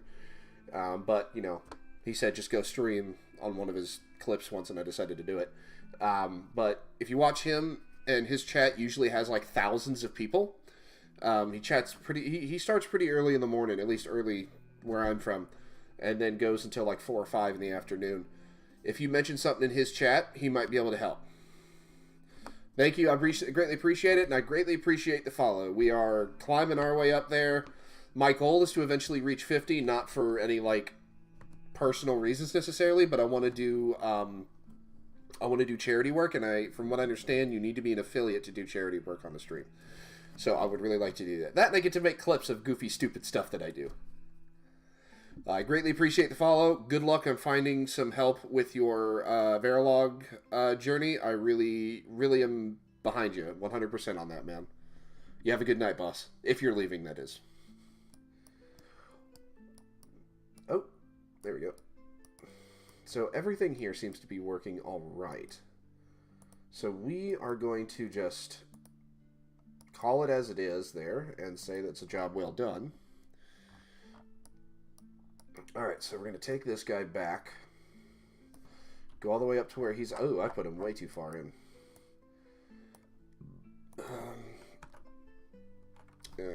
90.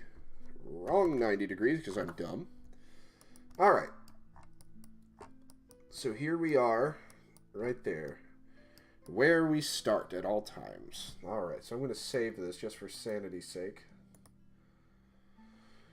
Save project. It is 11 o'clock. I have been going for a little over 5 hours. Most of that's been chit-chatting with people, which is fine. I like that. I like to talk to people. So I am going to call this here. I appreciate everybody for hanging around, everybody for popping in, all the follows, all the chats, all the conversation. I love every bit of it. I greatly appreciate it. If you haven't yet, there is a Discord link up at the top in the pinned comment. Go to that.